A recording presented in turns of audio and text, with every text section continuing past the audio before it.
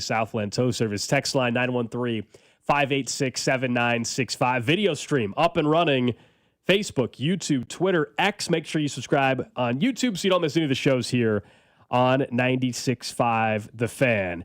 We'll get to Patrick Mahomes, who's in the middle of his best run since 2021, and what he's been able to do over the last 5 games in particular, including how he described this team right now compared to a year ago. But the Chiefs now in back-to-back weeks sit on 31-0 victories and now a 28-7 victory. They've scored 28 points in 5 straight games. That is tied for the longest streak in a season in franchise history, and they've done it twice in the Patrick Mahomes era. So if it feels like, oh, that's kind of how they looked offensively in 2021, that's because the last time they were winning this fashion, scoring 28 straight, 28 points or more in 5 games was 2021. So it's all the same vibe here. They are now going out and dominating teams, and this is with them, I would say, in the first half playing their C- game.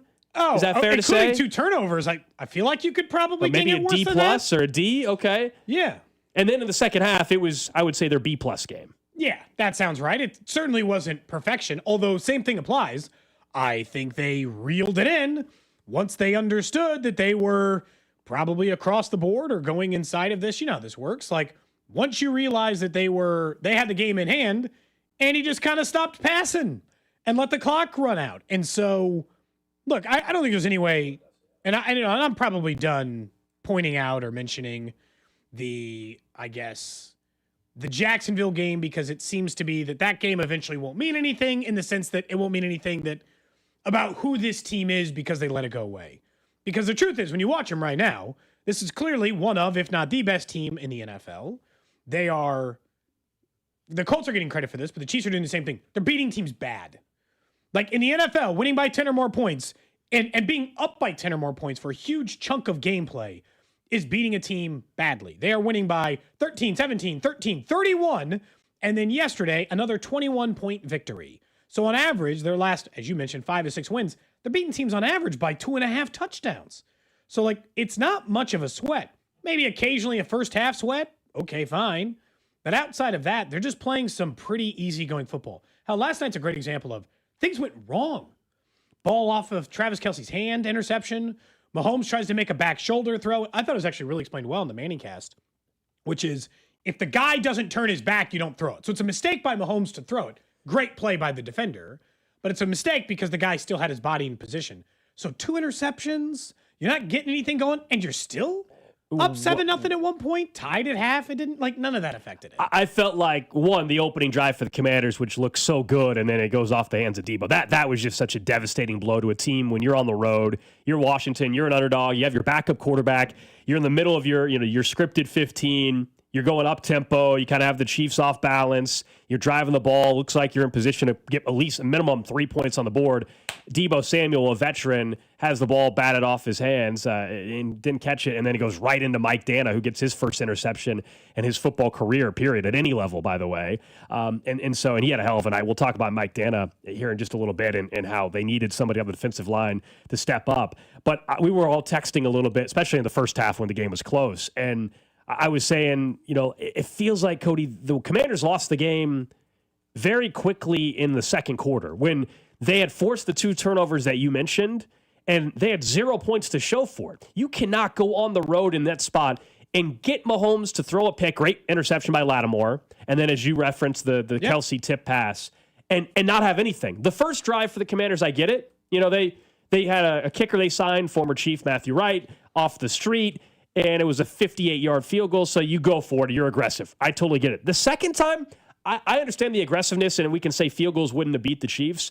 But to me, when you have 2 turnovers, you got to have something to show for it the second time. Especially when you're the underdog in that situation. Right. You're the team not supposed to win the game. You're 11.5-point underdogs going into the game. Right, and so to me, that's when the Commanders lost the game. Yeah. 2 turnovers, 2 possessions, 0 points to show for it. It was over at that point. And when they weren't converting the 4th downs, and that's part of their not converting. And some of it was just dead. That one Mariota threw down the sideline had no chance to be completed. And sometimes I wonder with those, it's like, what are you thinking? You'd be better off throwing the ball up in the middle of the air like 500. Don't throw it 15 yards out of bounds. Then no one can catch it. Like, then nobody has a chance to do it. And so at no point, not even including 7-7 at halftime goal, at no point did I think the Chiefs were at risk at that game. And that I would say about the Raiders game. And that's how I felt about the Lions game. And that's, I mean, I'll be honest, been feeling that way a lot about Chiefs games. And that's for a Chiefs team that has not had that feeling in a number of years. And that would not normally be the way I would think about it. But no, they're one of the best teams in the league. I know they're 5-3. They're now finally gold. As of today, if the playoffs started, the Chiefs would actually be a playoff team. They're in the field. For the first time this season, believe it or not, even though it's getting ready to be week 9, if the playoffs started today, the Chiefs would head to Indianapolis as the 7 seed to take on the plucky underdog Indianapolis Colts. But so legitimately, last night was another breezy win. And we had said on the show yesterday, I think what stood out about this game is they're kind of in their bag in a lot of ways. I thought, and we'll talk about the defense individually, I thought the defense kind of struggled in the first half to kind of find its footing. Didn't let up any points while they were finding it. I thought the offense in the first half seemed just like that, like a little out of sync, like a watch that's kind of like a half tick too slow. And then in the second half, I mean, finally oiled machine, right? Zero problems, move the ball. We'll talk about Mahomes in a minute. So like for the things that like didn't go well, once it snapped into place, it's like, even if you didn't like the way the defense played, they gave up 7 points in an entire game. I think you had saw the stat I saw this morning, which was that's the lowest amount of points any Commanders team has scored under Dan Quinn. Yep. So like, yeah, this is his second year as a coach. It's just another complete win. The only area, and we can talk about it later in the week. I don't, Victory Tuesday, right? We don't have to run it. The only unit that seems to consistently struggle every week is special teams. Jack Cochran hasn't figured out what a hold is. Yeah, I will say 2 weeks in a row where Harrison Butker is not a story, which is nice, was how it should be. That he didn't even attempt a kick. Yeah, extra points, that's it. Yeah, and actually the one kickoff went up in their favor. The ball that kicked out of the guy's arm and then went out the 1 yard line. That rookie made a big mistake. Huge Jalen mistake. Lane, I think it was, in that particular play. Yeah, huge mistake. But so like, it just, they feel like very complete wins. That's what continues to stand out about me. Andy seems like he's got a good game plan. Mahomes is executing that game plan. Every player is contributing. The everybody got to eat part continues to thrive. They're finding Juju Smith-Schuster had a big catch. Last week, Hollywood had a big catch. He didn't even have any catches this week. Or if he did, it was nothing. It's like for a yard, 5 yards, whatever. It doesn't matter who contributes. They seem to have it coming from everywhere. And your quarterback, if you're the Chiefs, is in the middle of his best run since 2021. I understand they've won Super Bowl since then, but his individual performance in a 4 to 5 week time period, we are watching his best since 2021. Last night, he's just shy of 300 yards passing, 299. He actually lost the yard on the tipped interception. It goes down on that one. Otherwise, if Kelsey catches that or whatever, he's easily over the 300-yard mark. 4 of his last 5 games, 3 touchdowns and at least 250 yards passing. The last time he had that stretch was 2021. The final drive that they were able to execute, another long sustained drive, 13 plays. It actually was a 119-yard drive. I know. Because of the 25 yards of penalties? Last night, because of the penalties. Essentially, it was a 119-yard drive. That's how you're able to do that when you have some penalties mixed in. Patrick Mahomes right now is locked in. He's in the zone, however you want to describe it. This stretch of football is why he's the MVP favorite. Yep. It's, of course, why this team is on the run that they are, winning 5 of 6. But we have not seen Mahomes play at this level in multiple years, man. And it's really fun to watch. And he spoke after the game a little bit as well, talking about, hey, look, last year they won 15 games, but this is better. Yeah, I mean, I know the record's not as good, but it's a lot more fun just when everybody's kind of going out there and making stuff happen. But I think we're getting better and better. You know, we lost some tough games early that we had won in previous years, but it's not like anyone hung their head. They just continue to get better and better, and that's all we have to do is push forward. And whenever the offense, the defense, and the special teams are rolling, it's fun to play football, and it's been fun to be here at Arrowhead doing it, and now we'll get to take it on the road and see if we can do it again. And it's a lot of fun when you watch him, and he's playing backyard football out there on some of these plays. It's the stuff that caused everybody kind of, even before everybody turned into haters because they were winning, when everybody initially loved watching Patrick Mahomes play before they went all wacko on the conspiracy stuff. This is what we saw, where everybody would acknowledge this guy is just different, not human, shouldn't be able to do this, but he's on a different planet than everybody. That's how he's playing again right now. He was from the hip throwing no-look passes to Noah Gray on the sideline. And, you know, like, it all looks comfortable. I think what stands out is, like, wait, that clip, he knows it, Gold. He knows he's back playing at an extremely high level again. And look, it's fairly obvious to understand why. You and I never thought Patrick Mahomes went away and didn't have the fastball anymore. We didn't think that that's what was going on. We just thought they didn't have offensive line to protect him. And for a couple of years in a row, his number one wide receiver was some combination of Sky Moore, Kadarius Toney, or a rookie in Xavier Worthy last year, or any other combination of not good enough weapons that made this stuff a much, much, much bigger challenge. But if you look at where he's at this season, he is already, we're 8 games into this season, he's already above 50% of his entire yardage total from last year. He's already only 9 passing touchdowns away from his total and leads the NFL, even after the 2 interceptions last year, or last night, Gold. He's only got 4 picks on the year. So he's on pace for 40 and 9 so far this season, before we even mention a rushing stat or the other things. And by the way, he didn't have to run a ton last night. Big run on one on a longer down, right? It happens every once in a while. But didn't need to run a bunch last night. He is absolutely feeling it. This should terrify the league, because they were going to Super Bowls even when the offense looked dull and Patrick Mahomes looked human. And I had to listen to stupid conversations nationally about some guy finally catching up with Mahomes and is the playing field even, and things that just were fundamentally not true. And now that Mahomes is back at it, because he's throwing 3 passing touchdowns and 250 yards a game every single game, now we all get to see what he's back to being the MVP favorite, and he's tied for the NFL lead in passing touchdowns. He got 17 of them. He's second, very narrowly second in passing yards. He's basically at 2,100 if you round up by a yard. He's at 2,100 yards passing. And if you mix in his rushing, you give him another 5 touchdowns, and he's got 21, which is the league lead. He's better than anybody in total touchdowns in football right now. Yeah, it is a ton of fun to watch. So many, I think, would look at the Chiefs the last couple of years and would look at the 15-win season and, the one-score game stuff, and the defense was who was carrying them, and so you didn't believe in as much. Fans, and typically, whether it's the NFL or even if we're talking about another sport, when you are able offensively to kind of do whatever you want, I mean, this even applies to baseball. If you can hit the home run, people view you in a much more positive light. You can be a dominant pitching staff in baseball.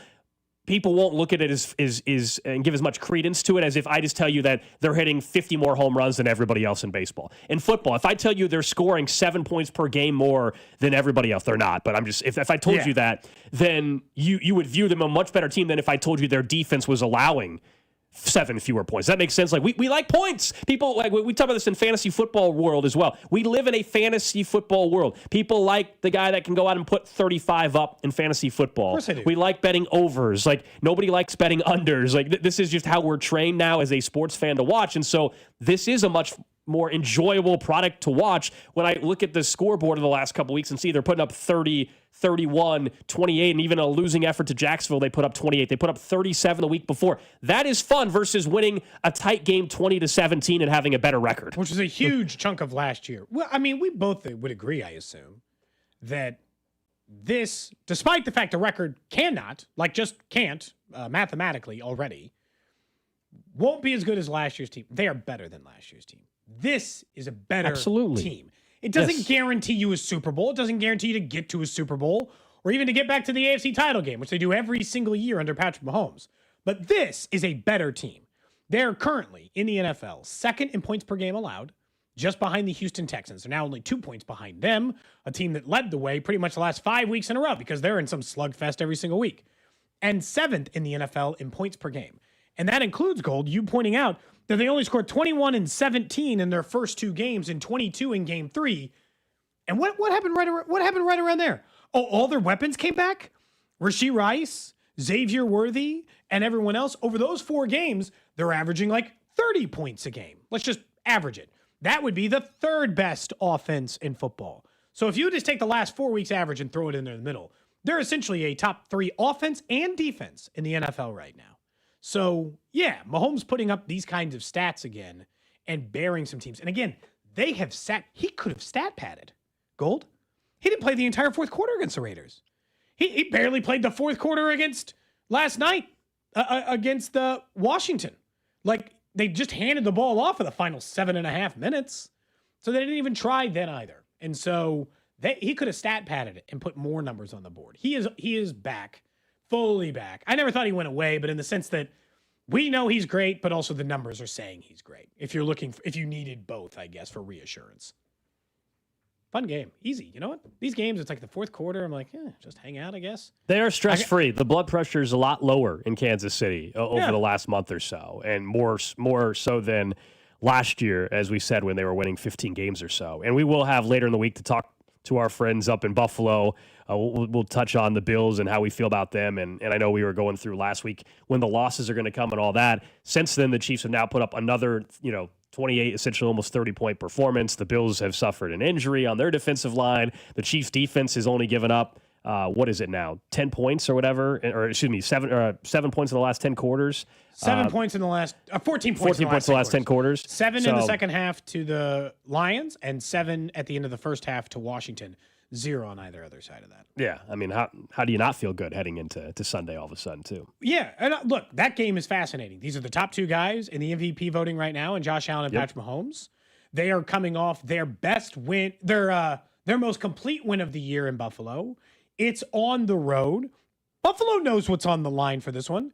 They also have looked far more human the last month than Kansas City has looked human. Kansas City's kicking teams' asses lately, and so, which version of these two teams are we going to get? Yeah, I'm very, very curious. And they got the little precursor in the run game because all the design stuff with Mariota.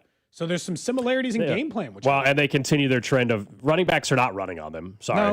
We can talk. Jonathan Taylor will be the biggest test in a couple Jonathan Taylor back-to-back weeks or 2 or 3 weeks, I should say. But Barkley did not go off against them. Derrick Henry, Etienne, Ashton Genty, Jahmyr Gibbs, now add of course, Krosky Merritt, who's not the same name rec as those guys, but had been playing pretty well for Washington. The Chiefs, doesn't mean they don't have deficiencies on defense. We've acknowledged they still need some help on the defensive line. But yesterday on the show, we said somebody else internally has got to start stepping up, whether they make a trade or not. Maybe it's a Minihue. We mentioned the absence of Turk Warden from a year ago. Drew had brought him up. Yesterday, we all said Mike Dana has been banged up. Well, Mike Dana just had one of his best games of his career yesterday. He had his first interception. He did. And you also have... It was a gimme sack, but it was still a sack. He came through unblocked, great, just unguarded, and he went right into Marcus Mariota. So Mike Dana was sensational. They need his type of performance. They need Charles Omenihu, and they still need to go out and trade for somebody to kind of get the full package there on the defensive line because, there were times where they got near the quarterback again. George Karlaftis got the sack early, and then it was very close. Charles Omenihu, very close. That's the pressure rate stuff we've talked about. But they still have struggled to actually finish the job and get consistent pressure without blitzing. No, they have. And I'm not saying, it's not like we saw Chris Jones a ton in that game or whatever. But what does it say about this team that they're still doing this defensively, and we're still not sure about the consistency of their pass rush? I do think that says something about where they are. Look, Dana's was a freebie, right? They forgot to block him. Still counts, man. Mariota still had a chance to juke him. And I'll be honest, when he started moving around, I thought, uh-oh, he's going to make Dana miss. Immediately thought, oh, man. Because that's a really tough spot for a defensive lineman. It is harder than you think to get that sack when they are in full open space with no one else around them and a chance to do it. Kansas City's 19th in the NFL in sacks per game. I'm not trying to sugarcoat the fact that they are unable to do it. But we asked somebody on the defensive line to step up, and I thought the two things that stood out the most on the defensive line last night were Mike Dana stepping up, the interception, and look, it's your job when the ball's tipped up there to get the ball, and he did it, and the sack. And then I thought George Karlaftis was getting the most consistent pressure on the entire team yesterday for the Chiefs. His problem, and maybe this is a career problem for him, is he's got to finish the sack. He is very good at getting near the quarterback. He could use some work in the finishing off the sack part of getting to the quarterback. That's not a small thing. It's obviously important, but he's right there on some. And it's if he could just find a way, when Mariota stepped inside, I'm how did he miss that one? He had a free run at him.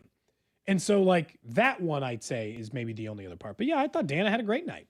Coming up at 11 o'clock, we'll have our VidFL insider, Vinnie Pasquantino, join us. Normally at 10:30, we just move things around a little bit. He'll join us at 11. We'll talk some NFL. We'll also ask him if he was up until 2 a.m. last night, or for him, I don't know, I guess where he was at. I don't know if he was on the East Coast or wherever. Well, he was just in Toronto for the first couple games. I don't know where he's at. Maybe it was 2 a.m., maybe it was 1 a.m., maybe it was 3 a.m., I'm not sure. But we'll check in with our VidFL insider, Vinnie Pasquantino, who has been covering the World Series a little bit as well. But I think for the Chiefs at this this point in after yesterday and where everybody is discussing them, we'll get to the referee stuff, which once again became a story. And I don't know what they were saying on the TV broadcast versus in person. You guys, well, I'd say the most damning comment was when Patrick Mahomes got called for the roughing the passer call against Patrick Mahomes got spun to the ground. I think painfully obvious roughing the passer. The whistle had already blown. Yeah, right? just something you can't do, right? Like everybody knows, it doesn't matter the quarterback. You can't do that. That's going to get you a flag. He said, the league's going to protect, especially a guy like that. Oh, Aikman said this. Yeah, Aikman said, he was saying essentially they're going to protect quarterbacks, but he's like, especially that quarterback. And you're like, come on, man. Why you got to say it like that? There is part of me, and I don't know if this is just because I'm hearing it wrong. Sometimes when I listen to Troy Aikman call a game, I feel like he's like happy when the Chiefs are struggling. Like it brings him a little joy or something. And I don't know if he's just like excitingly calling a game in which two teams can do something good. And so I think Buck and Aikman are actually very, very good. I know they irritate Chiefs fans at times. I was not watching the TV side. I was there, so I don't know what they were saying. I saw that quote that you just referenced though. And my immediate reaction is we don't have to turn into idiots just because we don't like I'm just saying this as in Twitter. The collective people. Because you don't like the Chiefs or you think Mahomes is some conspiracy theory and all this. The whistle blows. You can't spin any quarterback and throw him to the ground. I don't care whether it's a rookie and a 15-year vet. It is a penalty every single time. But we lose our minds when it involves the Chiefs. Yes, correct. And I don't know why. We'll get to some of the things people were saying online. It's similar across all sports, too. Like it's the LeBron treatment, where it's like if it's LeBron, then, they're going to protect him a little bit more. I think that's the line of thinking. It's not just, football. I think but it's more. Not what was happening on that play. Mm-hmm. Yeah. That's definitively not what was happening on that play. I don't want to ruin everything we're going to talk about in that. Can I ask one question about the game last night? You covered the game as a member of the working media. There's a working press box, Cody. Working press box. I have many friends who work up in the press box as well. Yeah. Rumor on the street is Dusty was starting fights. Yeah, Dusty got into it. I am not throwing an accusation. Uh-huh. I am simply asking a question. Somebody told me that Dusty was getting in fights with fellow media members from the opposing team. Is that correct? Yes, I think this is the only game all year where Dusty has a credential, and it was Monday Night Football, and it's the end of the game, and just to peel back the curtain a little bit, when the game ends, there's kind of a decent rush towards the elevators because you want to get down towards the locker room and get a good spot in line to then ultimately they open the locker room because it's only open for like a 10-minute period or so, and then they close the locker room again, and whoever you got to talk is who you got to talk, and then you go to the podium stuff. So there's, media from Kansas City, there's national media, there's obviously Commanders media, so they're beat reporters and TV, whoever they send to cover the Commanders. And so we're all heading towards the elevator, and we're all like in line waiting, and you can't see the elevators from where we're at, but we're in line. And then there was someone was trying to clean up the buffet from another area, and so this woman was clearly trying to get through with pans or whatever, and so we all kind of the C parts, if you will, to let her through with the pans. Meanwhile, there's this other guy that it was very clearly he was not a local. We didn't recognize him, so he's clearly a Washington Commanders beat writer. I have no idea who the guy is. I'm gonna find out. Cuts in front of everybody and clearly he's peeking around to see the elevators, and Dusty essentially, I don't know exactly what he said, but basically Dusty said something to him. He called him out. Yeah, Dusty said something to him hey man, what are we doing? Something like that.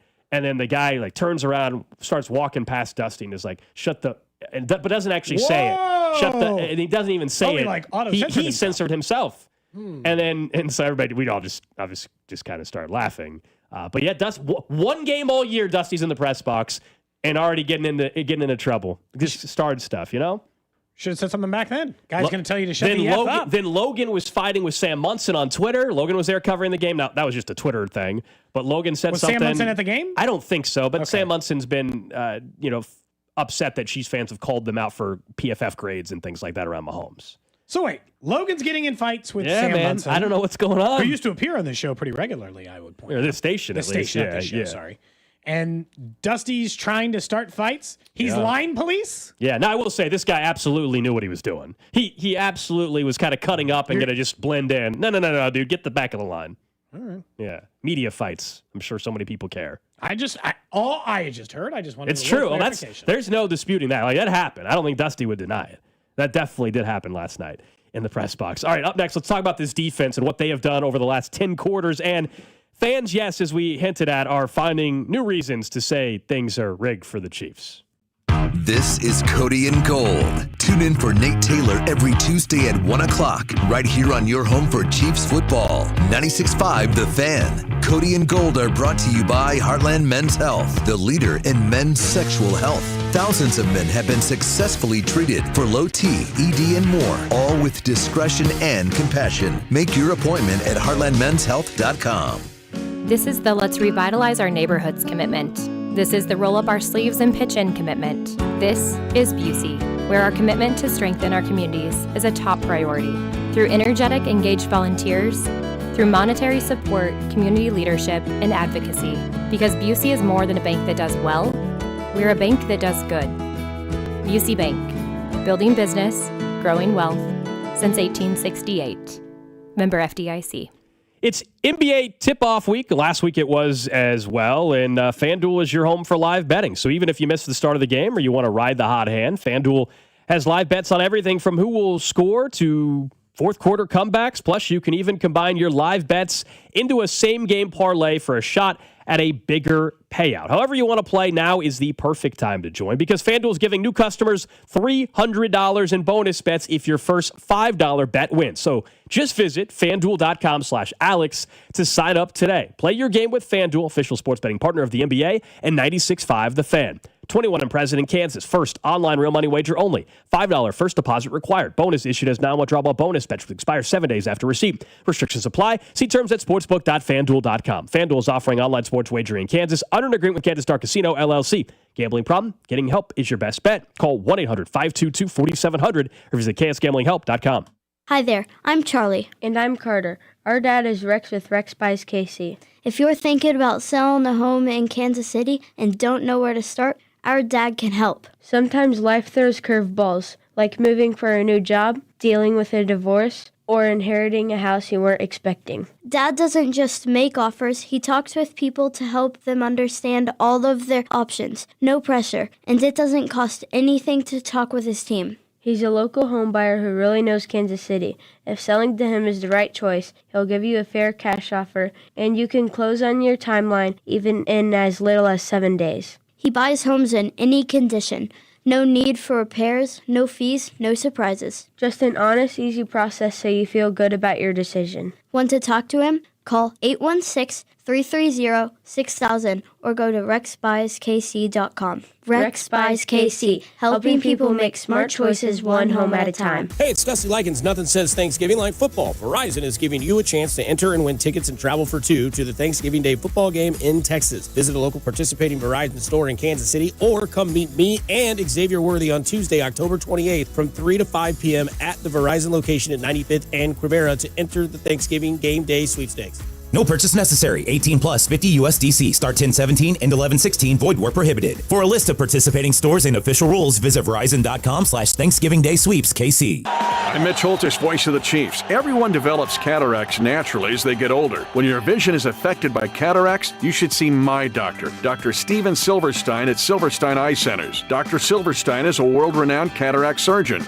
who performs life-changing laser-assisted cataract surgery with premium lens implants to correct your vision up close and far away. Trust my eye doctor, Dr. Steven Silverstein, Silverstein Eye Centers, 816-358-3600 to schedule an appointment. Morning, Zoe. Got donuts. Jeff Bridges, why are you still living above our garage? Well, I dig the mattress, and I want to be in a T-Mobile commercial like you. Teach me, Sildana.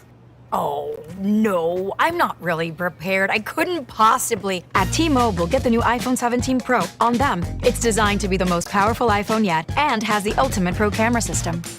Wow, impressive. Let me try. T-Mobile is the best place to get iPhone 17 Pro because they've got the best network. Nice, Jeffrey. You heard them. T-Mobile is the best place to get the new iPhone 17 Pro on us with eligible trade-in in any condition. So, what are we having for lunch? Dude, my work here is done.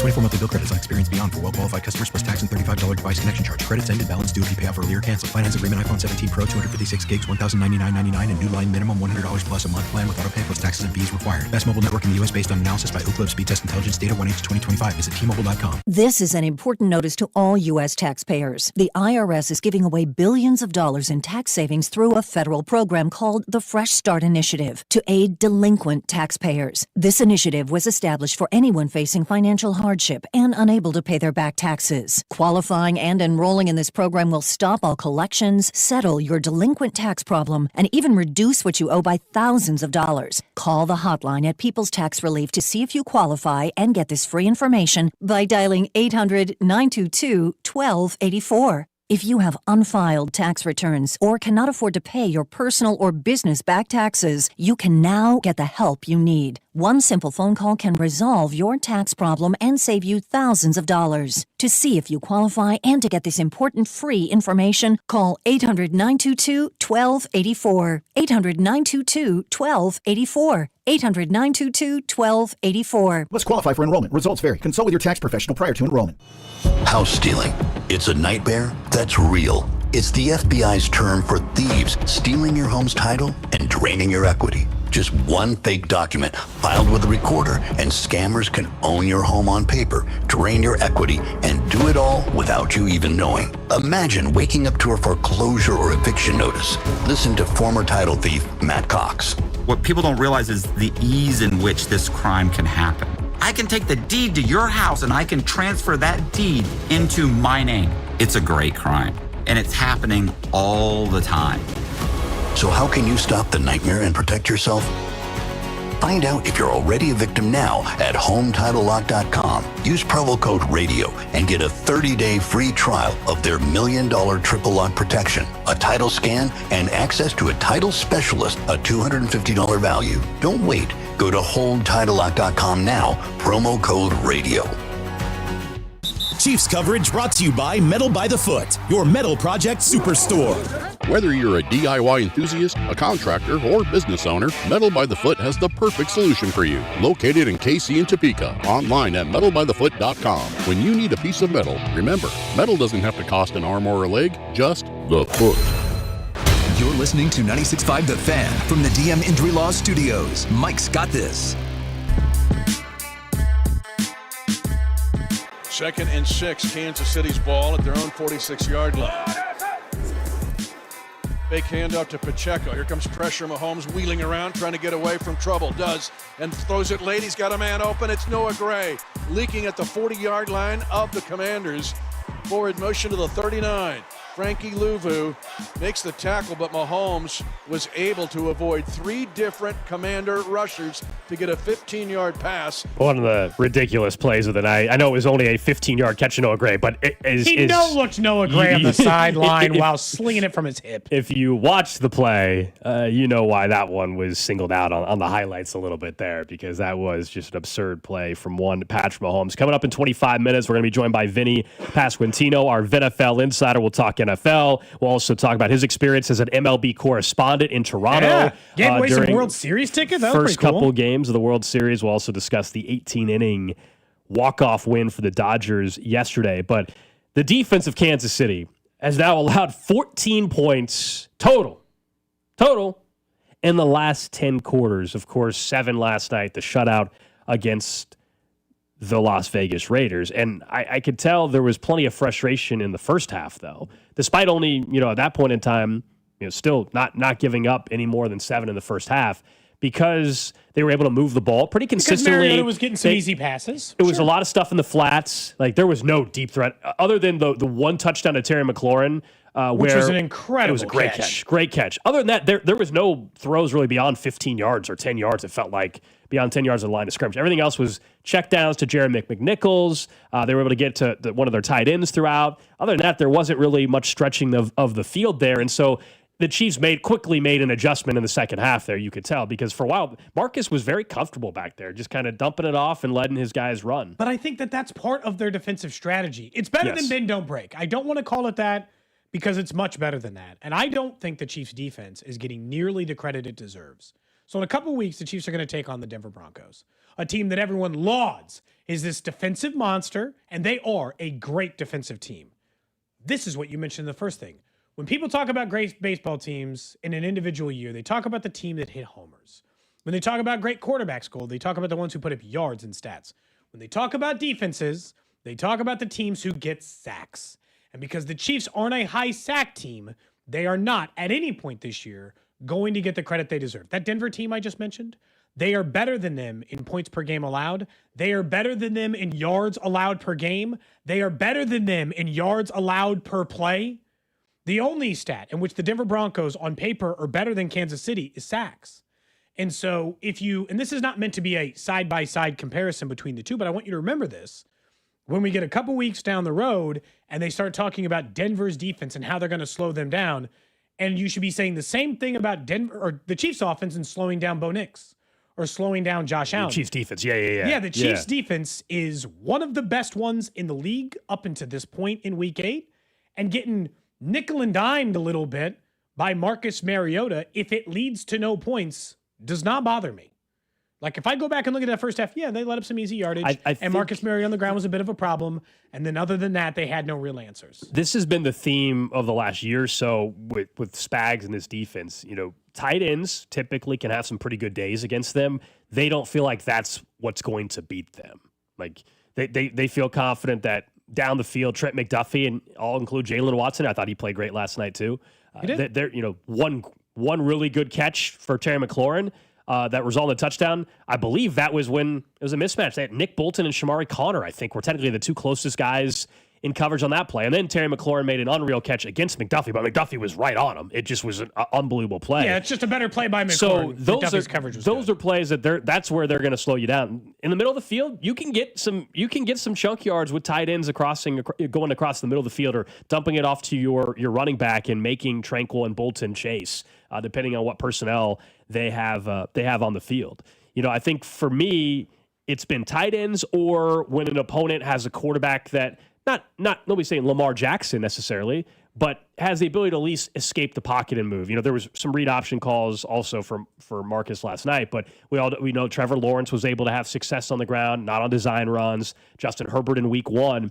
Those are the two or three type of plays where teams have had more of the consistent success, but it's usually not enough to sustain throughout an entire game. They got them in the Jags game, but they also made plenty of mistakes, including a pick 6 on the offensive side of the ball. But defensively, this is a defense that I don't know how many times we have to say it. Like, anybody that still is panicking after one drive or one half of the Chiefs' defensive football, like, we've seen years of this now. Like, on Sunday against Buffalo, Josh Allen could carve him up in the entire first half. It doesn't mean he's going to do it all game long. Like, we have just seen evidence so many times that teams can have success in the first half and then adjustments are made, great coaching, and they buckle down. And in this case, they gave up 7 points and that was it. It's not even like I was looking at deeper numbers because I was trying to decide, because some of this goes back to what we were talking about when I had asked you guys last week. Tell me the thing you like the best about the defense, but don't say Spags. Like, just give me the players, scheme. Like, tell me something that you think this defense does great, because I think that's what people are having a hard time grabbing on. And I said we did do that discussion. Yeah. I said the corners. I said Jalen Watson and Trent McDuffie and the depth that they have there. And I think and my answer was linebackers. And at this point, based on their ability to hold down top rushers in the NFL, you can't tell me that that's not it. And maybe they aren't a great sack defensive line. They're 19th in the NFL in sacks per game, so they're probably not. Now, I still think they're going to trade for a defensive lineman, but we'll set that aside for another day. A week from today is a deadline, right? They are obviously a great run-stopping defensive line. What's the argument not for it?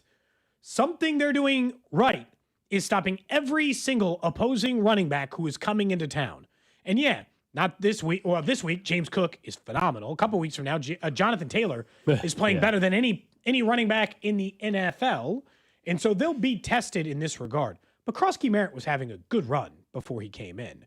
Saquon Barkley, only finished with like 80 yards against them. They faced some top-end running backs, and they're not getting run over. The difference with Cook will be he is way more of a passing threat as well, a receiving threat as well, And versus Bolden just still on the struggles ground. in pass coverage. There were a couple of snaps in this last game against Washington. And when you were gone last week, Bink was in, and we were giving him a hard time because he kept mentioning the fourth down defense, but it is relevant. Again, I'll give him credit for this. The Chiefs' fourth down defense is still the best in football. It's down to 20% conversion rate against them. So teams are going for fourth.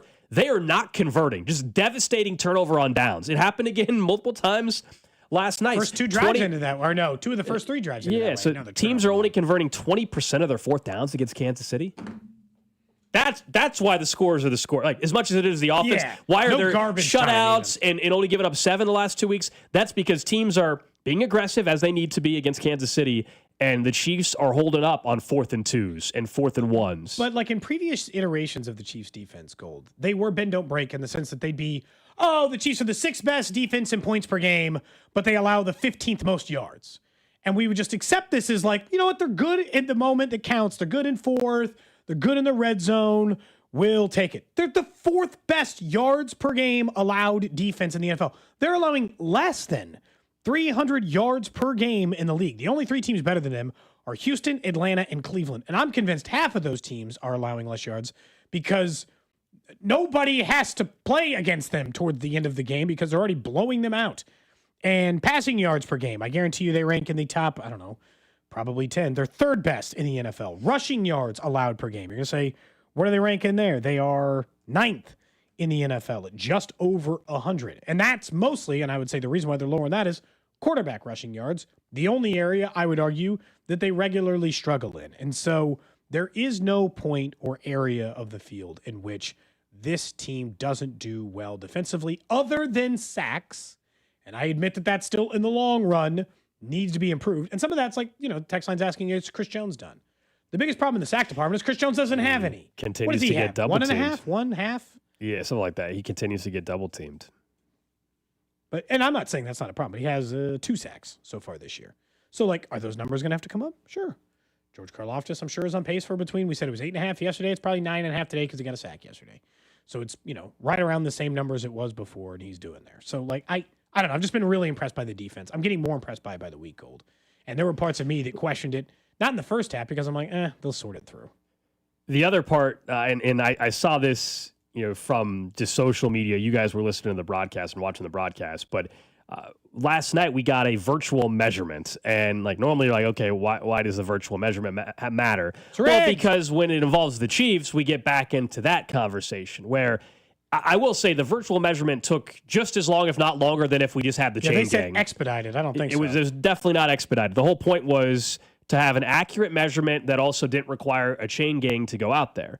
2 things with it. One, I actually thought because of the length, it did create some drama. We were wondering, would the drama go away on a spot of a football without the chain gang? Well, in last night's case, no, there was still plenty of drama when they put up that graphic to show the Commanders were 5 inches short of the first down marker, and then immediately everybody said, of course, if it was the Commanders needing to get a stop, they would have rigged it.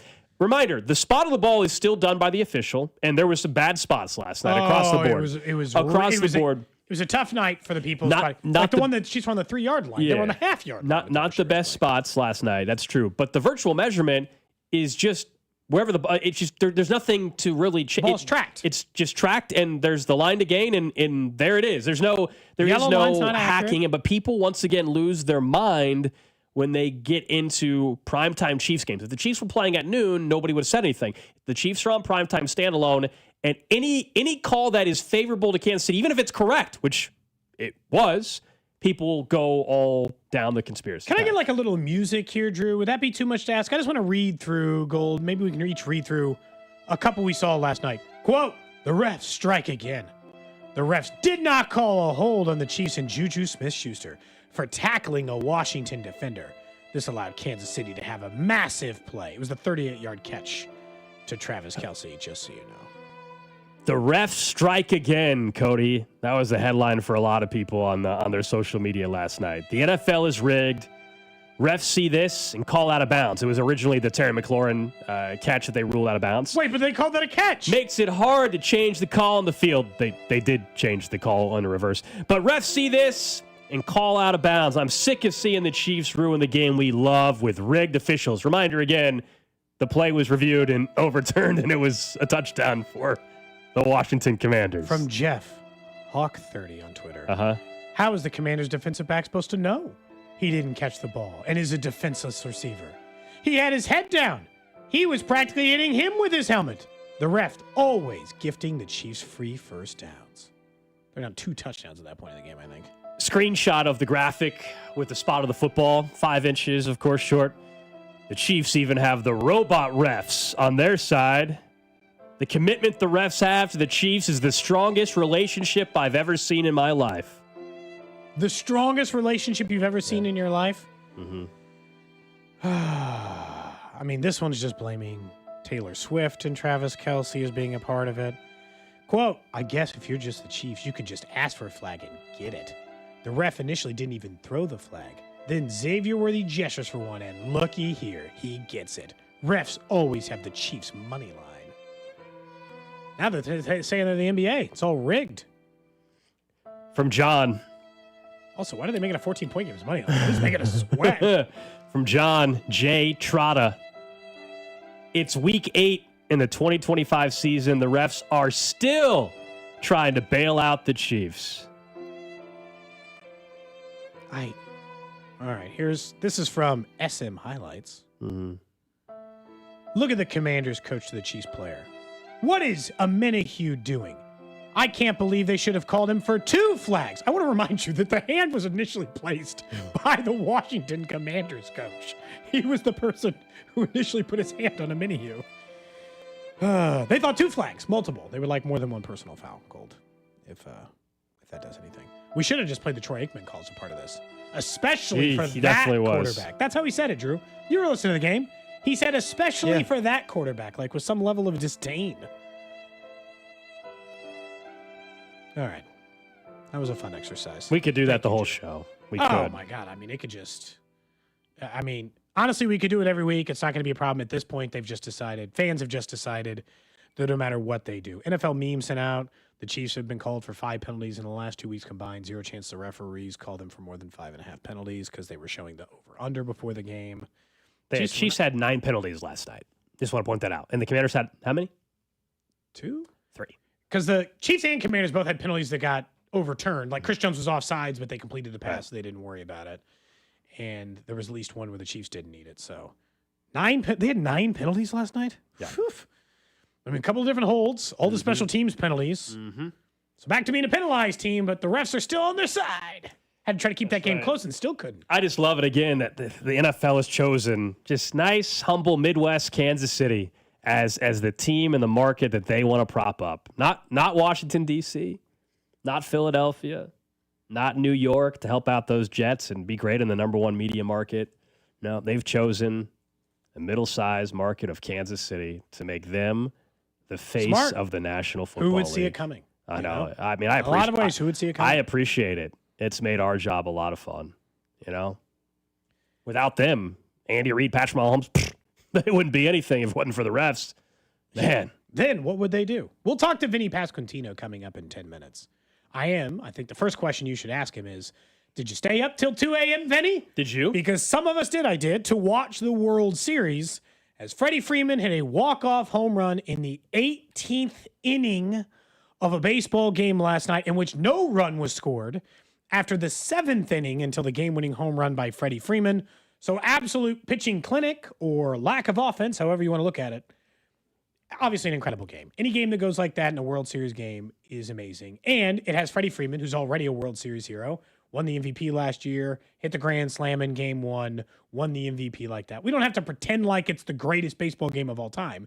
It's one of the better World Series games of all time. And still, even though Freddie Freeman was the hero, great pitching, great bullpen stuff, what Will Klein did for them, all the stuff that helped the Dodgers get the win. The fact that when you look at the stat sheet last night that Shohei Ohtani might not get another pitch to hit rest of this series. He had 2 doubles and 2 home runs. And then for the remaining 10 innings of that baseball game, they told, we will never pitch you to the rest of this game the rest of, I don't care how many times we got to put you on base. It almost cost him in the 9th inning. He almost stole second base. Could have won the game right then. All this other stuff. He was on base 9 times last night, man. 9 times. Intentionally walked 5 times, 2 home runs, 2 doubles. He's the greatest baseball player to ever live. Yeah. He's ruined that Barstool debate. It's not Jordan LeBron. It's not even fun. I don't even want to argue with anyone because I don't think there's anyone stupid enough to not say Shohei Ohtani at this point. It's stupid. It's ludicrous. 9 times, set the postseason record, tied the all-time record. And I know typically you have to win the World Series, and I think the Dodgers will, by the way, but you have to win the World Series to be the MVP. No, it's over. Just give it to him now. The Blue Jays could come all the way back in this series, and all the way. They're only down 2-1, but you get my point. They come back in the series. Vladdy could hit a grand slam, and he'll probably win it, but he shouldn't. He shouldn't. The MVP is over. Shohei Ohtani is the World Series MVP. I don't care if this goes 7 and the Blue Jays win. It's over. He has to be the MVP. But you're right. It was amazing, but it's not the greatest championship game of all time. That's a little prisoner of the moment. We've seen walk-off touchdowns. It's the longest. We've seen walk-off touchdowns in Super Bowl overtimes. I don't know, 2 years ago, 3 years ago. You and I were there. We have seen grand slam walk-offs to potentially send a team to a World Series, so an AL championship. Last night was not a clinching win. If it was a Freddie Freeman 18th inning walk-off to win the World Series, it's a little bit different. But yeah, game 7. I admittedly, so I got home from Arrowhead way earlier than I thought I would. Like, it was quick last night for whatever reason. The locker room was moving. Sometimes it happens, you know? I was home by midnight, which was awesome, I must say, for Monday Night Football. And so I watched, and I fell asleep. The TV was on when I woke up this morning. I fell asleep right when it went to the 18th inning, so I did not see it live. Oh, so close. Because I was at that point, I'm like, 2 a.m., man. At that point, I'm like, I can't stay up till 3 or 4. I do have a job the next day. I have to work. I have to go to bed. So I just was like, well, I'm going to watch until literally I can't keep my eyes open. And I fell asleep. I remember right when Joe Davis or whatever was like, we're going to the 18th inning from L.A. Yeah, I dozed in the 14th for a little bit, back up, and it's the 16th, and you're like, okay, I got to lock back in. Time to watch this game. I got to see how this thing ends. Freddie Freeman hitting a walk-off home run. I can't get over the fact, like, legitimately, I think this is the only time I think I would have ever said this about it. Like, prime Barry Bonds is the last time I remember saying this. I legitimately do not think there is any strategy that makes sense other than never pitching to Shohei the rest of this series. The only way you have a chance to win this World Series if you're the Blue Jays is if you never pitch him again. By the way, he's the starting pitcher tonight. So, like, on top of what he did last night, which was good on base 9 times, he intentionally walked 5 times, hit 2 home runs, hit 2 doubles. He'll just step on the mound and probably throw 7 scoreless tonight in a game in which the Dodgers desperately need him to go 7 innings because they had to use the entire bullpen last night to get in there. I don't remember seeing anything like this. Patrick Mahomes is the best player on the planet right now. I have seen other great quarterbacks do great things. I've never seen anything like Shohei Ohtani. It is an alien on Freak Island. It makes no sense, and I've never seen anything like it. And yes, it has made the World Series exciting because you want to watch, even at the games, you want to watch something you've never seen before. Shohei Ohtani is your chance to do it. The 3 guys who got on base the 9 times were all like in the odds. It's all like guys like playing during like the World War II era and stuff. It's nuts. Yeah, the game tonight is the one to watch because he's pitching. Because what you're saying is you want to watch for Ohtani. Yeah, to pitch tonight. But if they're going to never hit again, if they're going to intentionally, and it sounds like John Schneider said they're going to, like if they're going to intentionally walk him the rest of the series, well then some of that intrigue will go away because that stinks for the sports fan. If he's going to get intentionally walked, but if I'm the Blue Jays, you absolutely have to do that. I got to say, it's the right strategy. It really is. Speck said he thinks that they should eliminate the intentional walk. You should have to pitch to someone. If nobody's on base, he said. I said, but that's the problem. You'll still walk the guy. It's that, I'll just throw 4 sliders in the dirt. Like, I understand it comes with some risk, as in the ball could maybe get away, but, like, I'm not throwing him a strike. But I guess to Speck's argument, he's just saying, well, he could still have a chance to swing at it. Even if the slider's low or a foot outside, he could choose to swing at the pitch.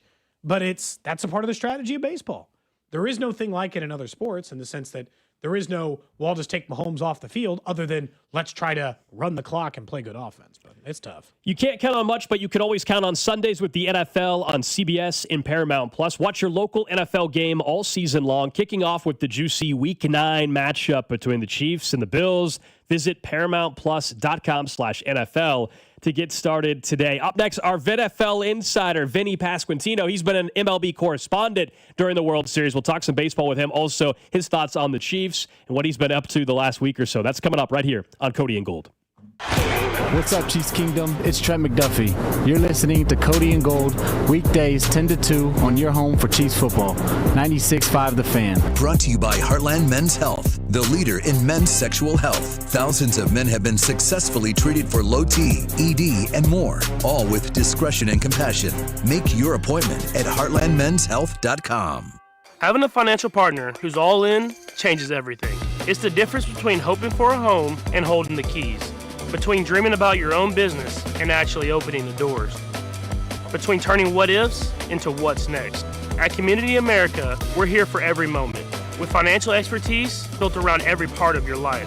Because when you have a financial partner that's invested in every part of you, you can't help but feel like a star. Member owned, open to all.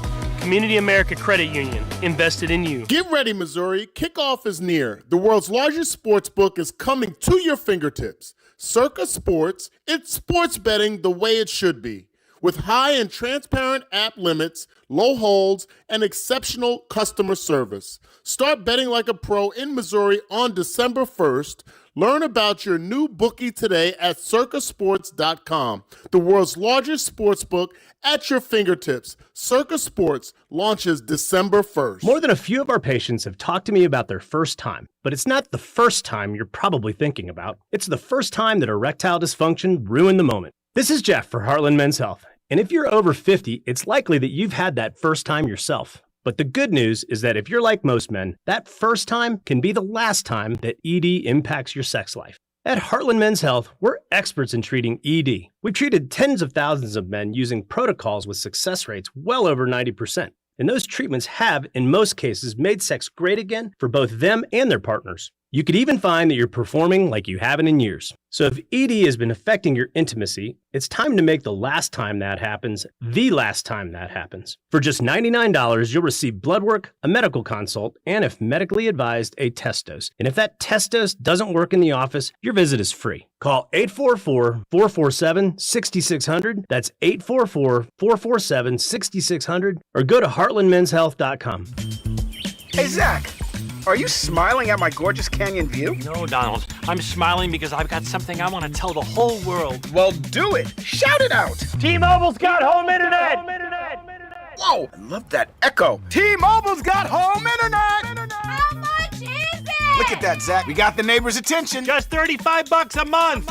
And you love a great deal, Denise. Plus, they've got a 5-year price guarantee. That's 5 whole trips around the sun. I'm switching. Me too.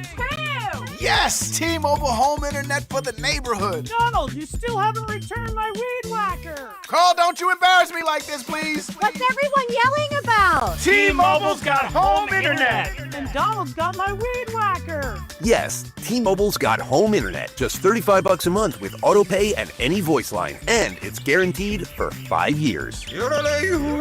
Beautiful yodeling, Carl. Taxes and fees apply. See T-Mobile.com/ISP for details and exclusions. Damon Hughes here. I've seen a lot of stat lines in my playing days, but these numbers, they caught my attention. Flight by Yingling. 2.6 carbs, 95 calories, and all the crisp, refreshing flavor you want in a light beer. It's brewed by the oldest brewery in America, so you know it's got some serious history behind it. If you're into stats and taste, you're going to love this beer. Flight by Yingling, the next generation of light beer and the official beer of Dane and Hughes.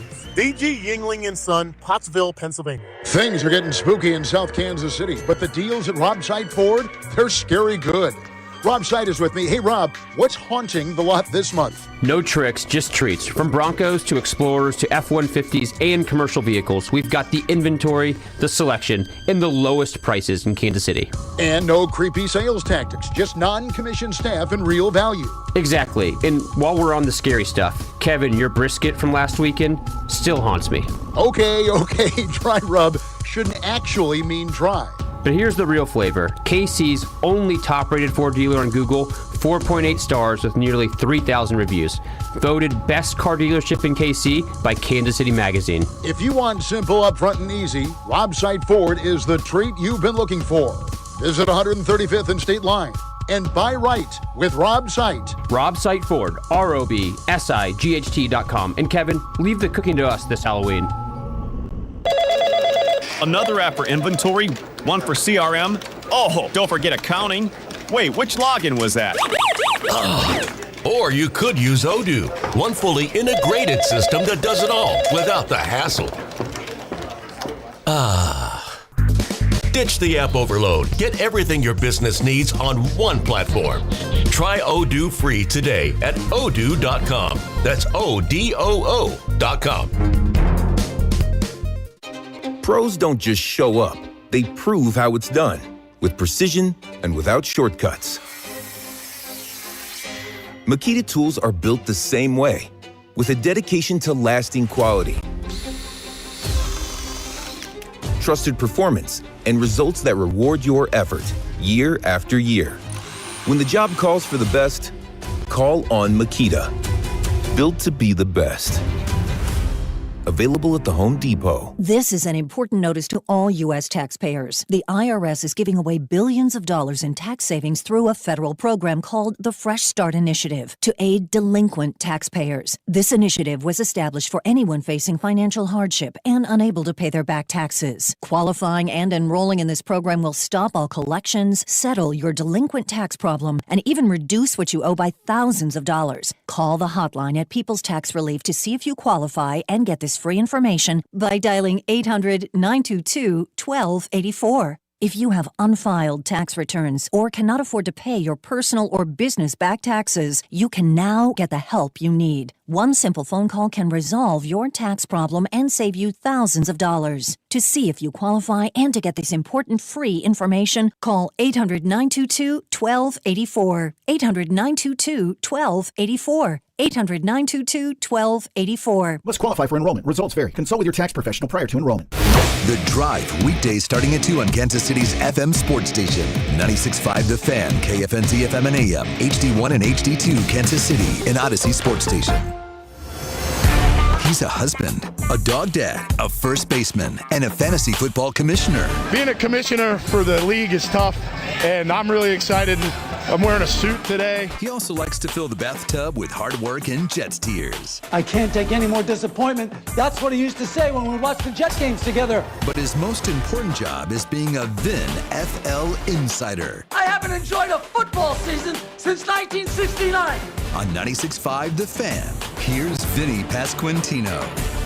Fresh off a win for his New York Jets, he joins us here on Cody and Gold. I hope you gave our producer, Drew Nixon, who's a Cincinnati Bengals fan, a hard time. I hope you gave him a little Jets, Jets, Jets, Jets.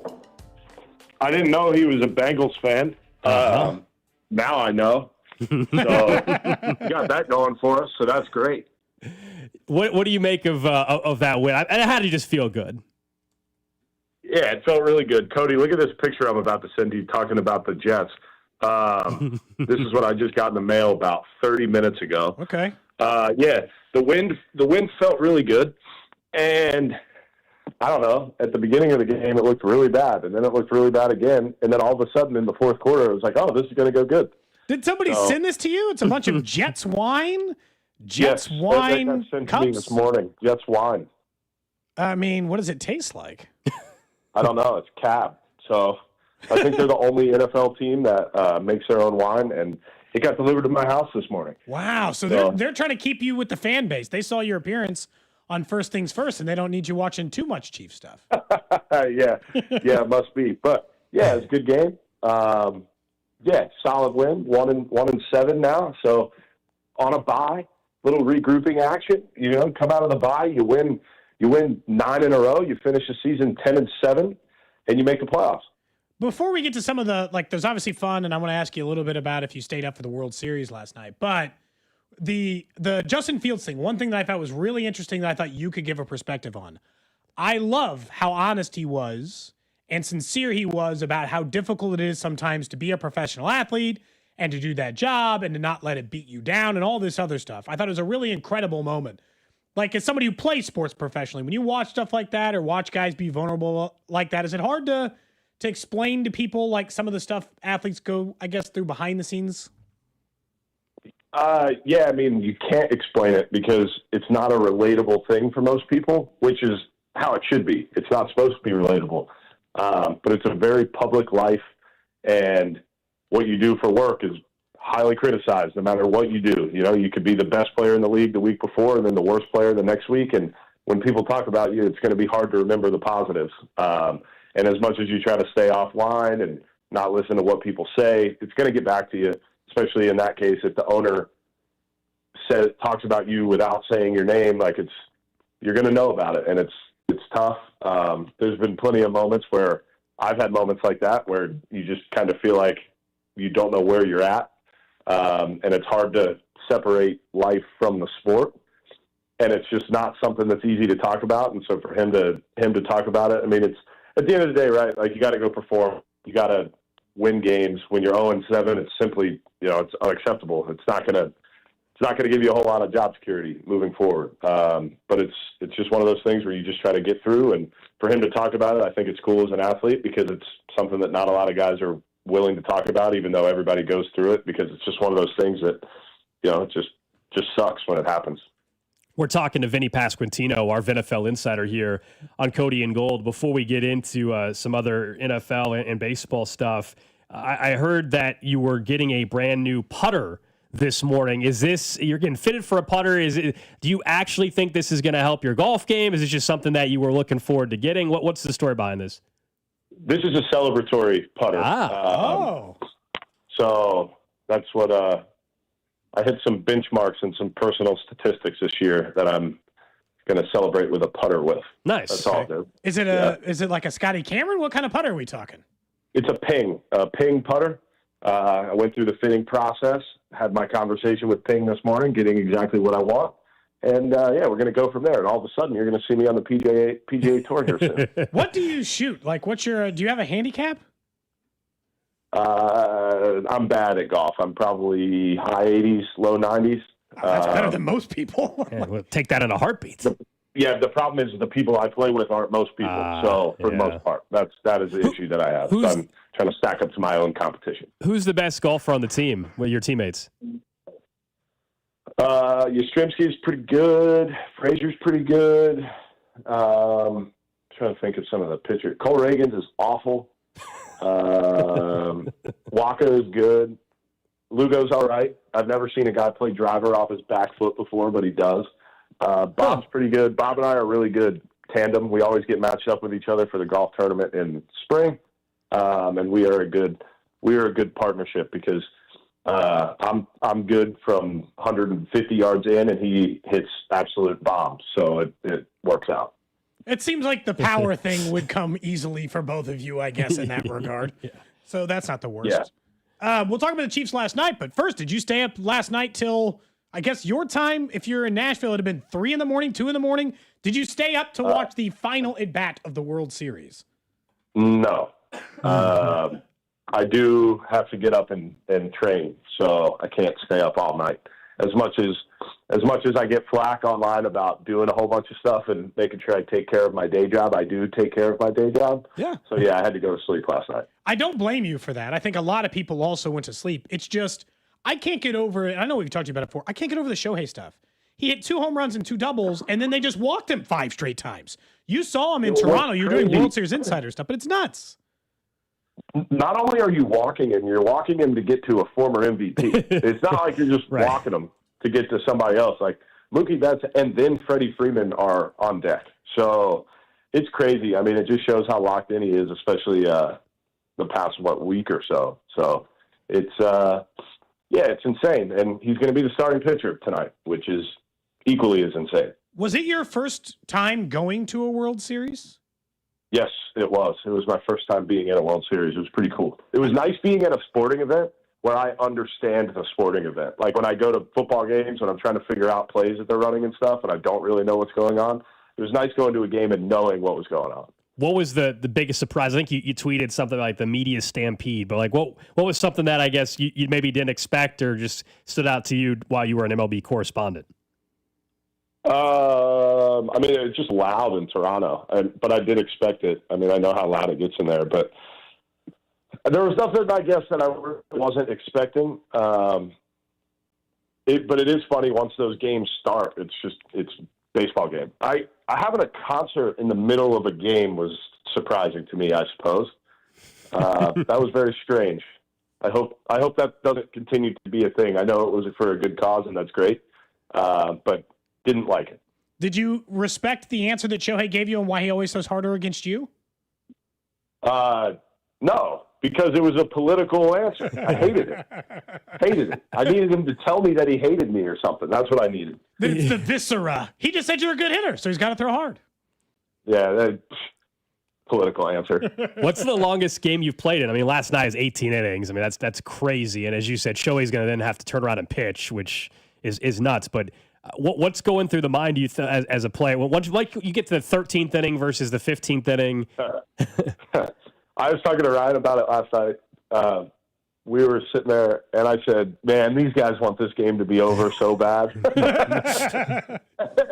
And she's like, but it's the World Series. I was like, it doesn't matter. This is one of those things where it's like both teams at that point in the game, both teams have thought that they've lost the game. Like at some point in there, you're like, all right, if we lose, it's just one of those things. We get back at them tomorrow. So like the fact that the Dodgers win, it's like a double win for them because you were already prepared to just be like, okay, dude, like, let's go. Come on. Yeah, that they are tired. I'm assuming most of them are not awake yet, nor should they be. But I'm assuming it's a late day at the ballpark for both of these teams because that was a long night for them. Luckily, it's on the West Coast and ended at midnight for them, but still, that's a long game. I mean, the first thing Shohei said is he was going to go take a nap. He's like, I want to go to sleep now.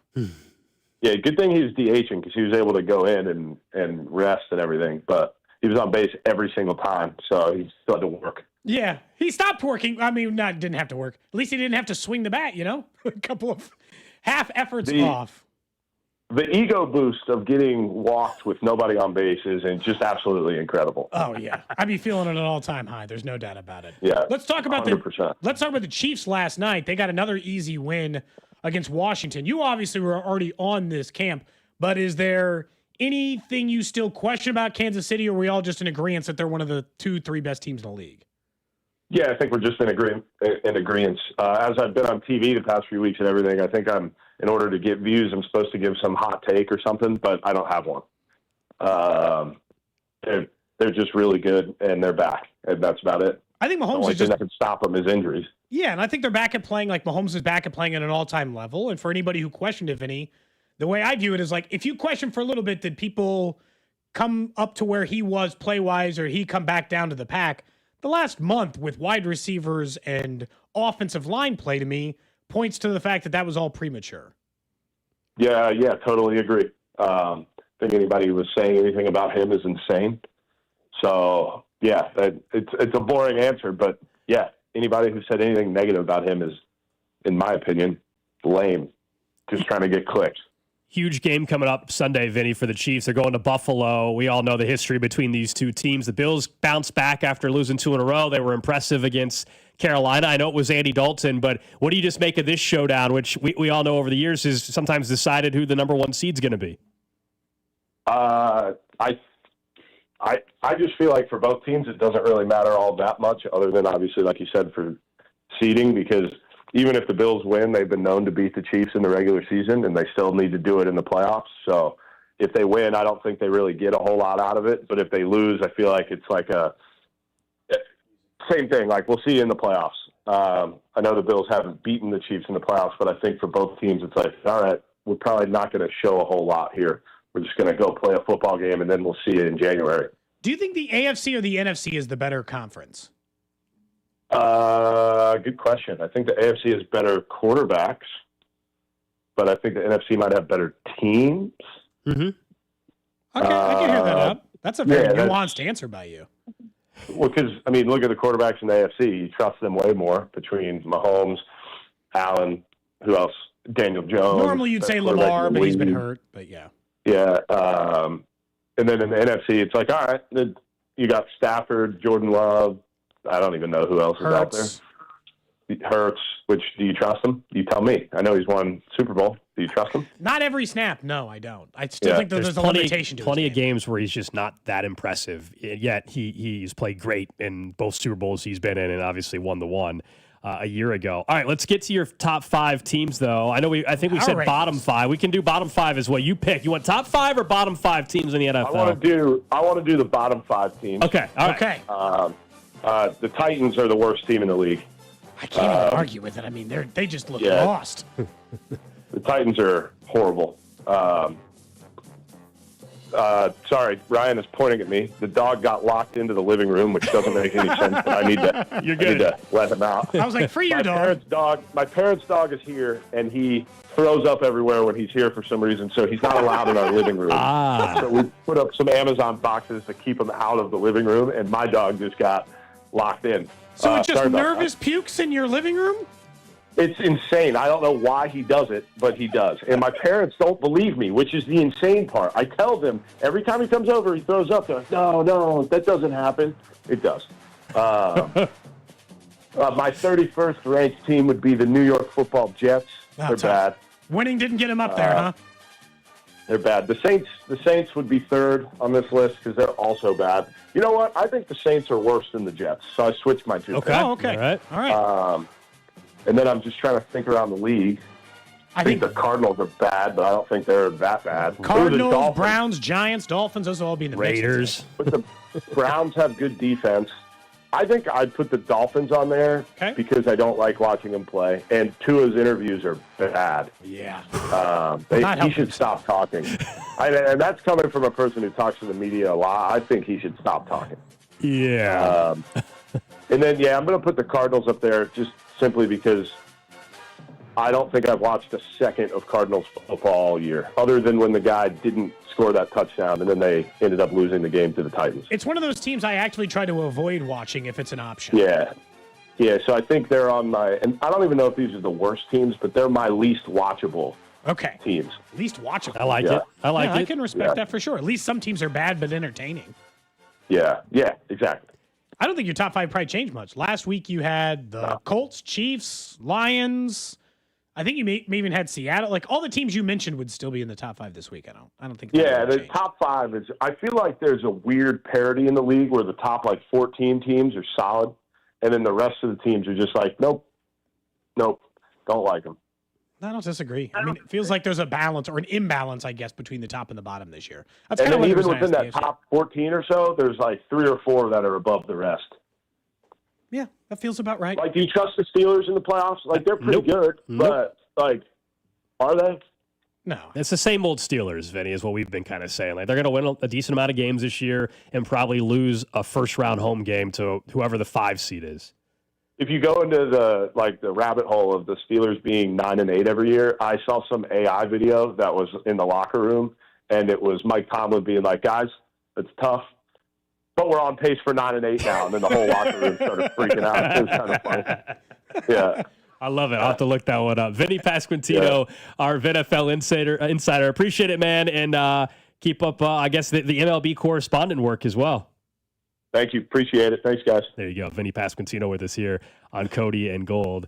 The dog thing, I can relate to that, though, man. There's some dogs in different environments where all of a sudden, randomly, they decide that the stomach gets weak, and all of a sudden you're cleaning up dog throw up, which is not a fun thing to do.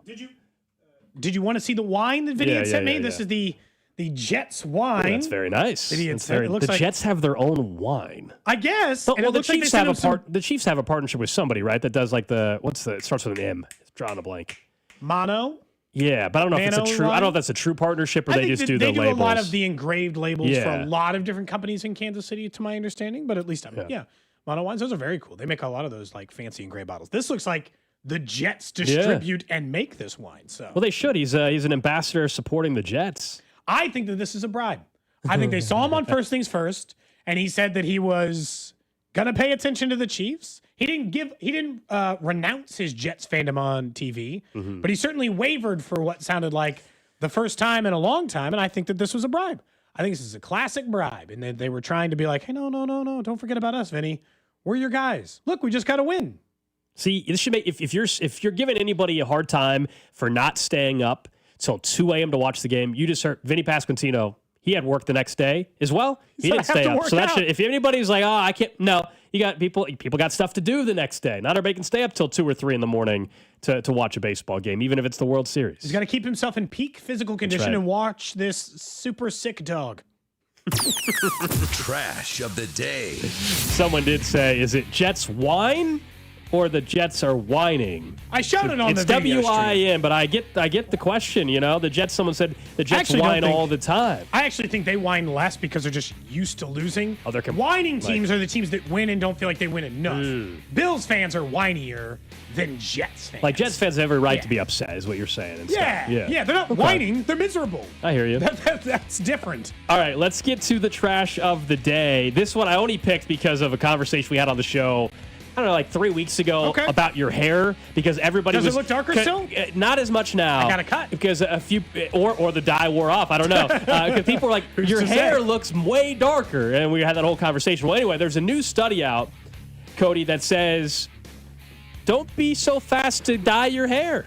No. When it comes to those gray hairs you've been seeing, a new study out of the University of Tokyo learned those gray hairs might be helping you fight off cancer. What?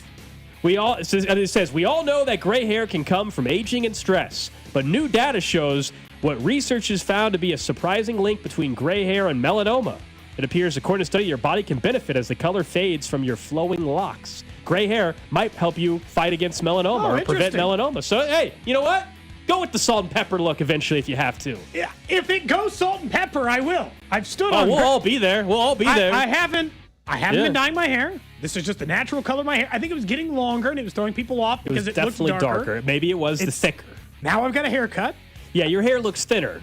So it's probably the same, like you were saying. Yeah, like on the side, you can see more scalp. That's so, like, probably what it is, honestly. It doesn't look as dark as you probably thought as before. This looks more like the normal hair. I try to be, and I don't know when my hair's, I felt like I kind of expected it to start going gray by now, but I don't find a lot of gray hairs in mine. You don't find a ton. You said you found a few. Yeah, I'm also 34, so you know what I mean? Like, you're in your 40s, it would be totally make more sense. But then, like, I'm not going to single anybody else out. We have somebody else at the station. Their hair definitely shows more gray, and I'm not even talking about who people think I'm talking about. So, does that confuse you enough there? I mean, there are definitely people who show more gray than you or I. Yeah. Even if you were using like the hair dye stuff, as long as you're not rubbing it off on people's clothes like Jaylen Brown is, then whoa. Explain this. He got such a bad fade. It was like it was rubbing down on players like jerseys. He did a swing move through, and his head rubbed against the chest. Like Giuliani type tipping? Yeah, almost. It was like it was thicker than that. No, I haven't seen like this. a big streak across no way. Over the place. Yeah, dude. Great. It's happened twice. Yeah. You got to stop then. You got to Or get hair transplants. You got tons of money. He's got plenty of money to fix the hair issue. His length is fine. I don't know why Jaylen Brown feels the. I don't know. You want to know why I want to dye my hair? The truth is that if we get to this point and it starts going gray, I'm too lazy. I'm not keeping that up forever. So I think this forever. I'm going to dye my hair. Hell, we've talked about this. I think it depends on what age you are. Like, there's a certain, like, if you were 25 and you were turning gray, I would totally understand like why you're trying to prevent that. Yeah. You know, like for me, I'm single as well. Still, I'm 34. If all of a sudden you told me like in 3 months from now, suddenly I just had gray hair all over, I probably would do something. If you're in your 40s and you're married with kids, I don't care. I don't care. As long as I don't start looking like Father Christmas. Also, you can't be 55 and just have perfectly dark black hair. Like, somebody's gonna know something's up. Like, that's if you're 60 and you got a full head of dark hair, it's almost the reverse. It almost looks worse that it's dyed. You know what I mean? It looks weird. Yeah, you're like, there's no way that's like, who's an example? I'm trying to think of celebrities. Well, Jason Kelsey actually did it recently for a commercial. Oh yeah, and so his looked kind of weird because you're used to seeing him kind of salt and pepper. I don't know. So my dad doesn't have a full head of hair, but he's got hair. It's his hairline's receding, but it's not like he has hair all over. Yeah, never dyed his hair. He's 60, fully brown. Yeah, not many gray hairs at all. A lot of it's all genetics. Yeah. It's all genetics. And it comes on from your mom's side. Is how the hair genes or whatever you want to call it. Like just because my mom's dad had a nice head of hair. That's good for you. I'll have a full head of hair. See, that's good for you. Had a nice head of hair. That's the problem. That's the problem for me is my dad's. So my dad. Yeah. So my dad's side. Oh, full head of hair late in their life. My grandparents. My mom's side. Her dad. We got a problem. We got a problem. Working against genetics on that one. Not going to be good. All right, that is the trash of the day. Up next, we get right back into the Chiefs, their big win yesterday against the Commanders, and two players had impressive performance, but who was more impressive? We'll also discuss what else the Chiefs were able to do offensively for the 5th straight game. This is Cody and Gold on your home for Kansas City sports. 96.5, The Fan. Brought to you by Heartland Men's Health, the leader in men's sexual health. Thousands of men have been successfully treated for low T, ED, and more, all with discretion and compassion. Make your appointment at heartlandmenshealth.com. Time to spend time outside on your dream deck thanks to All Weather Decks, the right deck at the right price. I keep telling you because it is nice to have a dream outdoor space. You take care of the inside, you've been working on it, and you're like, what about this outdoor entertainment area? What about the fire pit area that I want, or the outdoor kitchen I've been dreaming of, or even the simple projects like wood decks, composite decks, and so much more. I, again, like most games, sit outside and watch it on my screened-in porch. Put the little fan on if it's hot, put the little heater on if it's cool. You can create that all-season room. You've been wanting to have that dream outdoor space, or maybe you can't decide what you've been envisioning and you need the photos. They've got photos of their work over there at All Weather Decks. They're a 24-time winner of Angie's List Super Service Award.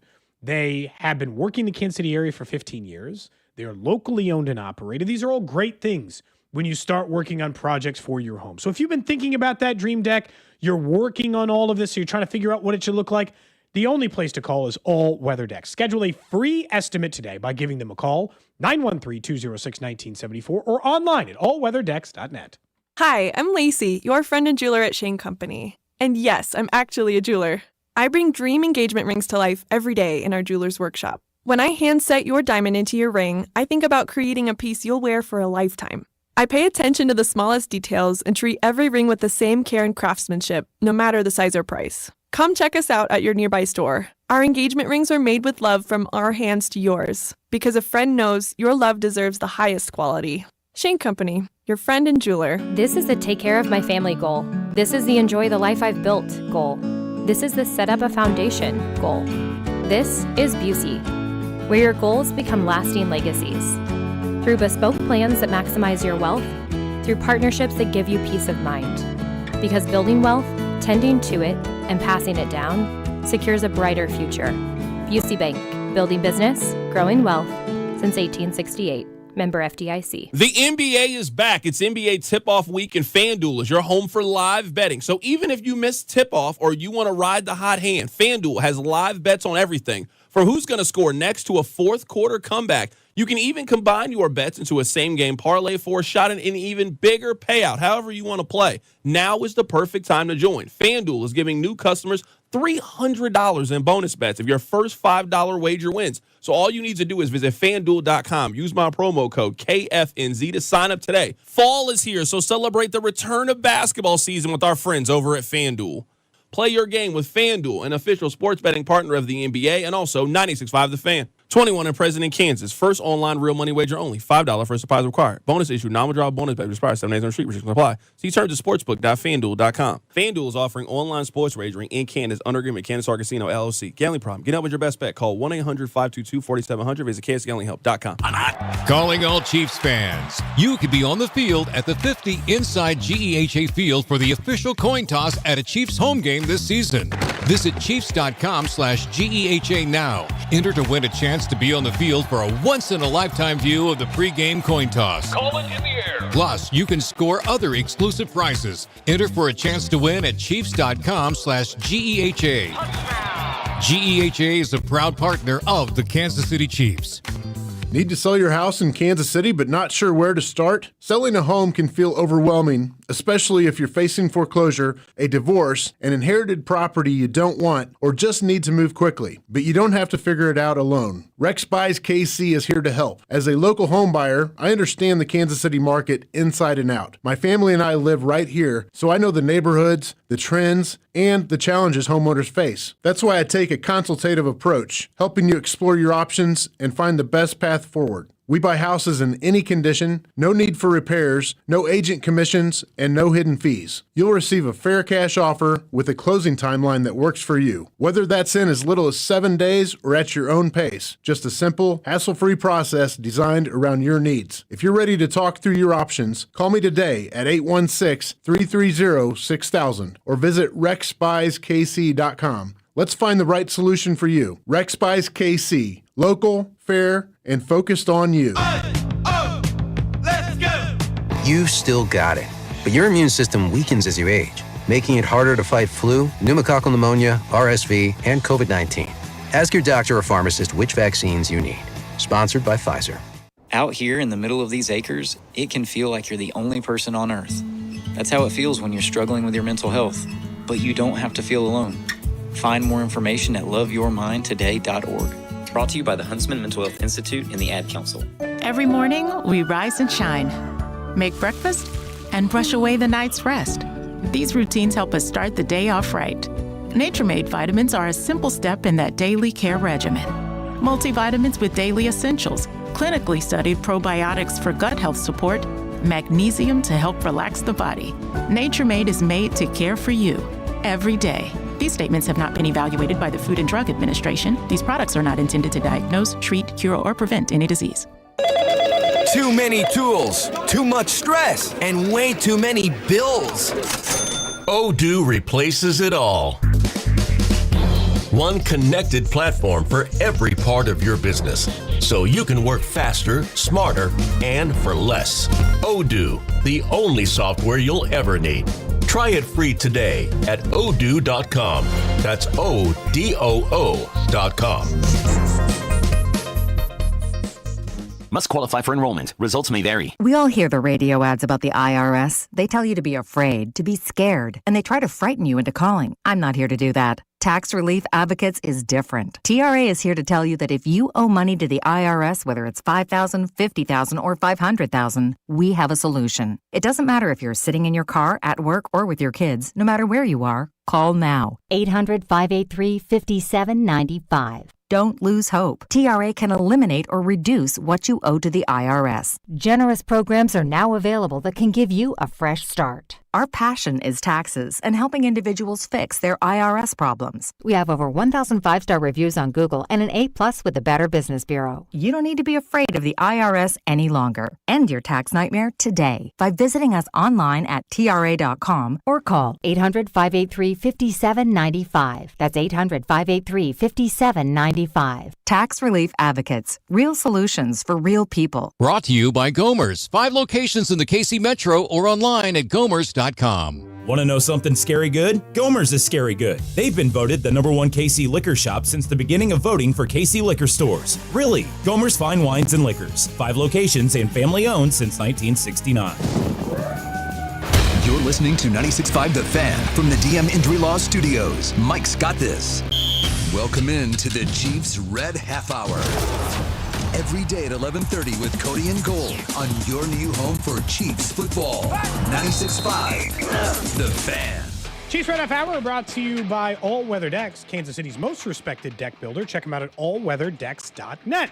I'm on a deep dive, man. I'm trying to find this guy Dusty was fighting with. Yeah. That we think is a Commanders beat reporter. Fairly certain. I have Grant and Danny, who were in studio with us yesterday, asking me who this Washington reporter was. Trying, man. If you missed it, we're seeking the individual because Dusty went to one game, the only game he's going to cover all year, and he managed to get somebody to tell him to shut the F up.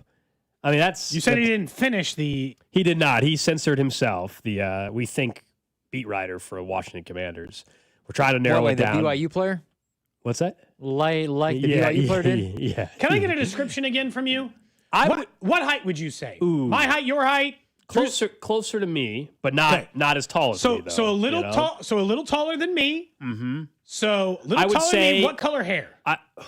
We can send the text line. I think his hair was a little salt and peppery. A little salt and peppery. Full head of hair, balding. I looked at, if I remember right, full head of hair. I would say like if you told me he was 55 years old, I'd be like, yeah, makes a lot of sense. Okay, so somewhere, let's say between 45 and 55. Let's give ourselves a range. And Dusty did not like that this guy was taking a peek around the corner to look at the line that we were already all in, and he kind of cut everybody. which text line said it sounded like Cody's father or something because they said your lineage of cutting lines. Cody was not there. I wasn't there. It wasn't me. And he just described something that doesn't look like me. Yeah. What would you say body size wise? Weight. Give me like a medium build, a suspect description. Yeah, we'll go as skinny as Drew. No, medium, as big as we'll me. Go medium build. Yeah, medium build. Medium build, salt and pepper hair, between the ages of 50 to 60. White. Yep. Okay. Okay. This really narrowing it down. I think I've given an accurate description. I found, based on everything you described, who I thought it was. I sent that photo to Dusty, and he didn't seem to think it was that guy. Based on your description, I kind of thought it might be this guy. Well, then it's. I know it's not somebody from Kansas City media. I'll tell you that. I have a pretty good grasp on who those people are. Was Nate Taylor around there? Was Nate Taylor? No. Sam McDowell, the Kansas City Star, was around the area. So was Vi and others from the Star. I got a text. You got to text Sam for a description as well? I'll be asking him if he knows who the writer was. Yes. If he knows who that person was? Yeah, I don't know. They're on the beat. They might know. Someone says, sounds like Dusty punked him. Walked by, couldn't finish his insult, got scared of Dusty. That's right. I'm sending a text right now. I'm getting to the end of this. Someone says, way to narrow it down, guys, to every middle-aged white guy in existence. Yeah, honestly, you pretty much just described somebody who works in sports.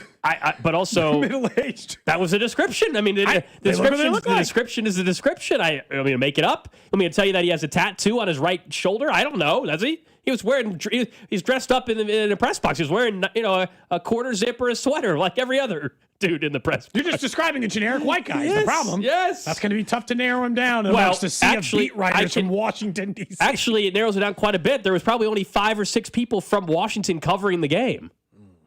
Do you think it works for a national outlet? We just didn't recognize him? I feel like we have a good grasp of the national writer. Okay, we'll get to the bottom. Someone says it was John Keim. That was, okay, so in fairness, that was who I thought it might be. But I sent a photo of John to Dusty, and that didn't seem to register as a marker. So I'm thinking maybe it's not. I was hoping Dusty was going to, clap back on top of it. Once the guy said to shut up, I was hoping Dusty was going to respond back. Yeah. Because then it would have been on. Then we would have had ourselves a nice little media fight. I was on a Reddit thread full of their favorite people covering the Commanders, and I was going through each one, showing photos to Gold, and the only one they thought it could be was John.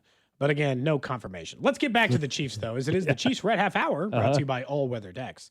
Simple question last night, so we can talk about both players.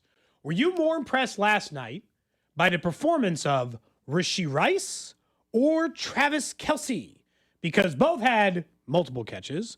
Both had near 100 yards, actually over 100 yards for Rashee Rice if you include his 2 rushes for 12 yards.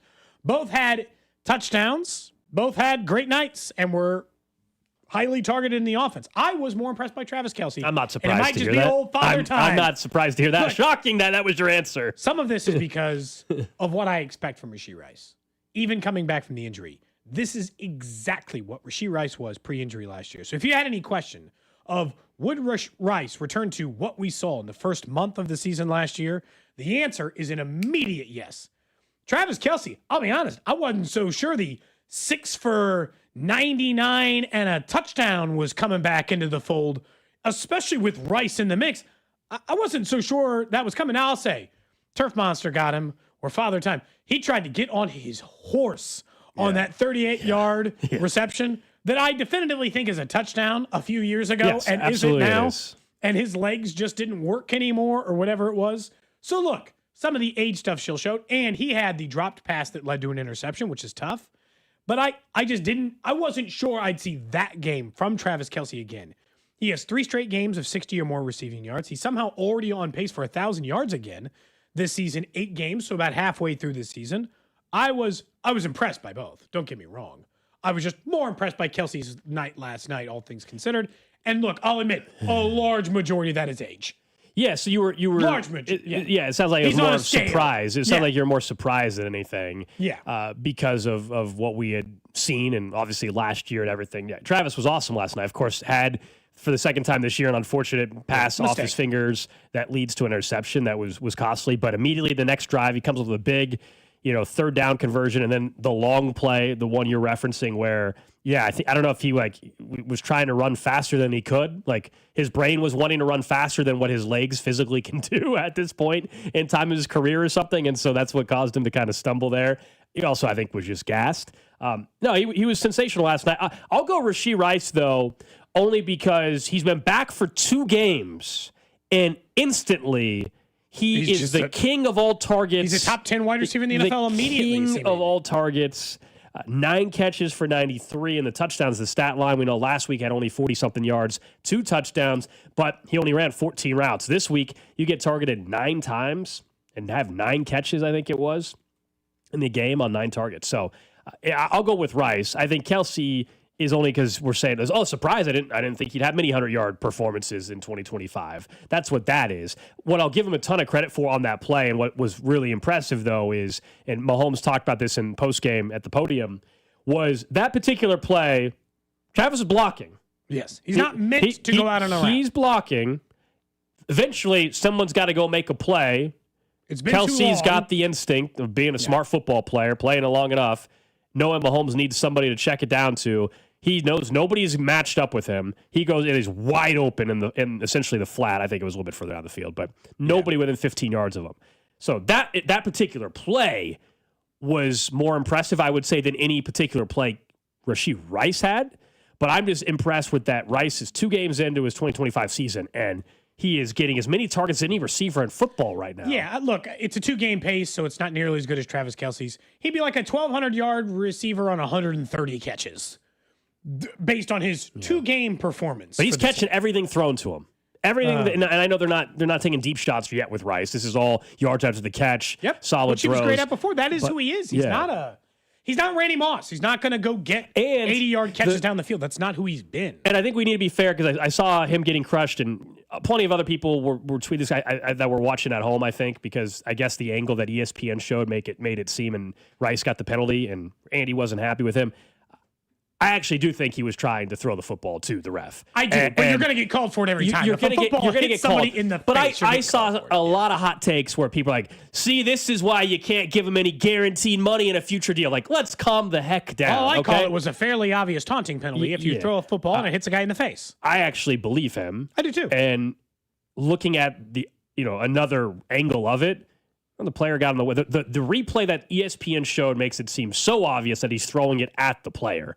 The ref is right there, and then you see Rice's reaction immediately. He's trying to run up to the ref, be like, no. I didn't mean to. No. I actually think that was just a bad and he's a player that, because of his own actions, now has a very short leash from critics of extracurriculars, understandably so. But that's one of those. We don't need to crush him for that. I actually think that was a mistake. We don't need to go overboard and say, oh my God, this is why you can't trust him. That's a play that has happened before. It's unfortunate. Yeah. But if you just hit an opposing player, him on that. There's plenty of things I won't defend him for. That's one thing I will defend him for. I think people overreacted on that one. This is the part that really gets me with Kelsey. And Drew's, a couple weeks ago, we did all 32, and he said Tyler Warren's wrapping up to be one of the best tight ends. People have gushed about Tucker Kraft's performance this year, Tyler Warren's performance this year. Some guys who are having legitimately great years, and I'm not denying that.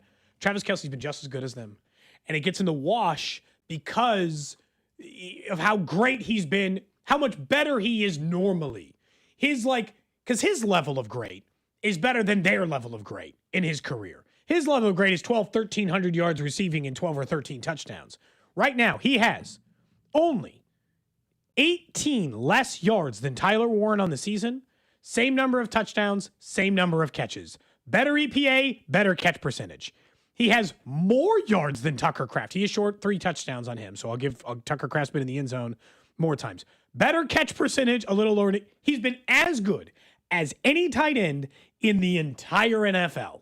I don't name the guy who you think has been blown away. Gadsden, Kraft, Warren. I don't care who your guy is. Travis Kelce's been equally as good as every tight end in the NFL, that's part of the reason why I'm so impressed by last night is where he's on a run. He's on a 3-game run where he's been like that. It's not just one game. He is, and Brock Bowers has not been available. And you got to be available to even be in this conversation. And for the moment, Brock Bowers gets back, I think, this week, and we'll see. And he, of course, was the best tight end in football last year. But no, Travis, we've all talked about it, feel like it's one last hurrah and all that. And he's trying to go out with a bang, man, and not just win a ring, and that's ultimately what he wants to do. But statistically, he has a chance to go out with a very, very impressive season for any tight end, let alone one at his age. I just hope, again, you don't want him to wear down as the season goes on. They do need to be careful with that. But also, when you got to have it, and when things maybe for a little while were not going great offensively, that drive, that's when the tide turned for the Chiefs. That was 7-7, wasn't it, at that particular time still? When Kelsey had the big, long touchdown play, or not touchdown play, long reception. So they needed something. The third down conversion, the short one where just a quick little pass, like it was a 5-yard pass. They needed that to get the offense going, and the final score makes it seem like it didn't matter. But I will say the one thing that's happened twice already in the first 8 weeks. I don't know what normally those are plays he catches. 2 interceptions off of that. That's something that's got to get cleaned up though. Yeah, no, absolutely. That's uncommon, and I would say not something they would expect. But the freelance stuff is still there. His comfort with Mahomes is still there. The catch, and the only thing I'm looking for out of Rice more is I just want to see more medium range stuff.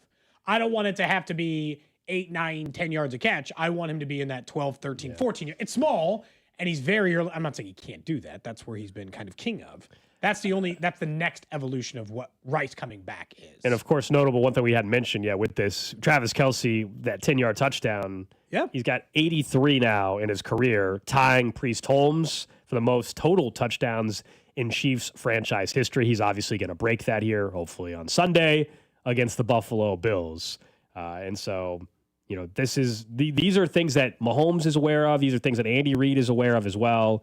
I think it's very cool. Not other organizations don't do it, but I think whether it's through play calling and they're very good about making sure, quote unquote, they take care of somebody in this aspect of not that it's the final game of his career yet. No. He would have, but you know what I'm saying? Not only acknowledging the accomplishment, a milestone, and he's going to break it here soon, but getting him, make sure, if the guy is, in this case, unfortunately, he was 1 yard short of 100. Typically, they would have made sure he got 100, but it was his own doing. The batted pass, it was his own doing. Otherwise, he would have had a 100-yard game. I do love that Mahomes it's the ever awareness. He's the one who picks up the ball, gives it to the guy in the sideline. He knows that the football means something. Everybody else just standing around. Football's on the ground. Travis celebrating with his boys. And Patrick picks up the ball, takes it to the sideline, brings it over there, and makes sure that it's taken care of properly. Look, last night's game was yet another example of the Chiefs being on I think, very impressive run. It is tough because I'll admit, every time we do this until we get maybe 2 or 3 further weeks away, because the next 3 games are going to decide that. Trust me, we will be talking about the stretch of next 3 games of at Buffalo, at Denver, and at home versus Indianapolis. Combined, 5 losses between them? Right now? Yeah, I think that's right. 2 for Denver, 2 for Buffalo, and 1 for Indianapolis. But if you can just erase from your mind for a minute the Jacksonville game, where that game went weird and they were definitively the better team, and we all agreed after the loss, not before these 3 wins, that they were the better team. They have beaten the Giants by 13, Baltimore by 17, Detroit by 13, Vegas by 31, and 21 against Washington. That is, Washington was expected to be a playoff team. It's your backup quarterback, so maybe not as impressive. Detroit, that is one of the best teams in the NFC. That was Baltimore with Lamar Jackson for all but, half of the fourth quarter when the game was already completely out of hand. And they are playing some of the best football in the league, and everything is in perfect harmony, is what it feels like at the moment. The first half may be a little bit off yesterday, and then they immediately just cycle back in. Defense gets better, offense gets better, and they cruise to an easy win. Yeah, different halves for sure. B plus type effort in the second half. First half was probably, I said C minus. You said maybe you thought it was a D or whatever. I look, they have scored 28 or more in 5 straight games. That's tied for the longest streak in franchise history. The last time was in 2021. They also did it in Mahomes' first year in 2018. So it all fits. It's not just the eye test. There's also now numbers that are backing it up. If it feels like, man, this offense, of course, is fun again. It looks dominant again. It looks explosive. And, man, this is how they used to be. It's because that's exactly what they're doing. It is back to that. And this is just another stat to support it. But when you score 28 or more, I don't care who you're playing in the NFL, that is a historical mark. And they have done it now 3 times in the Patrick Mahomes era. And we'll see against the Buffalo defense on Sunday that has really struggled. Also now no Ed Oliver. If the Chiefs make it 6 straight games, scoring 28 or more, they will beat the Bills on Sunday. If that happens, if they make it 6 straight and break a franchise record of 6 straight 28 plus, they'll be the heavy they will beat the Buffalo Bills. They will be 6-3 going to the bye, getting set for the Broncos. And everyone will be feeling really high in them. We can talk about it tomorrow. Broncos are not going to be without their best defensive player. Yeah, Pat Surtain. Most likely. I think they said he's a strong candidate to head to the IR, so we all assume he's going to miss 4 games. But no, it's not like you're not just feeling that way. Chiefs cruising football is back. The stat that stands out the most is this is more games than all of last year, more games than all of 2023 winning by double digits. They do not, don't you remember? We got used to it. We forgot that the Chiefs used to not play close games. 17 one-score games prior to this year. Yeah, and they were winning them. Yeah, but we forgot that they were capable of blowing teams out. We'd come on the air and be like, hey, a win's a win. Take the dub. Andy plays close games. It happens. You want to know how much better I feel? Because I know Andy doesn't mind playing a close game. What minute did you guys think Andy shut it down last night? I thought it was like the 9-minute mark in the fourth quarter. He completely shut it down. Early fourth. Yeah, early fourth, and I thought he shut it down. There was no more effort anymore, no more creative. I'm actually surprised Mahomes was in on the final, like the play that resulted in the personal foul because the player he shouldn't have been in the game. Agreed. That spot probably. So he pretty much shut it down. They just pretty much ran screens or whatever the rest of the way. In the game before, he shut it down with 3 minutes to go in the third quarter. Like they do still don't mind grinding out a win in the sense that once the game's in hand, they don't have to go down the field every 5 seconds and score. The one drive yesterday, as we pointed out, it went 13 plays and ended up going 119 yards because of the penalties. I know that it showed that way in the stat book, but they had to go more than the standard amount of yardage just to get down there and score. It feels easy because right now it is. The wins are coming easy right now. Yesterday, after the game, this was at the podium, Patrick Mahomes was talking about this offense and where they were at a year ago, winning games versus with 15 of them, and now where they're at, even though they're not going to win 15, and how much better this feels. Yeah, I know the record's not as good, but it's a lot more fun just when everybody's kind of going out there and making stuff happen. But I think we're getting better and better. We lost some tough games early that we had won in previous years, but it's not like anyone hung their head. They just continue to get better and better, and that's all we have to do is push forward. And whenever the offense, the defense, and the special teams are rolling, it's fun to play football, and it's been fun to be here at Arrowhead doing it, and now we'll get to take it on the road and see if we can do it again. You can tell everyone feels loose. And we'll talk to someone from Buffalo on Friday. Our friend, actually, Mike Shope from WGR 550. Over the last 5, going on 6 years now, we've had Mike on our show. We've gone on their show. And so we've got to know them and how they feel going into some of these matchups. And typically the regular season, that's where the Bills have beat the Chiefs. We all know the Chiefs haven't lost to the Bills in the postseason, all that. And my assumption is, and I would have to go and listen to some sports talk radio in Buffalo today. My guess is they're a little like, uh-oh. Yes. My assumption would be like versus prior matchups where they felt like they were the more dominant offense and all in team heading into matchups. Doesn't mean they always won, but like they should feel very good going in. I don't know how watching the Chiefs right now, and it doesn't mean the Chiefs can't lose, but watching them, how you would not say, "Oh, the Chiefs are clearly better than us." If you were objectively, like truly, I'd be feeling that way. Like if you're a Bills fan, there's no way you can honestly tell yourself right the second that the Chiefs aren't better than you. That doesn't mean you can't win. Just lost at Oliver. It doesn't mean you can't win. Now the Bills look great against Carolina, but I'll remind you, Andy Dalton was the quarterback in that game. Yeah. So I agree. I guess we'll talk to Mike Shope later on, but I don't know that there are only, I think, 2 to 3 teams who could look themselves in the mirror and mean it. And it doesn't mean that they're right, Gold, but they could mean it. Indianapolis could look themselves in the mirror and say, we're better than the Chiefs. And I won't laugh in your face, right? Okay, fine. You want to make that argument? I might roll my eyes a little bit, yeah. But they wouldn't go all the way to the back of your head. Slight eye roll, okay, but we'll see in a few weeks. But there aren't that many. It's maybe 1 or 2. And the way they're playing right now, I genuinely, if I were a team, I'd be like, hey, guys, what's our plan here? We got to worry about stopping the offense, but also they're not giving up any points. And, what's our strategy for this one?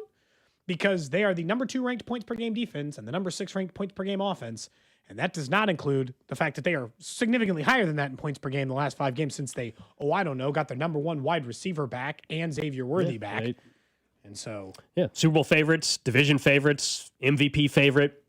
Chiefs are 5-3. Head to Buffalo on Sunday afternoon. Coming up next, we'll get to what's trending. We'll talk more about where Patrick Mahomes is at for the first time since 2021 and all 32 in the NFL. Next. What's up, Chiefs Kingdom? It's Trey Smith. You're listening to Cody and Gold weekdays 10 to 2 on your home for Chiefs football. 96.5 The Fan. Brought to you by Heartland Men's Health, the leader in men's sexual health. Thousands of men have been successfully treated for low T, ED, and more, all with discretion and compassion. Make your appointment at heartlandmenshealth.com.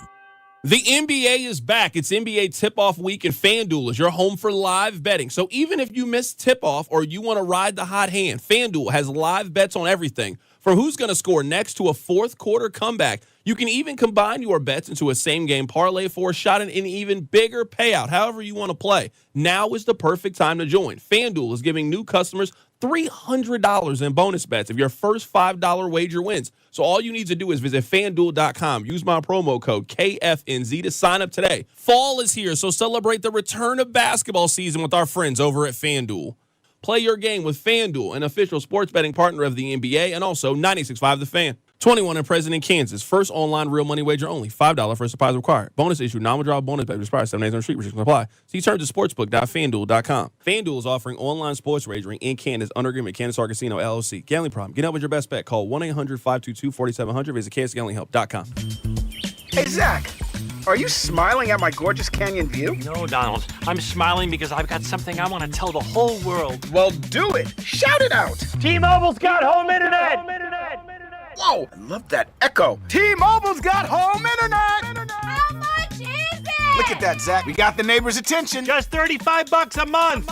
And you love a great deal, Denise. Plus, they've got a 5-year price guarantee. That's 5 whole trips around the sun. I'm switching. Me too. Yes, T-Mobile home internet for the neighborhood. Donald, you still haven't returned my weed whacker. Carl, don't you embarrass me like this, please. What's everyone yelling about? T-Mobile's got home internet. And Donald's got my weed whacker. Yes, T-Mobile's got home internet. Just $35 a month with auto pay and any voice line. And it's guaranteed for 5 years. Beautiful yodeling, Carl. Taxes and fees apply. See T-Mobile.com/ISP for details and exclusions. Steve here with Connolly Plumbing Solutions, your neighborhood plumber. We have the holidays coming up. Good comfort food aplenty. With that in mind, we are running a garbage disposal special of $100 off. We only install incinerators. A good working disposal is key to avoiding drain backups, and no one needs surprises these days. So call 913-768-7676 or visit ConnollyPlumbingSolutions.com to schedule. Nobody had to tell your grandparents not to drive while using their typewriters. Why should it be any different for us kids and our cell phones? Distracted driving was the cause of more than 3,000 deaths in 2022. Come on, we're smarter than this.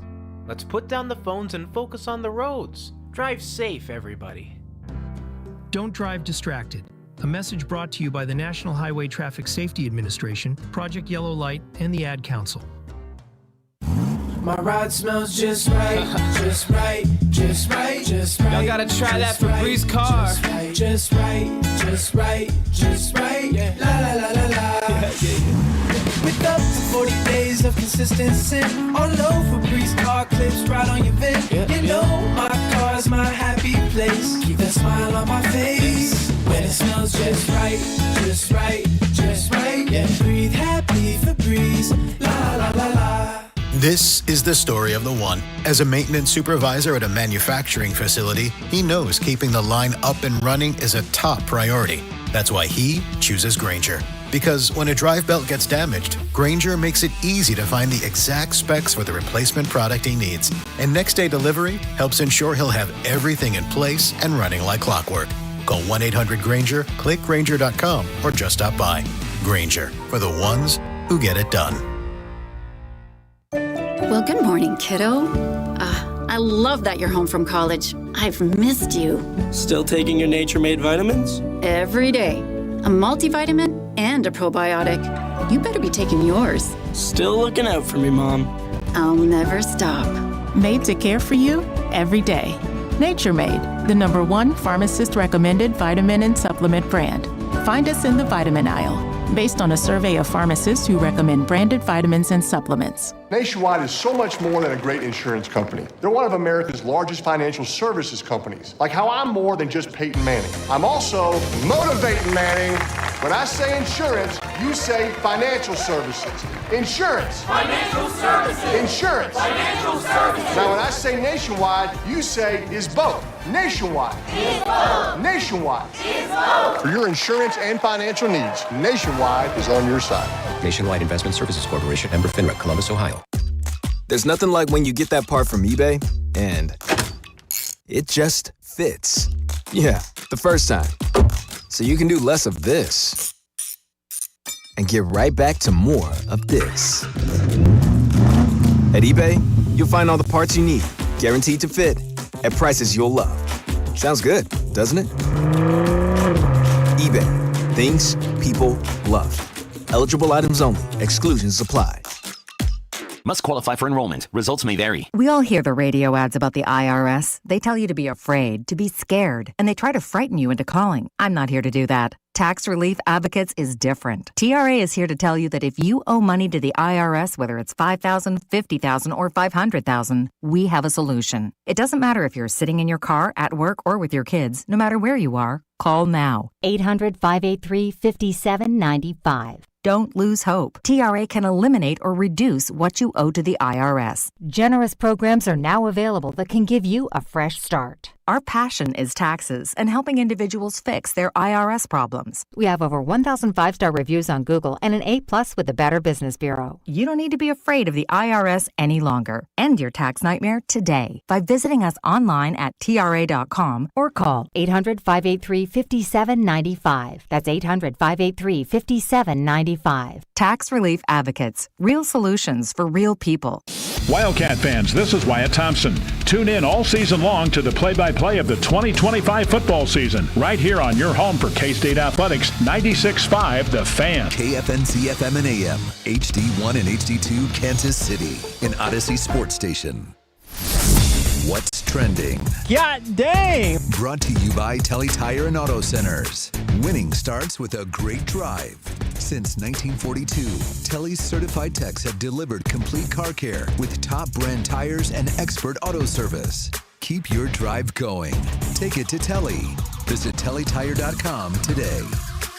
Of course, number one on What's Trending, Chiefs have won 5 of their last 6 games. They sit at 5-3 on the year after a 28-7 win against the Commanders last night. Mike Dana had his best game of the season by far. A sack, an interception. Kareem Hunt found the end zone twice. We're going to talk about Patrick Mahomes individually after What's Trending because he is doing something he hasn't done since 2021.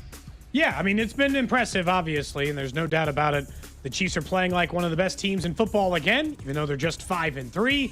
At Buffalo, massive game this Sunday for the Chiefs. We'll see exactly where that heads next. Next up on What's Trending, the World Series, Dodgers win Game 3 in the 18th inning of a walk-off home run from Freddie Freeman.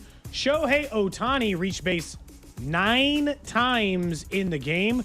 He had hit 2 doubles, 2 home runs, and then they intentionally walked him for the final 5 at-bats. Certainly suggested the idea that they may never pitch to him again for the rest of the series. Dodgers currently hold the 2-1 advantage in the game. Shohei will actually pitch for the Dodgers tonight in Game 4 of the World Series in Los Angeles. That game starting at 7 o'clock. Hopefully ending before 2 a.m. Yeah, college football. We discussed yesterday this crazy carousel we're probably going to see with all these openings. Offshore odds, these always are, sometimes can be fun to look at. Offshore has Eli Drinkwitz as the favorite to be the next head coach of the Florida Gators. The offshore has him as a stronger favorite to be the coach of the Gators than Patrick Mahomes is to win the MVP. Yeah. If you're looking at any kind of example of exactly what that's looking like, they think he's going to Florida. Look, I think if he gets offered Florida or LSU or one of these other jobs, he'd probably take it. And in college, this is pretty common. You have not peaked out, but you have not soured on Missouri fans yet. So if you leave here, you essentially reset your coaching clock before you have to look for new work or can get things going, which means, 2 bad years at Missouri, 3 bad years at Missouri, maybe they do that. You can buy yourself more time, hypothetically, at Florida, so we'll see. Lastly, on What's Trending, the Saints officially bench Spencer Rattler in favor of rookie Tyler Shuck. He will go against the Rams this weekend. I honestly do not get this. They benched him what I thought was too early in the game. I understand the turnovers have been a problem for Spencer Rattler. I think there are 5 to 9 teams in the NFL getting worse quarterback play than the Saints were getting than Spencer Rattler, and giving him a little time to grow would have been somewhere. I guess we'll see what Tyler Shuck has to offer. The surprising, was he a 3rd-round pick? Where was he in the draft? Somewhere in there? I do not. I do not remember the exact round. Oh, man. He might as well have been a first, I think, because he was picked high enough in the second round. If Was I he remember, really like picked that 30s in the 30s. I think the Saints deep down were hoping to be able to go to him much earlier, but Spencer Rattler was playing at a decent level. I think they wanted to, because Spencer Rattler was with this team a year ago. They already kind of knew what they had in Spencer Rattler, and I don't think he's been bad. I think he earned himself a long career as a backup in this league and a spot starter based on how he performed this year. But I think the Saints, who have a first-year head coach in Kellen Moore, who are going to have one of the top picks, most likely, yes, are going to draft a quarterback anyway. But I think they do want to see what this kid has. And so find out, let him start the rest of the year, and then you can just wipe your hands clean of both Rattler and him and draft a quarterback, which is the path that they're likely headed down anyway. So I'm with you. I don't think Rattler was a disaster, but you also eventually, if you are in his spot, I think Rattler's only won one game in his 15 starts or whatever it is now in his NFL career. At some point, when you're not winning and you're not a top draft pick, they're not going to continue to give you opportunity after opportunity. But I don't think he's been bad. I think it's fairly obvious that they, I'd say it's fairly obvious that they told him, hey, stop turning the ball over. That's more than anything. Don't turn the ball over. And then he had a couple of bad turnovers early, and then they benched him. 8 touchdowns, 5 picks, 1,500 yards on the year, 1-7 record. But there are career times, record 1-13. I get it. There are times when I watch Spencer Rattler where I at least see some juice there. I'm not claiming he's going to be the world's best quarterback. And you guys remember I had said that I liked him coming out of the draft. So, certainly I'm a little bit biased in that regard. I just didn't think he was playing bad enough that Tyler Shough needs to come in, although he was picked higher than I remember, 40th overall. So a lot of times when you take a guy 40th overall and you're 1-6 or 1-7 or whatever the hell they are, you usually go to the backup quarterback. That makes sense. You got to find out none of us actually think that they're not going to draft a quarterback next year anywhere, but you got to find out what you have in Tyler, and he's also already 26. This isn't a 22-year-old quarterback. He's 26 years old. So you got to find out. All that time making fun of some other quarterbacks in their age. Tyler Shough's 26? Yep. Yeah. He was born in 99. I mean, my God. What did Patrick Mahomes accomplish in the NFL by the time he was 26 years old? A lot, Cody. A lot. In fact, an MVP or two at that point, or one, I should say, at that point in time. And going back to those MVP awards, let's talk about Patrick Mahomes and where he's at, because he's the favorite still. He is not only the favorite, but he's in the middle of his best run since 2021. I understand he won a Super Bowl after 2021, but he individually has 4 of the last 5 games thrown for 3 touchdowns and at least 250 yards. The last time he did it was 2021. And there were multiple moments again yesterday where he makes the plays that nobody else can make in the National Football League. I think it honestly is why, without going deep into the whole PFF grading stuff, it's why he doesn't grade well. He graded a 90, their system, 2 actual picks. Their system is flawed, but he makes throws that you're quote-unquote not supposed to be able to make. He breaks their grading scale. Their grading scale is not designed for Patrick Mahomes. It's designed for the normal, everyday quarterback. And that's a flawed grading system, by the way, if that's the case. But anyway, Patrick Mahomes playing better football than he has over the last couple of years. And a lot of it is he's confident in the system they're running again. He's confident in his offensive line. Jalen Moore settled in after a bad first drive or two. He's confident in his weapons, not just Kelsey, like that's always been the case. He's confident in Rashee Rice. He's confident in Hollywood Brown. He's confident in Tyquan Thornton when he needs to. Juju Smith-Schuster can keep on and on and on. And they have a little bit of a running game. It's not the best in the world, but it works. Short yardage situations. Kareem Hunt has actually been very effective. We'll talk more about him tomorrow. It's all led into this part where they're having fun, as Mahomes said. We played the audio in the last segment. And why he's playing his best football since 2021. Patrick Mahomes, his last 4 games, has had 3 games in which he threw 3 passing touchdowns and 1 in which he threw 4. He only threw 1 against Jacksonville. He did run 1 in. So he scored a couple of runs there, or a couple of touchdowns there as well. When you start looking at it, the key numbers for me, Gold, are since their full complement of weapons, or since they got at least Worthy back on the field, right? After Baltimore, he's averaging 7.8, 8.6, 8.2, and 8.8 yards per attempt. He's down the field more. All of it looks significantly easier. 2021, I guess, where stat-wise, just so you know where you finished that year, 4,839 yards, 37 touchdowns, and 13 picks. He is pacing dangerously close, I will tell you, to those numbers. He's a little off in the yardage category, is about it, in the sense that he averaged, I think it was 284 point yards, 84 point yards per game during that season. He's only averaging 262 per game this year, but he's also averaging more rushing yards and more rushing touchdowns than he'd had at any particular point. So his total yards per game is going to be way closer to that. Right now, he's on pace to be like a 4,300 yard passer, Gold, with like 40 touchdowns and 14 picks. That is a massive MVP. Sounds like an MVP season. Sounds like an MVP season to me. Well, look, and there's a reason why he's the favorite and why you and I picked him to win the MVP before the season. I thought you did too. I did. So I also like Baker, though. Yeah, you did. But you talked about that as being an odds play. It's different. That was a value thing. Yeah. That doesn't mean that you can't like more than one person's chances to do it from a betting perspective. Yeah. But I picked Patrick Mahomes, and you did too, to win the MVP. And when you start looking at these guys to do it, he looks loose and comfortable in a way that I haven't seen in years. This is the best version of Patrick Mahomes since at least that year.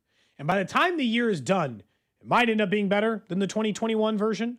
I'm not going all the way to 2018. I'm not taking the 50 touchdown, 5,000 yard year from him. But if you just average out the last 2 games, since he's had his full complement of weapons, there's no reason to think they're not going to average 30 points a game for the rest of the season. He's not going to average 250 yards, and he's not going to have 2 to 3 touchdowns a game.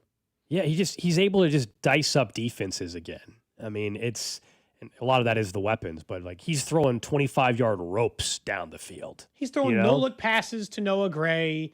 He's finding Travis Kelce in the flat when he's not even supposed to be in a route. The Travis Kelce touchdown was maybe the most impressive throw he made of the entire day. He swung that in between 2 defenders directly into Travis's hands. He's avoiding it. He's having to run less, not running 0, but run less because of all the wide receivers going in there. He just looks free and loose. And like the pressure, I'll say, the offensive line was not perfect last night. That wasn't like got better as the game went on. The first drive, Jalen Moore was getting worked. Ooh, that was tough. And then to his credit, he did settle in. But the first drive and a half, it was a problem. You're like, oh, Josh Simmons, please. Let's get back here very quickly if you can. And in fairness, that drive could have still ended in a touchdown. Like he threw the pick, but like they were moving the ball still. So like even the offensive line's not holding him back right now because he has so many weapons and they're being so creative. Like this is the most impressed I've been by Mahomes in years. And that's largely because of the stats. I've always thought he's great, and so have you, and we didn't think he backslid. We just thought he didn't have like the tools around him. That happens sometimes in sports. And not just didn't have the tools, had a mediocre offensive line and a bad set of weapons for a while. Now he doesn't. Now he has both. What were you going to ask me? Do I what? No, we'll talk about more tomorrow. I'll just say, like, it's another game where Juwan Taylor, no penalties, right? He had one that not was for illegal. reversed. So no penalty. He got called for a hold, and the defensive back got called for a hold. Offsetting. Yep. But no illegal formation. Nope. Just saying, we'll talk about it tomorrow more. But since he's been engaged, not engaged on the football field, I'm talking like engaged off the field. Sorry. Like as an engaged man, he's been more engaged on the field and locked in. He started. You think he like some people say the reverse about the. Some people say the reverse happens. Like you get engaged and things change. And you're like, this has been a good change for him on the field as well. He got destroyed, and as he should, the first 3 weeks of the season. He's been the guy that you need out of the money you're paying him since the Baltimore game. Do you know what I think Mahomes still doesn't, I think, get enough credit for? And this includes, I would say, and make the argument for, this includes where Pro Football Focus's grades come up short on him, which is where they miss on him is how good he is at manipulating people wide open. So like the Noah Gray throw is a perfect example of that. He's staring at Travis Kelce the entire time and then goes to the sideline of Noah Gray. He, because of the way he moves in the pocket, like the passing touchdown to Kareem Hunt. Kareem Hunt, when he throws that ball in Pro Football Focus, they grade that as Kareem Hunt is a wide open man. Right. Standing all by himself. So it's not a difficult pass in their mind. Not a super hard throw there. Yeah. He manipulates that because the second he gets to the outside, the defender bailed and was like, oh God, if I don't get to Mahomes, he's going to be in the end zone.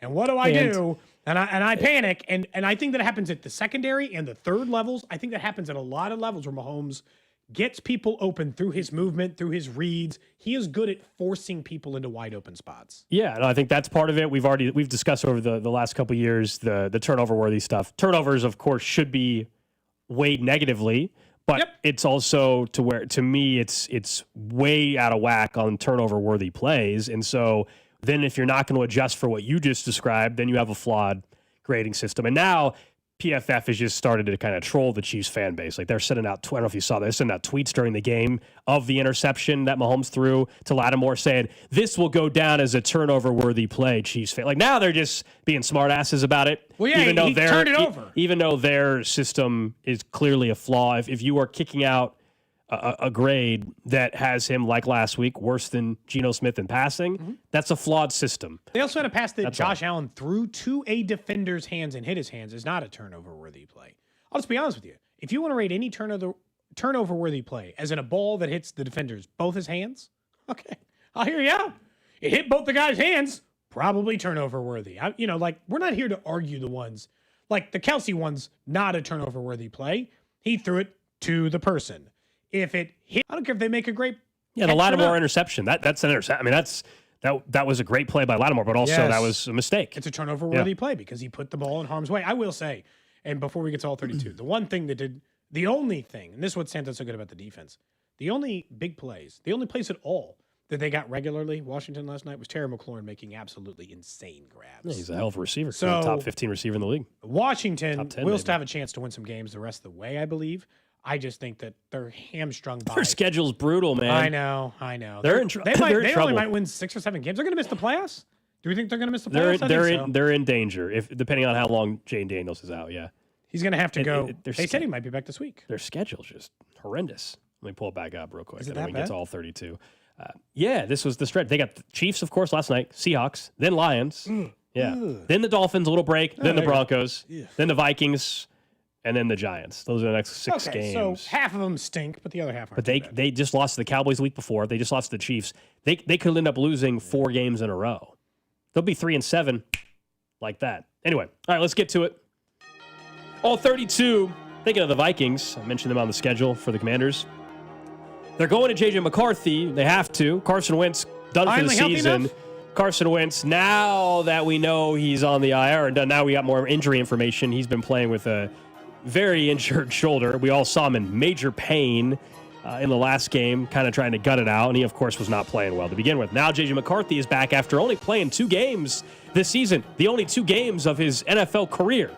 And in those games, 2 touchdowns, 3 interceptions. He had 1 great quarter. The rest has been very average/below average, if we're being honest. Now they wanted to get him fully healthy, and I understand that. My thing with J.J. McCarthy, these next, what do they have, 8-9 games left? Yep. If he doesn't look good, and I'm not saying he won't, he's got a great head coach. If he doesn't look good, I think in the offseason, you already will have to look at other options at quarterback. Yes, this is the way the NFL works. You can say, well, he's only played, you're giving him 10 games. It'll be year 3. He'll be going to year 3 next year. He'll already be entering year number 3. If he doesn't show promise, and maybe he will, I'm not out on him entirely because he's only played 2 games, but he will have 8 or 9 games here down the rest of the season to show that he should be their starting quarterback in 2026. I think for him, I told you I think year 3 is more important than year 2, but I think it's you get the 1 year where they bring in the veteran backup who's not supposed to start. He's not a threat to you, but he's also there as like a little security blanket for if you get halfway through next year and J.J. McCarthy can't play. I thought it stunk at the beginning, and then he looked okay there for a little bit, so I thought maybe I was wrong. I wasn't quite sure, because I told you they did everything to try to find a guy to challenge J.J. McCarthy for a long time. Yeah, they never signed Daniel Aaron Jones. Rodgers, but they flirted with a bunch of people. Kind of indicated to me maybe they didn't love J.J. McCarthy. So I think that might be a part of it. I will say, and then I'll get to my L32. Spare me on player safety. When you put Carson Wentz out there, when you know his shoulder is ripped to shreds. I'm sorry, whoever the 3rd-string quarterback was a better option. It doesn't matter how bad he's looked in a practice. He can at least physically throw a football. They left Carson Wentz out there to die. I mean, that's bad player management, in my opinion. Bad player management. For my All-32, I'm going to say we are a week away from the NFL trade deadline. And does it feel like crickets to anyone else? We spent a lot of time talking about the potential players who could be traded. Adam Schefter 2 weeks ago spent a lot of time telling us how there was going to be a trade every Monday for the next 3 weeks. Nothing. I see a lot of names keep being brought up. Maybe Kayvon Thibodeau. I saw that the Steelers are going to sign free agent MVS to their squad to add to the wide receiver unit. It feels like another kind of duddy trade deadline. And the truth is it should be, because a huge chunk of the league is still in it. There are some bad teams, but like 20 teams in the league can claim they're within striking distance. That's the problem. I feel like we do go through this every year. The trade deadline is never as exciting as everybody builds it up to be. It's great sports talk radio fodder, all the rumors. And I will also point out it's a week from today. Deadline spurs action. We'll hear more noise Friday of this week, obviously next Monday into Tuesday. But this is not the NBA. This is not Major League Baseball. All these names get mentioned, and let's say there's 20 mentioned. 4 get traded, 3 get traded. Yeah. That's just how it normally goes. If I put together a list of the top 30 trade candidates of players I actually think could get traded, maybe 2 would go. You're right. Yeah. Maybe it's fun to talk about, though. It's great. It's what makes sports fun. I can also dream a world in which the Chiefs trade for Kayvon Thibodeau. Right. And he's on the defensive line. Yeah, that sounds awesome. That would Please. be incredible. Yes, His name keeps getting rumored again, by the way. Yes. I'm interested for what that's worth. So one thing that I think is interesting is that the Green Bay Packers, it feels like we skate over them a little bit. And I don't know if that's this year or if it's like even going back to last year, but it feels like we forget about them a little bit. Like the talk of the NFC is, the Eagles, of course, but you also include the Bucks in there and even the NFC West. Like I think even Seattle might even be getting more love just for what they've been able to do, where Green Bay is the 1 seed right now in the NFC. Better than anybody else. It definitely is quieted down. I would agree with you there. I would only say that the first 2 or 3 weeks of the season, everybody was saying, they're going to the Super Bowl. They were so dominant after what they did to the Lions. So it definitely is quieted down. The first 3 weeks, it was probably the opposite. It was probably overblown, probably getting too much love after they beat the Lions in week 1 the way they did. But then, it's gotten a little quiet on them. I would agree with that. I think maybe that's just one. It might just be the market. Jordan Love is not an overly exciting player, although he's having a good year statistically. It's not like he's been a bad player. Jacobs has been a little quieter this year. It's also like, which of their games the last 3 weeks are you watching? Cincinnati and Jake Browning, Arizona, and whoever the hell Kyler Murray's backup is, or at Pittsburgh. Not exactly an exciting stretch of football games they've been playing. And that happens sometimes in the NFL. When your last 5 games are against Cleveland, who has 1 win, Dallas, who has 2 wins, Cincinnati, who has 3 wins, Arizona with 2 wins, and Pittsburgh, who just not an exciting team. I mean, they were on prime time. I think the most interesting thing that has taken place in the NFL, which is the antithesis of what I am used to out of this division, is AFC North is known for tough, hard-nosed, football in the weather, cold, we're tough teams. They got the worst defense in the league in that division.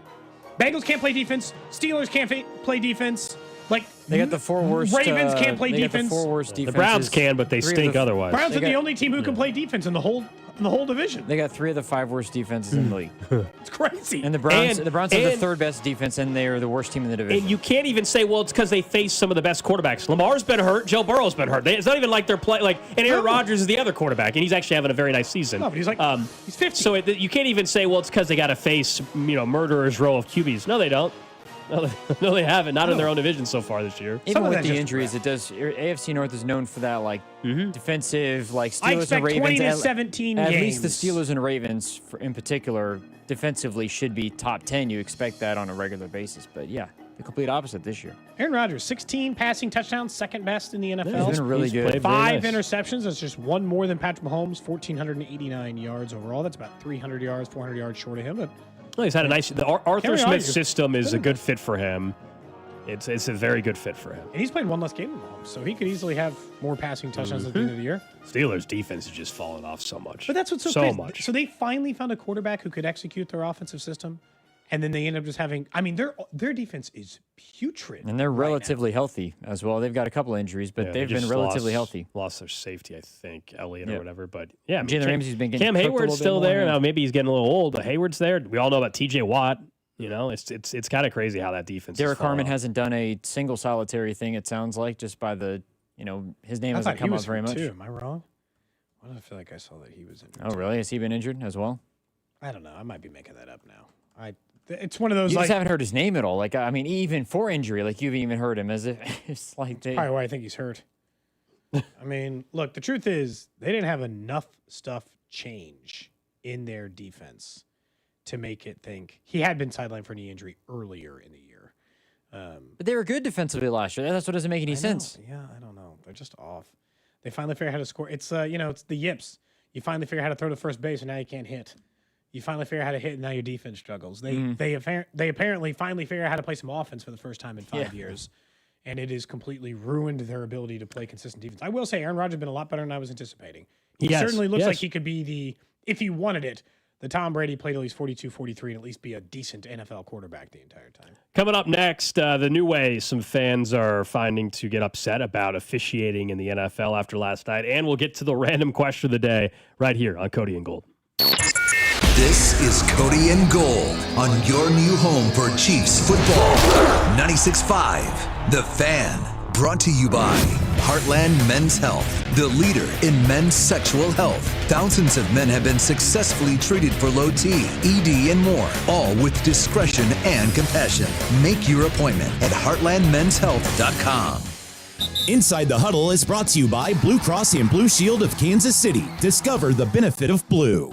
Around here, we've got each other's backs. When it comes to health insurance, we want that same kind of support. Blue Cross and Blue Shield of Kansas City gets that. They're from around here too. Backed by the national strength of the Cross and Shield, they help you make confident choices, no matter where you are. Blue Cross and Blue Shield of Kansas City. From here, for wherever you are. That's the benefit of blue. I'm worth more. I'm worth more. I'm worth a lot more. And I completely agree. That's why I'll pay more for your car at GiveMeTheVin.com. That's the name of our new campaign. I'm worth more. You are worth more, and your car's worth more. And that's why I will pay more. And remember, if I don't beat the price on a CarMax or a Carvana deal, I'll pay you $100 at GiveMeTheVin.com. Sell us your car. GiveMeTheVin.com. So easy you can do it in your underwear. The NBA is back. It's NBA tip-off week, and FanDuel is your home for live betting. So even if you miss tip-off or you want to ride the hot hand, FanDuel has live bets on everything, from who's going to score next to a fourth-quarter comeback. You can even combine your bets into a same-game parlay for a shot at an even bigger payout, however you want to play. Now is the perfect time to join. FanDuel is giving new customers $300 in bonus bets if your first $5 wager wins. So all you need to do is visit FanDuel.com. Use my promo code KFNZ to sign up today. Fall is here, so celebrate the return of basketball season with our friends over at FanDuel. Play your game with FanDuel, an official sports betting partner of the NBA, and also 96.5 The Fan. 21 and present in Kansas. First online real money wager only. $5 first deposit required. Bonus issue. Non-withdrawal bonus bet expires 7 days on street. Restrictions apply. See terms at sportsbook.fanduel.com. FanDuel is offering online sports wagering in Kansas under agreement with Kansas Star Casino LLC. Gambling problem. Get out with your best bet. Call 1-800-522-4700. Visit kansasgamblinghelp.com. Hey, y'all. It's the Rocket Roger Clemens here. Spent a lot of time pitching heat. Years later, the pain in my joints remind me of those days, but I'm not looking to sit still, and I definitely am not interested in going under the knife. That's why I chose QC Kinetics. Not just for elite retired athletes. QC Kinetics gives everyday folks joint pain relief using regenerative treatments that work with your body to help repair joint damage. No surgery, no long recovery, whether it's your knees, hips, shoulders, or back. My friends at QC Kinetics will help you get moving again so you can get back to doing the things you love. QC Kinetics medical professionals will look at your x-rays or MRI to determine if you're a good candidate. I trusted QC Kinetics to help me feel like myself again, and I'm proud to recommend them to you. Call QC Kinetics today and schedule your free consultation. Call QC Kinetics, 816-412-6299. That's 816-412-6299. 816-412-6299. Men, if the long lines to the bathroom have been holding you back from attending sporting events and you're waking up in the middle of the night dealing with frequent urination, it could be an enlarged prostate. Jeff Montgomery here to talk about the minimally invasive procedure I had that made a big difference. I went to Dr. Brown at Miva Medical, the leader in minimally invasive treatments in Kansas City. The procedure was quick and easy, and I'm very happy with the result. Don't put up with being uncomfortable. Contact Miva Medical. That's MIVA-medical.com. Actual price will depend on product and subscription plan. Featured products are compounded drug products, which the FDA does not approve or verify for safety, effectiveness, or quality. Prescription products require an online consultation with a healthcare provider who will determine if appropriate. See website for details, restrictions, and important safety information. Want a boost in and out of the bedroom? Hims has you covered. Introducing a new 2-in-1 approach to level up your game. Tadalafil for better bedroom performance and zinc for testosterone support. Put it all together and you've got what you need to turn things all the way up. Getting started is simple. Just go to hims.com/joy to start your free online visit. Through Hims, you can access ED treatments including pills, chews, and more. 100% online. No office visits, no pharmacy lines. Just fill out a simple intake form and a licensed medical provider will determine if treatment's right for you. If prescribed, it ships free and discreetly to your door. Find affordable treatment options at up to 95% less than brand names at hims.com/joy. That's hims.com/joy, hims.com/joy. Your favorite neighborhood spots run unsquare. You know the ones. Maybe it's the popular shop that just opened a new location by you, or the big sports bar that's always packed on game day. These places make the neighborhood, and the money spent there stays in your community. Square powers more than 4 million neighborhood businesses worldwide. To learn more, go to square.com or just stop by your favorite local business. See you in the neighborhood. Square. Lowe's knows you want to spend less time shopping and more time on the job site. Bulk savings on trusted brands means big savings and more time on the job. Get up to 25% off select drywall when you buy in bulk. Buy more and save to make sure you're prepared for any job. Lowe's, we help, you save. Selection varies by location.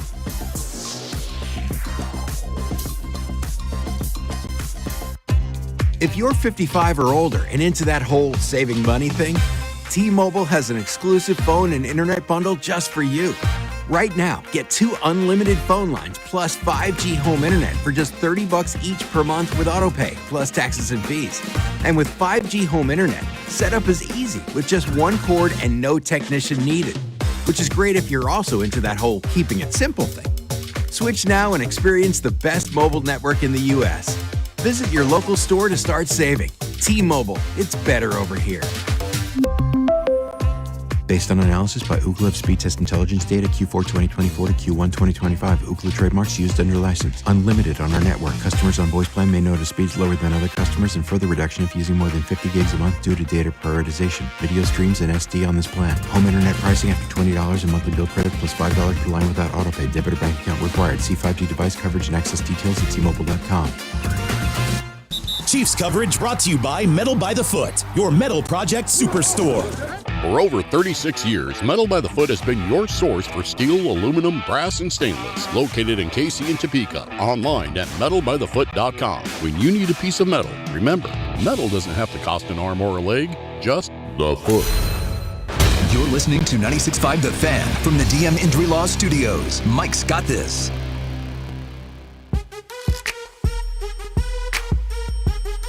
Chiefs are going for it. 4th and goal at the 2. 10-19 to go, third quarter, 7-7 tie. Hunt, the running back. Snap to Mahomes. Retreating, moving to his right. Now pump faking, throws it late, wide open, touchdown! Kansas City, Kareem Hunt has his 18th receiving touchdown. The Chiefs take the lead on the second touchdown of the night for Kareem Hunt. Mitch Holthus on the call last night here on 96.5 The Fan. A nice night from Kareem Hunt. Isaiah Pacheco worked in there as well. There was the one hit, though, Pacheco took that caused him to get looked at on the sideline. Then he hopped up and seemed to be very happy and smiled like he got the all clear. Well, during the break, just 2 minutes ago from Tom Pelissero, I'll just read you the tweets. It says, Chiefs running back Isaiah Pacheco, who left Monday night's win with a knee injury, is considered week to week with an MCL sprain, according to sources. Now, Nate Taylor is going to join us in studio here in about 25 minutes. We will certainly find out if he has some more information. But if it is truly going to be week to week, now keep in mind, Bills Sunday, then a bye week, then the Broncos. So he theoretically he could miss, let's say, one game in that week to week. We'll see how. Because if he misses this week, he gets 2 full weeks to get healthy. Correct. So hopefully it's that and not a 4-week type of thing. Week to week, I usually think is like a 2 or 3 week thing. But if they don't have Pacheco available on Sunday, so then you're looking at Kareem Hunt, who's been very effective in short yardage. Brashard Smith time has to be. Elijah Mitchell going to be activated for his first time of 2025? The one huge run he had got pulled back for a holding call, so obviously nobody remembers it now in the game. It was a nice run. It was a hold, too. I'm not saying that it was wrong. Look, I would tell you right now, there'd be another back during the time in which he'd be gone. They're not going to go into every game with just Brashard Smith and Kareem Hunt. You're one Kareem Hunt injury away from turning the entire running back room over to a rookie. So it's either is Carson Steele still on the practice squad? Yeah, Clyde, all of them are still there. Yep. So it's some back on the practice squad coming back up and spending a little time with the club while he's week to week. Or it says, truth is, knowing their very long history with how they handle injuries, I would now be stunned if he played against the Bills on Sunday. Knowing that they have it backed up against a bye week, and then a week after that, a road game against an important divisional opponent, I wouldn't anticipate him being available for the game on Sunday. And instead, I would just assume Isaiah Pacheco back for the Broncos. That gives you 3 full weeks to heal the man's leg. You get the rest of this week, so 6 days, then the whole week, but after that, heading into the bye week, then the whole week after that before you take on Denver. I would guess that it's a low likelihood he would do it. And that doesn't mean they're more likely to make a trade because it's just one game. But yeah, I would assume, and here's the truth. The game last night, that's the most juice I've seen out of Kareem Hunt all season. I thought that was the best the running game looked the entire year, as a matter of fact. Genuinely impressed with the running game last night. They had 150 yards rushing. It was balanced. It was everyone. Everyone seemingly was hitting their spot and getting to it quickly. 58 from Pacheco on 12 carries, 9 on 40, plus the rushing touchdown for Kareem Hunt in addition to his receiving touchdown that he had. So we'll hear from Ant last year. Why wouldn't they just do that again, with Kareem? Yeah, just I like the role that Kareem has found now. We're going to talk about him tomorrow and how I think it was Jesse Newell was putting out some numbers that his short yardage is actually now more effective as far as conversion rate than the tush push. That's how good Kareem Hunt has been in short yardage. So only worry I would have is you ask him to do more and be more of an every down type of back. Does that hurt his effectiveness in other areas? We'll see. We don't know for sure if Pacheco's going to miss games or a game, but not great update there from Tom Pelissero. First reaction is that, Brashard Smith, your time to shine here coming up on Sunday against the Bills, if that's the case. And look, there is still, for the same things we said earlier in the year, I do still see juice with Brashard Smith.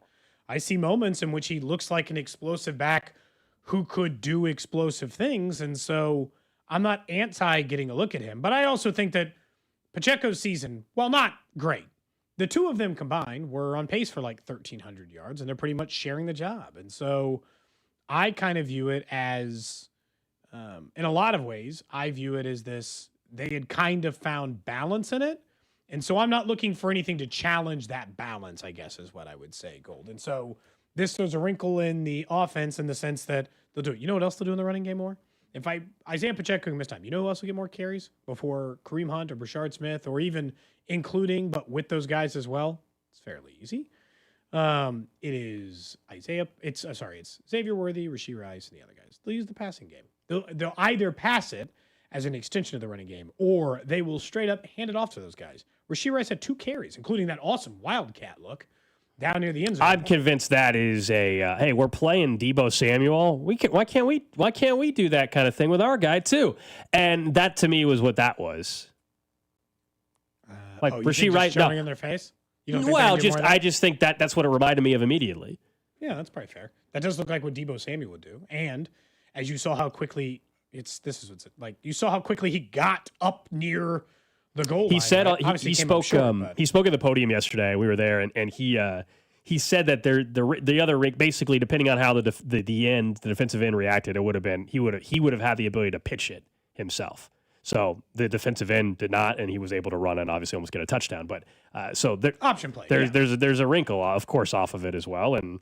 This is what's fun about it is you put this again. It's another thing you put on tape before the Bills. It's another thing you put on tape before a Broncos game. Another thing you put on tape before a Colts game. How are they going to use these guys? All these things that these teams are now going to have to worry about offensively for Kansas City. The only thing that surprised me about the Pacheco thing is because the way he reacted to the game. Yeah, I just thought no problem. Goal. He popped up. He went yeah. He was happy. They did the little ACL test on his knee. And he was like woo, feeling good. He must have gotten the. Woke up imaging today. It was a little fat. And like an MCL sprain, we know how this works, right? That means it's a small tear, which means it's something he's going to be dealing with. And we talked about this with Pacheco. I don't have the bigger conversation necessarily because it is a week-to-week injury. But this is why running backs get run out of the league quick, Gold. And this is why he's already missed time for injury. He's going to miss a little bit more time maybe for injury this time, even if it's minor. And this is why running backs are a 3-year, 4-year plan gold, and then you draft a new one and you switch and you go to it. You know, like, it's not his fault, but this is why they turn and burn him in this league, you know? You and I never thought Pacheco was going to get some long-term extension here. You use running backs until the wheels come off more often than not. That's what's actually been impressive about Kareem Hunt. He just seemingly stands upright most of the time, which is one of the more impressive. Like, was it Dr. Morse or one of those Twitter doctors or whatever, like actual real doctor? Twitter doctor, not like random like Chiefs fan 87536. Okay, like Twitter doctor, but real doctor. Anyway, mentioned that without hearing from the team, he's like, it could mean it's basically the ligament is stretched or it's partially torn. So it's it doesn't necessarily mean it's partially torn. It could just be that it's stretched. Either way, his status for Sunday doesn't seem great. No. We'll ask Nate Taylor about it in 20 minutes, our Chiefs insider from ESPN. Random question of the day coming up in about 6 minutes or so. But last night we saw, for the first time in a while in a primetime game, I feel like the virtual measurement became a thing again. Remember, they added this because they wanted to eliminate the chain gang. The spot is still spotted by the official on the field. So the virtual measurement, it's a check. Took a lot longer last night than I thought it was supposed to take. Why not just bring out the chains if that's how long it was going to take? And that actually created some drama in the stadium. Like, everybody's waiting and everybody's waiting and everybody's waiting. Well, especially because it was a 4th down and he was short. And of course, the graphic gets on the Jumbotron there. I'm sure the same thing they showed right on television. And, he's 5 inches short of the first down. And at the time, it did look like live. Yeah, to me, it looked like that's a first down for the Commanders. All right. Oh yeah. There were bad Even spots. on TV, there were bad spots throughout the entire night. But then immediately it turned into of course it only happens in a Chiefs game. So be mad. Like, you can be mad at the spot or whatever, but the actual virtual measurement thing, there's no rigging of anything. It literally is just a way for them to show you the measurement. It literally just takes for where the football is at, and it plops like what we would be equivalent of like Xbox 360 graphics of what the football looks like trying to measure it. Yeah, and I guess, and look, it's fine. I still think they could do it like Eagle Eye, where it'd go, like you get a little lead up to it. Oh, you want it to zoom out, basically? Yeah, exactly. Yeah. Kind of like they do so they can put a little more production into it. Okay. This game is such a stupid one. If you are the refs or the rig it for the Chiefs, there were multiple calls that went the Chiefs' way. One was that overturn on replay assist where they did the virtual measurement and they were short. Although it is digitally tracked, so probably accurate, but whatever. The roughing the passer call, which again I believed was accurate, but so there were a couple, right? I'm not saying there weren't. There were none for Washington. They called a touchdown, an incomplete. They overturned it, even though that thing was razor thin. I do think it's a touchdown, but his toe, if it's touching the ground there, it is like by the, like a chin hair touching the ground. Also the one on the Terry McLaurin one, right, where half his bodies go out of bounds, but like his shin and that becomes kind of like a gray, not a gray area, but it's like which part of your leg is enough leg in order to be in bounds. They say it was. I actually think it was the right call. But 2 very close ones got overturned, even though they were called wrong on the field.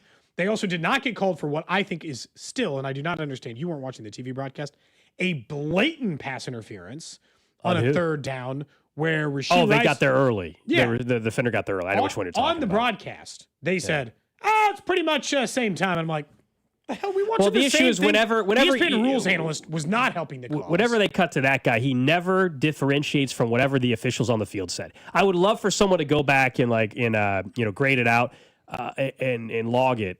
I swear, I can't remember the guy's name. The ESPN ref in particular.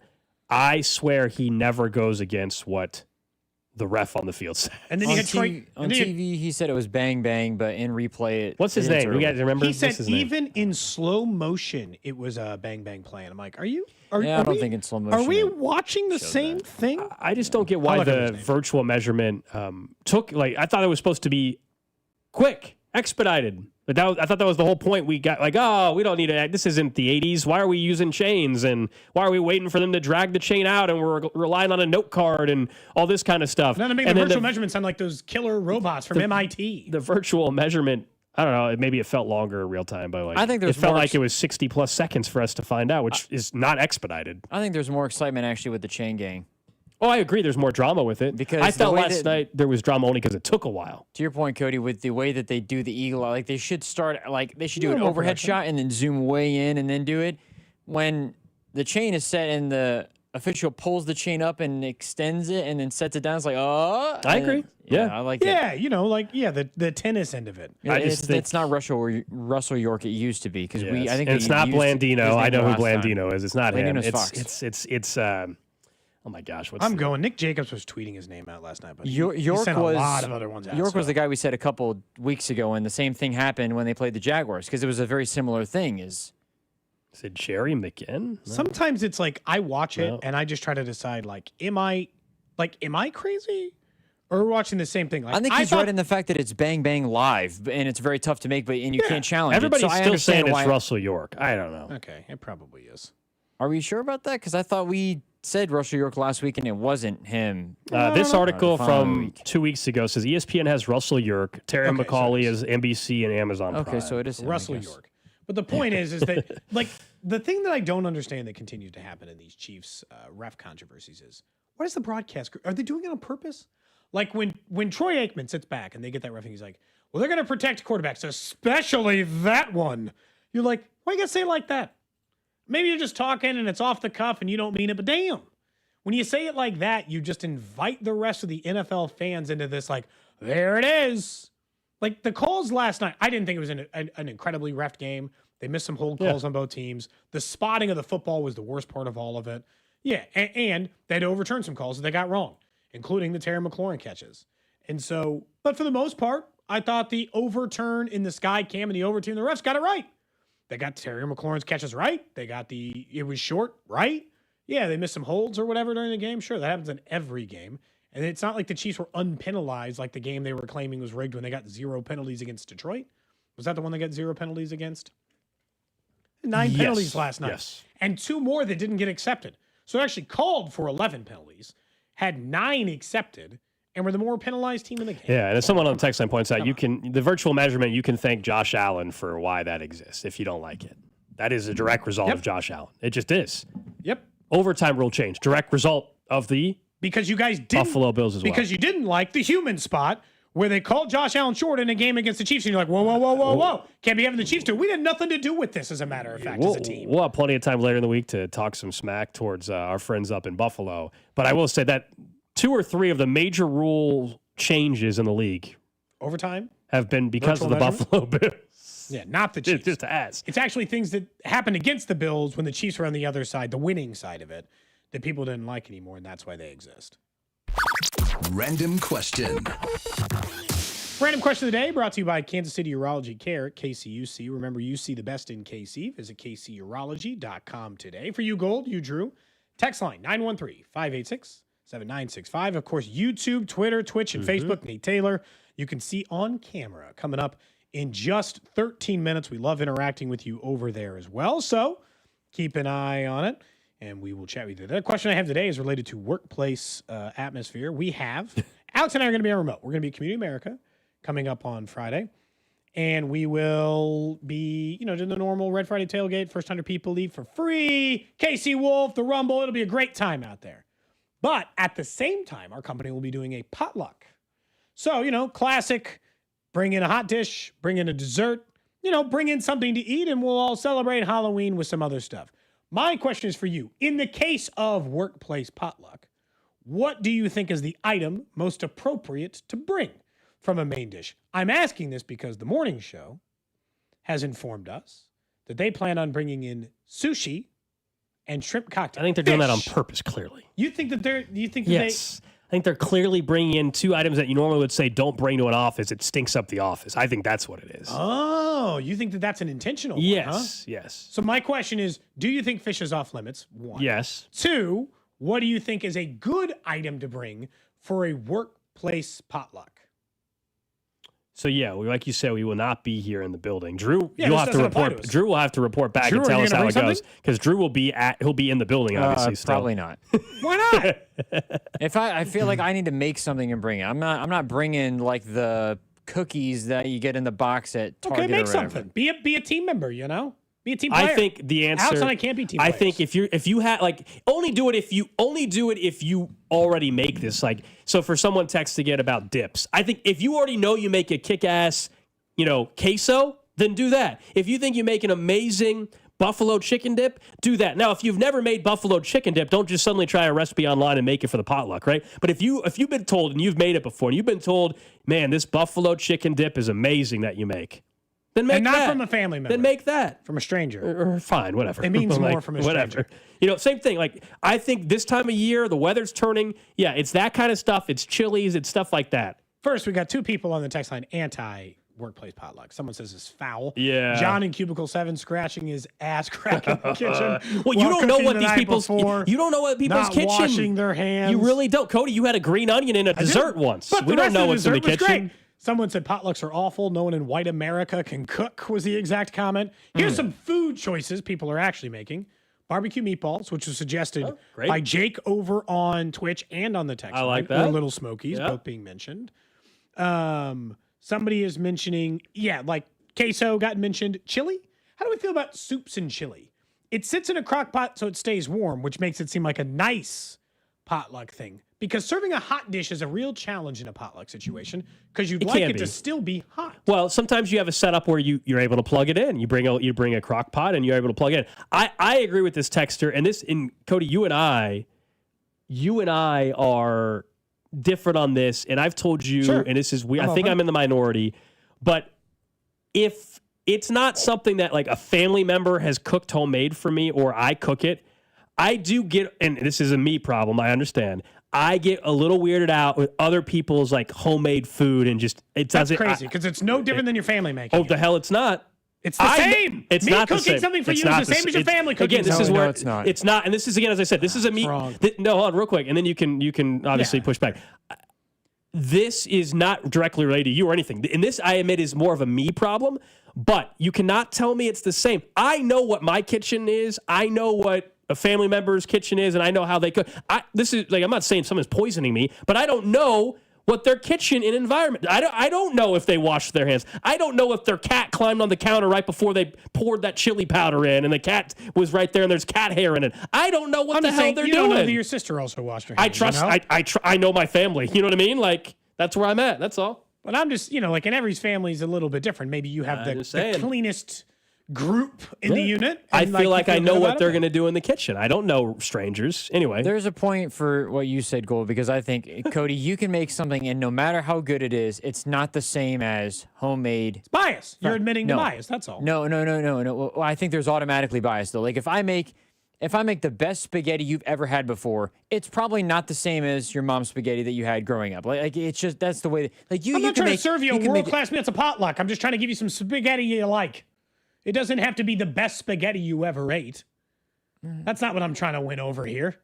Someone says humans are gross. Yes, but in all situations, it's not just my family. My family's like, it's someone not just Someone says, family. well, Gold, what do you think about restaurants? Yeah, restaurants can get in trouble for, you know what, there's this thing where they have food inspections. Doesn't mean that they don't have issues in the kitchen, but I know there's a standard. They're not inspecting Cody's kitchen. No. I'm just using you as an example. No, restaurants are a bad example. Come on, now, that's not the same thing. Restaurants are a bad example. But all I'm saying is that,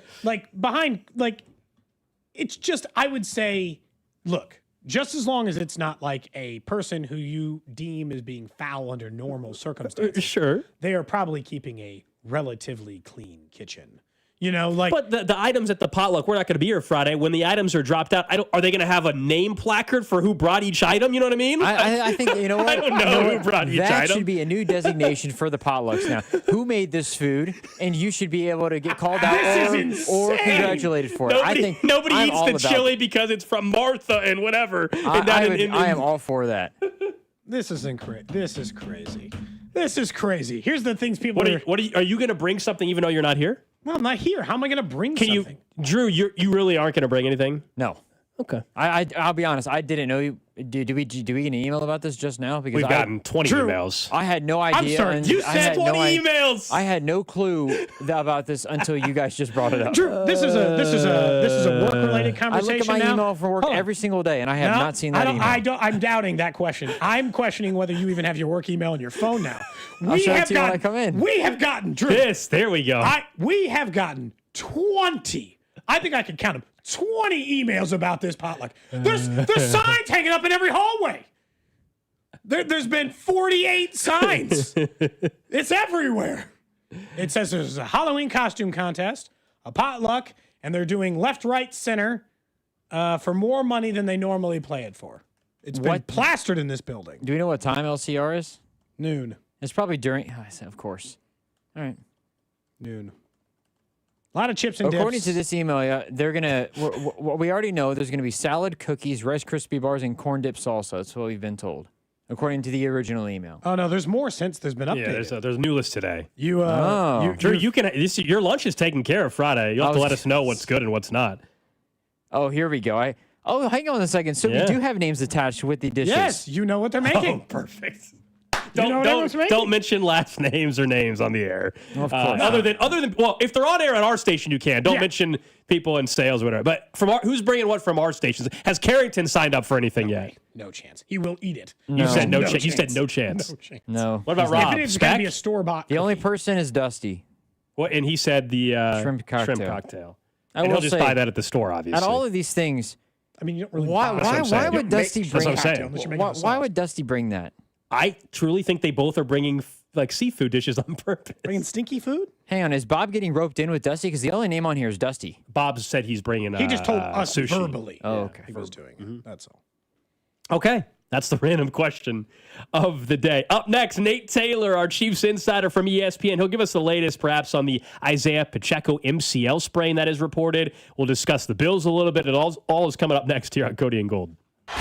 What's up, Chiefs Kingdom? It's Creed Humphrey. You're listening to Cody and Gold, weekdays 10 to 2 on your home for Chiefs football, 96.5 The Fan. Brought to you by Heartland Men's Health, the leader in men's sexual health. Thousands of men have been successfully treated for low T, ED, and more, all with discretion and compassion. Make your appointment at heartlandmenshealth.com.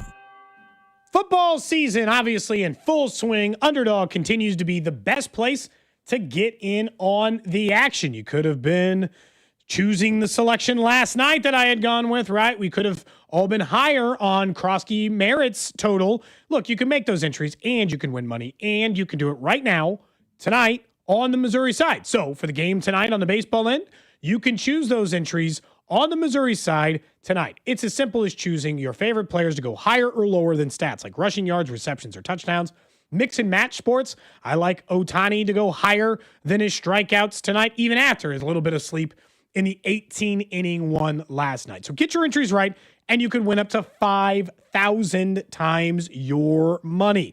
It's a fantasy game, a skill game with so many different options over there, including ladders, streaks, pick'ems, and champions, and so much more. So download the app today and sign up using promo code TAPP, T-A-P-P, to score $100 in bonus funds or bonus entries when you play your first $5.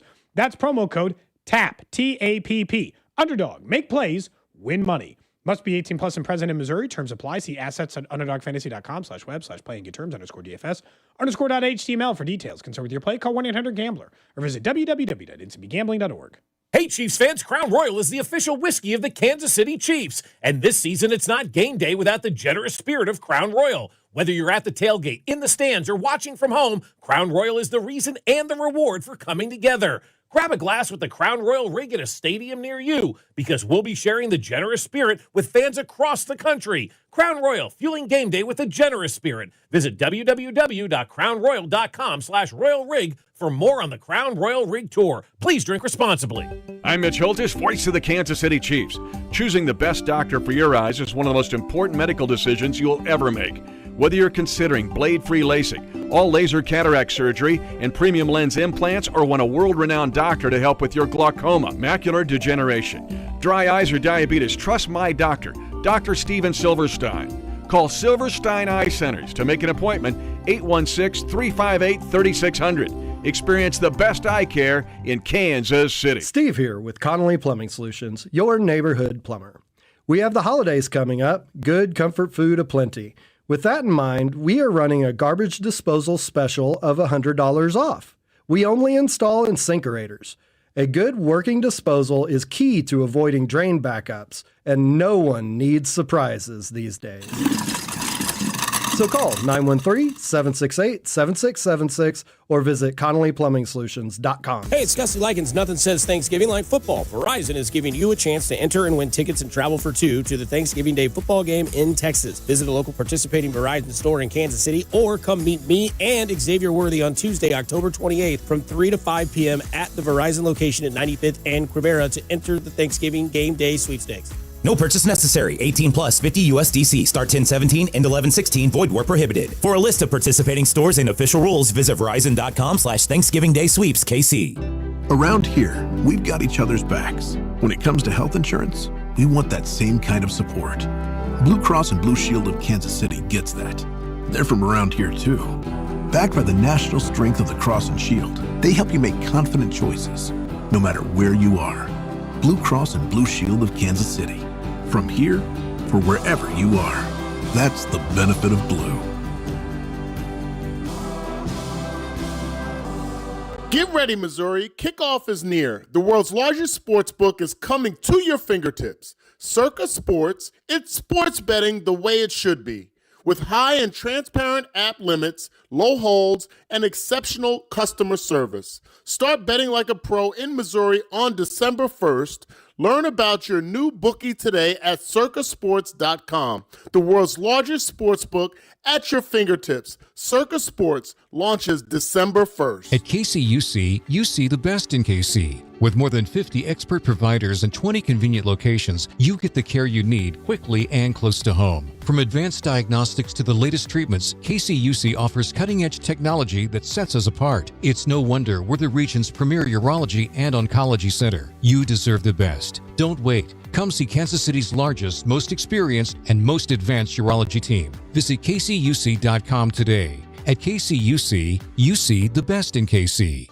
Do you owe $10,000 or more in credit card debt or personal loans? With credit card debt at all-time highs, Debt Relief Advocates is urgently notifying consumers of debt relief now being made available designed to aid consumers with out-of-control credit card debt. Those who qualify and enroll for this relief program may only have to pay back a fraction of what they owe. This is not bankruptcy or a debt consolidation loan. This is a relief program that credit card companies would rather you not know about, as it could end your debt nightmare and save you lots of money. Consumers owing at least $10,000 in credit card debt or personal loans can now take advantage of this debt relief as the cost of living skyrockets. For free information and to learn what debt reduction you may qualify for, simply go online and visit DRA.com or call 800-455-9311. 800-455-9311. Again, that's 800-455-9311. Your favorite neighborhood spots run unsquare. You know the ones. Maybe it's the popular shop that just opened a new location by you, or the big sports bar that's always packed on game day.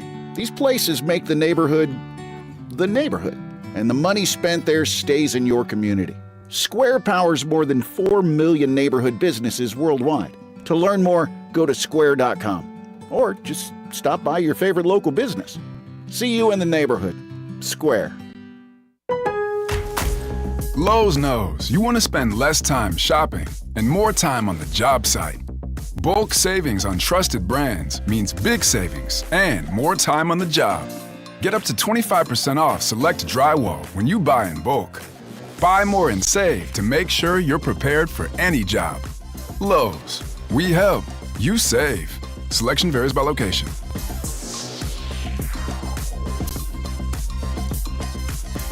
Inside the Huddle is brought to you by Blue Cross and Blue Shield of Kansas City. Discover the benefit of blue.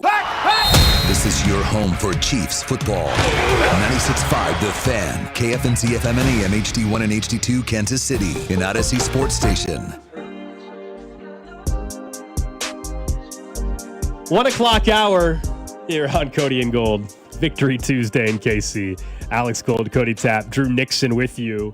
Nate Taylor, our Chiefs insider from ESPN, joining us in the studio. How you feel? We were talking during the break that I feel like post-game went kind of quick last night, and so which was nice. And then you get home, and there was still like the 14th or 15th inning of the baseball game. We'll get his try that. There we go. There we go. I think it was. I think I got home in the 15th inning. Okay. Okay. And I had it on the radio, driving home, and I was just thinking like, okay, I was just doing math in my own head of like, okay, when is Ohtani up, and who? But at that point, they'd stop pitching to him, right? But it was so funny was like, we're asking so much from the 9-hitter just to get on, so that I can at least see Ohtani be at the plate, and then of course the Blue Jays were like, "You gonna swing at any balls? Any? No? Dang it! All right, walk him." Since Barry Bonds got walked with the bases loaded, I've never seen something so like in the moment where you're like, they're done. They're done pitching to the man. And in fairness, they went 10 innings, Nate, without getting beat by Shohei Ohtani. So who's to say it was a bad strategy? It was Freeman got him, but they kept Ohtani from beating him for a while. It was the perfect strategy, and it also made things really awkward for Mookie Betts, who I love as a baseball player, one of my favorite baseball players. But he felt the pressure of because I'm the next guy up, and they've been walking Ohtani, the responsibility really falls on me. And so he didn't play well at the plate last night. But again, it's been a very fascinating series. I know a lot of guys in the locker room last night were talking about the game. Of course, Andy Reid's from L.A., so he clearly wants the Dodgers to win. But it's been a great series in terms of okay, how do we get around this guy? And so later today, as they said on the broadcast, you tell me he's pitching? That's what's insane. Normally, the starting pitcher the night before leaves the game early to go get rested. Correct. This guy was playing an 18-inning game. Yeah, and I know all kinds of reports that he was pretty beat. He was tired. Oh, sure. So it should be epic again tonight. More attention on that with not having, of course, any football in action. Real quick, because of the news in the last half hour, what have you heard? There's obviously multiple reports. I don't know if you've since tweeted about it as well. No. But, okay, but Isaiah Pacheco reportedly has an MCL sprain. Some of the official Twitter doctors out there, Jesse Morse and stuff, saying could be, depending on severity, 1 to 4 weeks. If it's a grade 1, grade 2, grade 3, et cetera. We don't know the detail on that. It sounds like we know the play that it occurred on. They did some testing, right? Did. Mm-hmm. Yeah, and he looked thrilled to be coming off the sideline. He looked happy about what happened. And so again, I'm not a doctor, ladies and gentlemen, but of course that involves adrenaline and wanting to go out there and finish the game. I think Pacheco's actually started to find a rhythm. I thought the whole running game is finding a rhythm. Correct. So it's a bit of a unfortunate situation where I don't think it's medically reasonable to put him out there against the Buffalo Bills, even though it's a very marquee game before you have the bye week. You buy 3 weeks by sitting him. Yeah, with having the bye week, I think you should do right by the player. We know the Chiefs have been developing Brashard Smith throughout the course of this season. We know the Bills struggle to tackle people with dynamic ability. So that'd be interesting to see. I know that this might increase some of the trade speculation, but I don't know how much that was going to change even before the deadline at the running back position, because we know the Chiefs have been basically surveying the rest of the league for about a month now when it comes to the running back position. Yeah. So it's unfortunate because Pacheco, I thought, actually showed better vision. He actually showed a little bit more burst against the Commanders last night. But I don't think it's wise to really play him. He doesn't have to practice this week, really. Take all the precaution necessary, sit him down for a couple weeks. You come back from the bye week, you get another chance to assess how he feels. Who knows if they'll make a trade again at the deadline, which is November 4th, so they will not be, they won't be playing that week. But it's it makes for an unusual game plan because you still have the best short yardage running back in the league in Kareem Hunt, but say that again. Say that. That's what's amazing. Yeah, you have the best short yardage running back in all of football in Kareem Hunt. Now, how effective will he be if you increase his workload? Because he's the veteran, so you would assume he would get the start. I know people have asked me on many occasions, what does Elijah Mitchell do? Well, I guess we'll find out, guys. I was going to say, will it be Mitchell? Will it be Clyde? Will it be Carson Steele? They technically have a bevy of guys who have run the ball. Carson Steele is kind of interesting to me because he gives you a little bit more flexibility with some of the special teams shenanigans that the team has had. He'd have to be elevated, though, right? Yeah, correct. Whereas Jack Cochran know what holding is? We'll get to that later. Look, I'm not trying to pick on the man, but so Nico Remigio has had multiple good kickoff returns that have just been wiped away because a guy can't sort of understand, like, you can tug a guy for like half a second, but then you got to let him go, based on the change of direction of the returner. This is just simple football. And Jack Cochran was like, nah, baby, I cannot let you tackle Nico Remigio. So if you wanted to elevate Carson Steele, who knows? He could maybe give you better production on special teams just as much as giving you perhaps another option in the backfield if you like what you see more in practice from him versus Elijah Mitchell. Now, we've not seen Elijah Mitchell before. He would have, I think, based on veteran status, he would be the guy most likely next in line. But, hey, you've been scheming all these plays up for Brashard Smith. Let's see him next week against Buffalo, and let's see how he does on a pretty, nice stage for the midpoint of your rookie season. Patrick Mahomes last night, we've been discussing it all day here. He's in the middle of his best run since 2021? 2022. 21-22, right? Yes. Okay. Yeah. 2022, he was excellent. Because this is the first time since 21, though, I think that he's had, 3 touchdowtouchdowns and 250 yards in 3 straight games. So that's what we were basing out. But yeah, obviously MVP season and all that, for sure. And is it just, what are you seeing? Because he's throwing 25-yard ropes out there. He's, of course, manipulating defenses. Yep. He's doing it all. He looks so confident and comfortable doing it for the first time in a couple years. And because of his ability to be very accurate within the pocket, it actually frees up him to play his play style.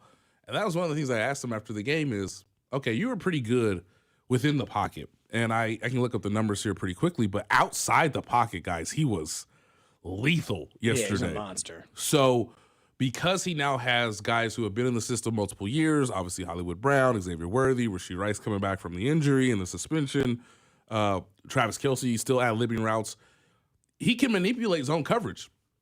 And the problem for the Commanders and the problem for the Bills, unless you want to go, really against the grain, is you have to play zone against these guys to keep a lid over Tyquan Thornton run by you. Or, hey, let's not put you in a one-on-one matchup with Xavier Worthy because that's what got Juju so open was running that zone. He just sat there 30 yards down the field or whatever it was. So it's, it's just one of those things where Patrick Mahomes on the run, this is via Next Gen Stats, ladies and gentlemen, was 6 of 8 for 86 yards, 2 touchdowns, a passer rating of 149. I mean, come on. Like, what are we doing, man? Which means you're getting obviously, suitable protection. You're getting multiple guys in the routes, which is what Andy Reid always loves to do. And that was one of the struggles, I think, from a coaching standpoint that he had last year. Because Mahomes was getting hit so much, because they did not have viability at the left tackle position, you had to actually, you should say, hey, maybe we should have just 3 guys in the route, not necessarily 5 or 4, depending on the down and distance. Well, now you're flooding these zones because you're having 5 guys in the routes, and 2 of them are going deep. So that allows Juju Smith-Schuster. They put Bobby Wagner in a torture chamber for that touchdown for Rashee Rice, where it's just like, well, what do you do? Well, you're a statue, sir. That's what you are. You've become a statue because that secondary move from Rashee Rice just creates so much, separation and opening within the zone. And then, of course, I think it's very fascinating that Travis Kelce's best game of the season comes with having just a complementary of speed around him to where the defense can't necessarily key on him with 2 defenders at all times like the Eagles did in the Super Bowl because, hey, we only have to worry about 1 guy beating us deep in Xavier Worthy. Well, now they have multiple guys that can do that. What's funny is they're not even having to go way down. Like in this game, they didn't have to go way down the field. They just beat him to death 10 to 15 yards at a time. Right. It wasn't even like that's right. Ball didn't go 40, 50 yards on the field. Hell, I'm not even sure he had an attempt that was that deep in the game. Like I think he just beat him up in the middle. In terms of air yards, he only had 2 passes that were 20 or more yards past the line of scrimmage via air yards. Of course, he was 2 of 2 for 56 yards. Pass rating of 118. One was Juju Smith-Schuster. And was the other? And the other one was Travis Kelce on the 31-yard completion on the yards after the catch. That was a 38-yarder. You're thinking of the corner route, which again, like I talked about earlier, like that's them flooding the zones where I think it's either Tyquan or Xavier sort of pushing that perimeter defender. If they're playing like that would have been Tyquan, I think. It was the 30 when he got behind the entire defense on the play that broke up and he was down towards the sideline. Right. Yeah. Yeah, I know which one you're talking about. So those, again, like if I'm the corner there and my responsibility is to play some variation of cover 3, cover 4. Okay, no one can get behind me. I got to keep everything in front and keep my eyes on the quarterback. Well, if the receiver's burning me and pressing me up the field 20, 25 yards, man, that 15-yard hole is going to be there every single time. And that's where Kelce can be what he has always been throughout his career, which is just devouring zone coverage and knowing how to sort of tweak his route to give himself even more space between defenders. We got Nate Taylor from ESPN, our Chiefs insider, hanging out with us here on Cody and Gold. Yeah, when you're looking through like some of the other stuff and this is where like the blowouts and everything else kind of in between it, Nate. I think what stood out is for the last 2 years, I had to watch the Chiefs grind through it, and we all kind of got used to it. They're a good football team. Yep. We understand that. They won 15 games. They know how to win. They know how to win in the playoffs. They get all that stuff. They're kicking teams' ass again. Yeah. Like if I were other teams, even though they're 5-3, that would be the most concerning to me. They're not beating teams. They're beating the hell out of teams. They've won by double digits in all 5 of their last wins. They've won by 13 or more in all 5 of their last wins. And if I could just blinky-mind erase, like if I could just forget that they did something weird against the Jags that can just be and I can. Honestly, I can separate that game and be like, they were the better team. I know they were a better team. Yeah. They were beating up on them too, and that game got weird and they let it get weird, whatever. Yeah. They are destroying teams. I feel as confident as I have in years going into Buffalo. Right. Versus like lots of times where I'm like, these are even teams. I don't know. They're better than Buffalo. Yep. I mean, they'll beat them, but they're a better team than Buffalo. I wasn't as sure about that the last couple of years. Yeah. I would still like them to go out there and prove it, to your point, Cody. Sure. I just want to remind people that what was Trevor Lawrence's best game of the season? It was Monday night against the Kansas City Chiefs. Yeah. That's a fact. So since week 2, when the Chiefs were 0-2, of course, and they did not have Xavier Worthy and Rashee Rice was still suspended, and the defense, I think, was still sort of figuring out its own identity. Since week 2, your quarterback, whoever the opponent is, has to play lights out. Like, that has to happen. And they got to play their best game. Yeah, that's fair. Because Jared Goff didn't, and they lost. Correct. Lamar Jackson a couple weeks before that did not. They lost. Yep. And give credit to Trevor Lawrence too, because he had the fumble on 4th down on the 1 yard line. He should have had a pass that was intercepted, of course. So the Chiefs, didn't convert there. But one of the things that I was interested in seeing about this team, in particular this year, is did they have the killer instinct? Did they have the ability to say, okay, not only are we now in control of the game, but now we're going to squeeze you even more. We're going to really command our dominance to reflect that on the scoreboards. And they have actually done that. And I think that was the last true lesson they learned from that loss in Jacksonville. They were up 14-0. I know. They were controlling that game too. And let that game sort of get back into like this weird back and forth. Of course, we all remember the pick 6 from Mahomes. Since then, when they have gotten a lead, they have pushed, they have extended. The defense is held up on its side. And then they can sit on in the 4th instead of sitting correct. on in the 3rd, which Andy was guilty of a lot of years. Correct. And one of the reasons that you can say they have developed a better killer instinct this season than even last year was Andy finally realizing that he is the best quarterback on the field. He has the best short yard running back he can in be all aggressive? of the league. And you actually have 4 downs to play with. It's not 3. Yeah, I think the stat floated around was that the 10 successful 4th down conversions before this was before the 4th quarter last night. The most through 8 games by any team since at least 2000. Here we go, guys. I love it. Yeah, We've that's waited the killer years instinct. for this. Yeah, that's the killer instinct. You have the best. You have the most talented quarterback, and he has a full complementary of his skill position players. And again, not that we all knew this was coming or that we knew that this was going to be a part of the offense when the season began, but Kareem Hunt has once again, I think last year it was so representative of what he did in terms of toughness and grittiness and proving to himself that, like, yeah, he could be a redemptive character in their season and trying to go for a 3-peat. Well, now this year he's actually changed some of his own play style to be like, okay, my role is 3rd down. You hand me the ball on 4th down, I am not going backwards. I'm going forward. Hey, if you need me, Patrick, when you start to do that scramble drill, I can turn into Jerick McKinnon. I can turn into Samaje Perine from last year. You see me get a couple of yards, I got you. Yeah, if you need me to leak out to be an available passing option for you on 4th down against, a team we should beat in the Commanders. Hey, I am in the end zone. I'm ready to go. Throw me the ball. Touchdown. Like, this is him building trust. And so, yes, the offensive line deserves a ton of credit for this fourth down success, but there should be no reason why Andy and Matt Nagy should go into these games not thinking we have 4 downs to get 10 yards, and our defense is not a liability anyway. So even if we're unsuccessful for whatever, random reason on that particular down, it's not like the game is going to immediately swing in the other team's advantage from a momentum standpoint, because you still have obviously quality players on the defensive side of the ball. I'll ask you the question. We talked about it last week, so I think it's good. It's even better today. So like I had said earlier in the show, I think the reason the Chiefs defense doesn't get the credit is the same reason like a good offensive team who doesn't hit home runs doesn't, or a good offensive team who doesn't score touchdowns or Mahomes, whatever, right? Yep. They don't have sacks, so people don't want to respect them. I pointed out earlier in the show, they are top 5 in yardage allowed per game. They're 4th. They are number 2 in points per game allowed. They are top 3 in yards per play allowed defensively. Everything except sacks points to this is as good of a defense as someone like Denver. Yeah. A team that people like gush over and over again. What do you think? And I made us last week when we did this, I said, leave out Spags for a minute because I understand he's a huge part of it. And scheme is certainly part of what they play. Why are they so good talent-wise on defense? Why is this working? I think it's linebackers. Gold mentioned secondary. It's probably a combination of the two, but what is working for them defensively?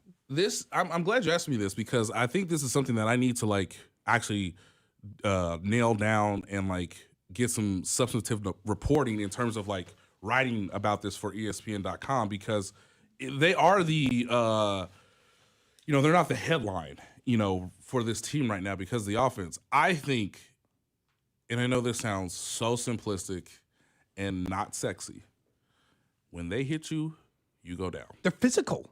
They're a physical defense, and I wouldn't say that about every Chiefs defense. Right. They tackle. And this was one of my biggest concerns when Justin Reed was not re-signed and he went to New Orleans, was that, hey, man, that guy was one of the best tackling players in the open field, even though he had some deficiencies in coverage, even though he was losing maybe a step in terms of quickness and speed. But, man, when he hit you, you went down. And they have done such a good job at tackling to where it is not something that you can put on the highlights. It just isn't.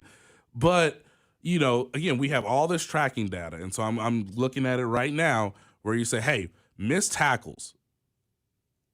Per Next Gen Stats, they only had 3 missed tackles the entire game. And they might have all been in the first drive. Well, I think because in this third quarter, right. they were hitting everything short. They couldn't get anything going in Washington. But. Right. And some of that is, too, hey, give credit to Marcus Mariota. He's still very slippery in the within the pocket when the play or the pocket sort of collapses and the play doesn't go according to structure. 3 missed tackles. People have always wondered, hey, as much as Steve Spagnuolo loves Nick Bolton, as much as he's more of a cerebral, instinctual, intangibles-led defender who's a true leader, when he hits you, you go down. Chamari Connor used to have a real issue last year about over pursuing, which would lead to missed tackles. He's actually cleaned a lot of that up. I mean, it's fascinating that, hey, you're not getting anything extra out of us, and you're not breaking tackles and then going for 40, 50 yards. That's been one of the biggest issues with the Bills defense this year, is that they could be structurally sound, but their angles and their tackling ability has not been up to par in recent years. So, yes, it's a great scheme because you're going to...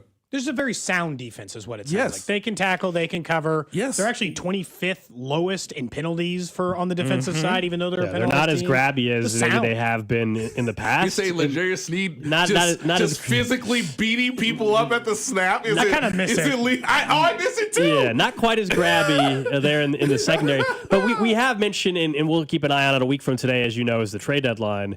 The defensive line, and who's that third guy who can step up to go with Chris Jones, who's obviously had a frustrating season because he's getting double team every damn play. Every play, guys. He's so good. Next Gen Stats put it out that, when the rare times where he gets single, one-on-one, he wins at a greater rate than anybody else in football right now, but he doesn't get that often. Karlaftis, of course, got the sack. Mike Dana, though, welcome to the party. That was a hell of a game for him. Nice Interception and a sack.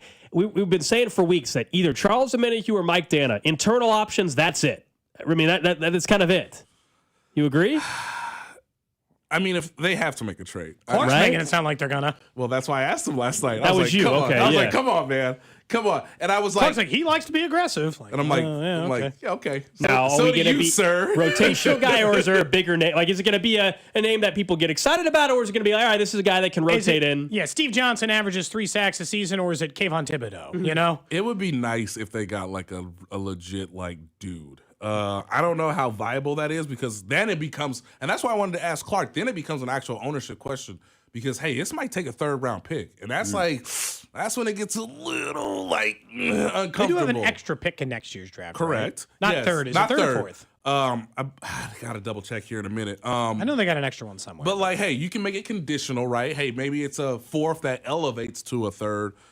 Based on playtime structure, whether the DeAndre Hopkins trade of it all last year was like, well, if we make the Super Bowl, and it's like, okay, but if he doesn't play 50% of the snaps, and it's like, hey, he can't be on the field 50% of the snaps because we might actually make the Super Bowl. He didn't end up because they had to. He missed. He came up just short on a couple of those. Of course, because they were tracking it the whole second half of the season. Hey, take him off the field. Take him off the field. Easy. One of the funny parts about asking Clark is like, hey man, that really does come down to you, because we know Andy Reid, Steve Spagnuolo, Brett Veach, they're all in favor, I should say, of making a trade for a defensive lineman. It might be easier to trade for a running back because that might not take as much and there's compensation. Available, I feel like. Correct. So yeah, when it comes down to that, it would be nice if they actually got a guy that was, for whatever reason, disgruntled, or not having the best season himself, or needs a change of scenery, or hey, has not been on a championship caliber team. Maybe a guy that's in Miami somewhere. All I'm saying is, it would be nice if there was someone who you could convince to come to Kansas City and sort of reestablish themselves in the league. But if it's not a trade, it's going to have to be George Karlaftis, and it's going to have to be, and this is not fair to him, but it's going to have to be Ashton Gelati. Yeah, that's tough as a rookie, but also is what it is. You're the next guy on the roster. Correct. And Karlaftis contributed his rookie year. Correct. Felix didn't. It just depends on the player a lot of times, but I think they wanted to slow walk him more. Correct. And so at this point, they've made it halfway through the season, and he's a part-time player. So if it's time to ratchet it up, this doesn't feel like post-buy doesn't feel like the worst time to ratchet up a defensive lineman. The problem is they don't really have post-buy to figure out where he is as a player. They got a week to make a trade. Right. Yeah. And again, you'll have a little bit more insight following these Sundays games. But yeah, they're on the phone. They're handling certain things, and I just get the sense that if things fall in their favor, that being the Chiefs, they will be able to make a trade, because we've all said this too. Like they're still short at defensive tackle. Like they still only have like 3, maybe 2.5 viable players at defensive tackle, let alone at the edge position as well. Also, we've talked to you before. Christian Wilkins is a name closer to Thanksgiving, maybe to keep an eye on as well. The trade deadline 1 week from today. Up next, I want to ask Nate about some media drama. Yeah, some media drama in the press box last night involving Dusty Likens and a member of the media. We want to find out if you know who the individual was that he got into it with. We'll also look ahead to the Bills a little bit more and the rest of the AFC next. This is Cody and Gold on your new home for Royals baseball. 96.5 The Fan. Brought to you by Heartland Men's Health, the leader in men's sexual health. Thousands of men have been successfully treated for low T, ED, and more, all with discretion and compassion. Make your appointment at heartlandmenshealth.com. This is the take care of my family goal. This is the enjoy the life I've built goal. This is the set up a foundation goal. This is Busey, where your goals become lasting legacies. Through bespoke plans that maximize your wealth, through partnerships that give you peace of mind. Because building wealth, tending to it, and passing it down secures a brighter future.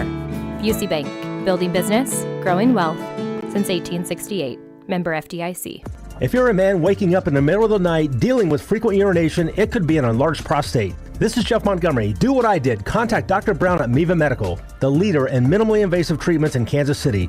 Go to miva-medical.com. Hey, football fans, tune in this week to kick off with Boomer and Valenti, where the guys break down the biggest headlines and storylines from across the NFL. Kickoff with Boomer and Valenti is brought to you by the Home Depot. When the job calls for the best, call on Makita. Available at the Home Depot. How pros get more done. Ready for action, hockey fans? BetMGM, an official sports betting partner of the NHL, is giving players another reason to lace up and hit the ice this season. BetMGM is adding extra excitement to the goals, the checks, the face-offs, and the breakaways with special promotions, new features, and more. Log in throughout the season to find odds boost tokens, no sweat tokens, and parlay boost tokens in your account to amplify your winnings. Enjoy enhanced product features like Dark Mode 2. Log into BetMGM, an official sports betting partner of the NHL, all throughout the hockey season to see what's new. BetMGM and GameSense remind you to play responsibly. Gambling problem? Call 1-800-GAMBLER. See BetMGM.com for terms. 21 plus only. Kansas only. Existing customer offer. Subject to eligibility requirements. Rewards vary and expire in 7 days. Please gamble responsibly. In partnership with Kansas Crossing Casino and Hotel. Things are getting spooky in South Kansas City, but the deals at Rob Sight Ford, they're scary good. Rob Sight is with me. Hey, Rob, what's haunting the lot this month? No tricks, just treats. From Broncos to Explorers to F-150s and commercial vehicles, we've got the inventory, the selection, and the lowest prices in Kansas City. And no creepy sales tactics, just non-commissioned staff and real value. Exactly. And while we're on the scary stuff, Kevin, your brisket from last weekend still haunts me. Okay, dry rub shouldn't actually mean dry. But here's the real flavor. KC's only top-rated Ford dealer on Google, 4.8 stars with nearly 3,000 reviews. Voted best car dealership in KC by Kansas City Magazine. If you want simple, upfront, and easy, Rob Sight Ford is the treat you've been looking for.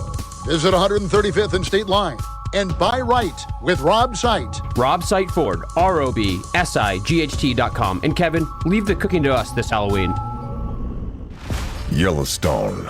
The epic ranching drama is now a Kansas Lottery scratch ticket and your ticket to experiences you can't get anywhere else. Top prize of $25,000 plus second chance drawings that let you live the show. Attend a premiere or visit the set, but know what you're getting into. Just kidding. This is a game, not the show. Play Yellowstone. See KSLottery.com for details. Hey, it's Dusty Likens. Nothing says Thanksgiving like football. Verizon is giving you a chance to enter and win tickets and travel for two to the Thanksgiving Day football game in Texas. Visit a local participating Verizon store in Kansas City or come meet me and Xavier Worthy on Tuesday, October 28th from 3 to 5 p.m. at the Verizon location at 95th and Quivera to enter the Thanksgiving Game Day sweepstakes. No purchase necessary. 18 plus, 50 USDC. Start 10/17, end 11/16. Void where prohibited. For a list of participating stores and official rules, visit Verizon.com/Thanksgiving Day Sweeps KC.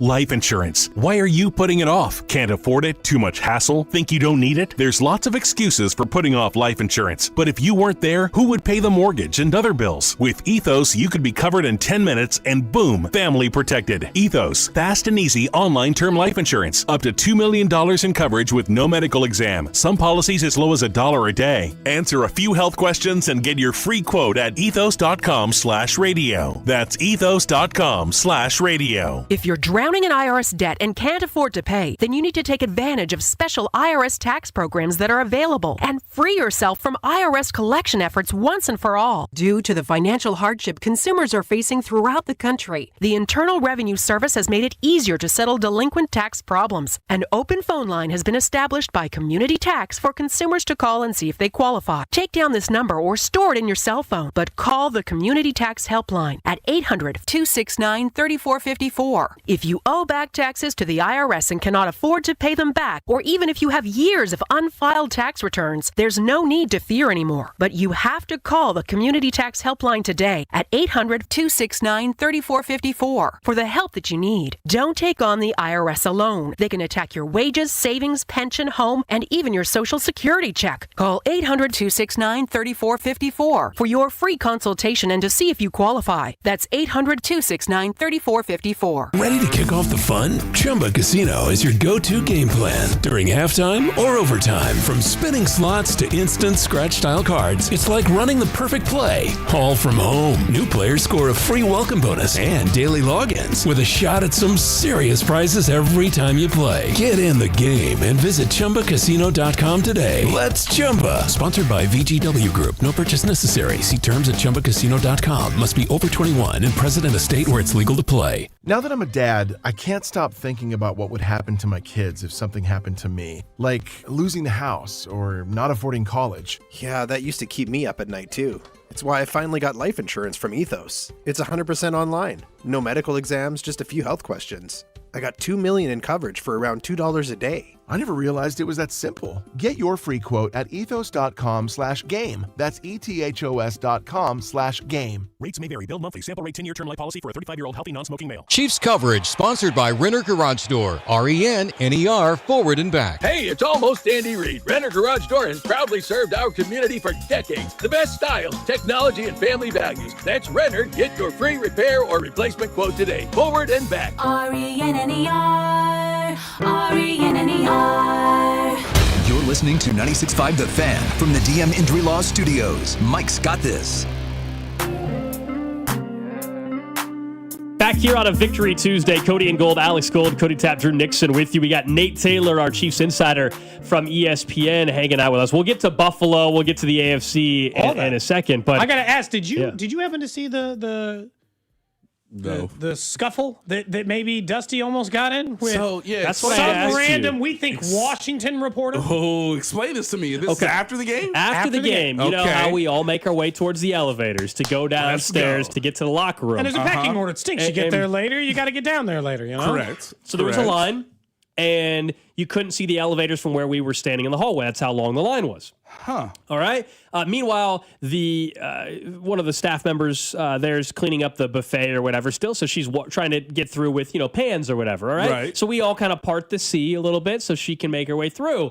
Then right after this woman leaves and passes Dusty and I and others, this guy, and I don't recognize him, so we assume he's with the Washington Beat because we know anybody on the KC. Correct. Yeah. Follows her and kind of like goes around the corner and is like, looking around like, and Dusty and inching forward closer to the elevator. And again, I don't remember exactly what Dusty said, but it basically was like, "Hey, what are you doing, man?" kind of thing. Yeah. I think he said like, "Go ahead, look on through," like kind of giving, like calling him out for the behavior. Yeah, just going up there, man.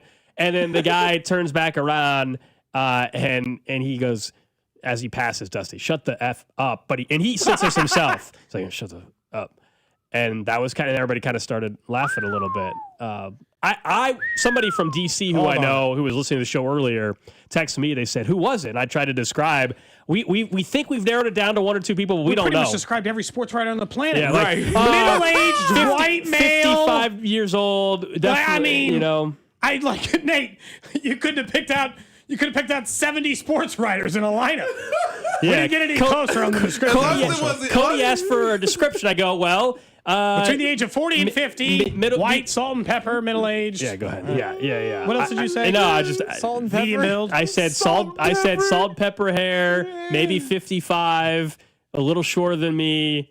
Definitely looked like a rider, Nate. Incredible. Yeah. And I think he's on the Washington Beat. As long as it wasn't my good buddy John Kime. Somebody Nate, thought it might be, but Nate, I didn't think it was John. Nate, I don't think so. know. I sent a photo to Dusty, and he did not think that it was him. Yeah. He hasn't been ruled out. My guy is not a suspect in this, Your Honor.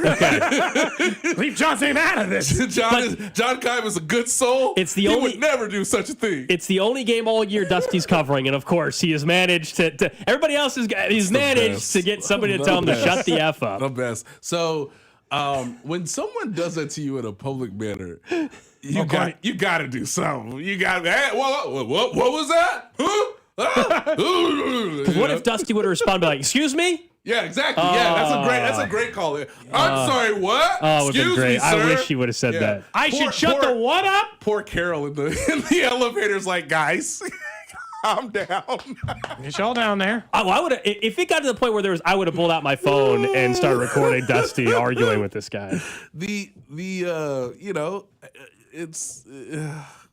It is very chaotic after a football game, ladies and gentlemen. I want to make that very clear for like reporters and videographers and Trying to get down there, especially when it's a night game, and it's late at night. It's crowded and tight. You could be a little cranky, I guess. But I mean, you're gonna get down there. You ain't missing nothing. You ain't missing a single thing, man. So even though we feel rushed and we feel busybodies, it's like you should calm down. We're all going to the same place. Let the lady do her job. Yeah, I think so. And I'll point this out, Nate.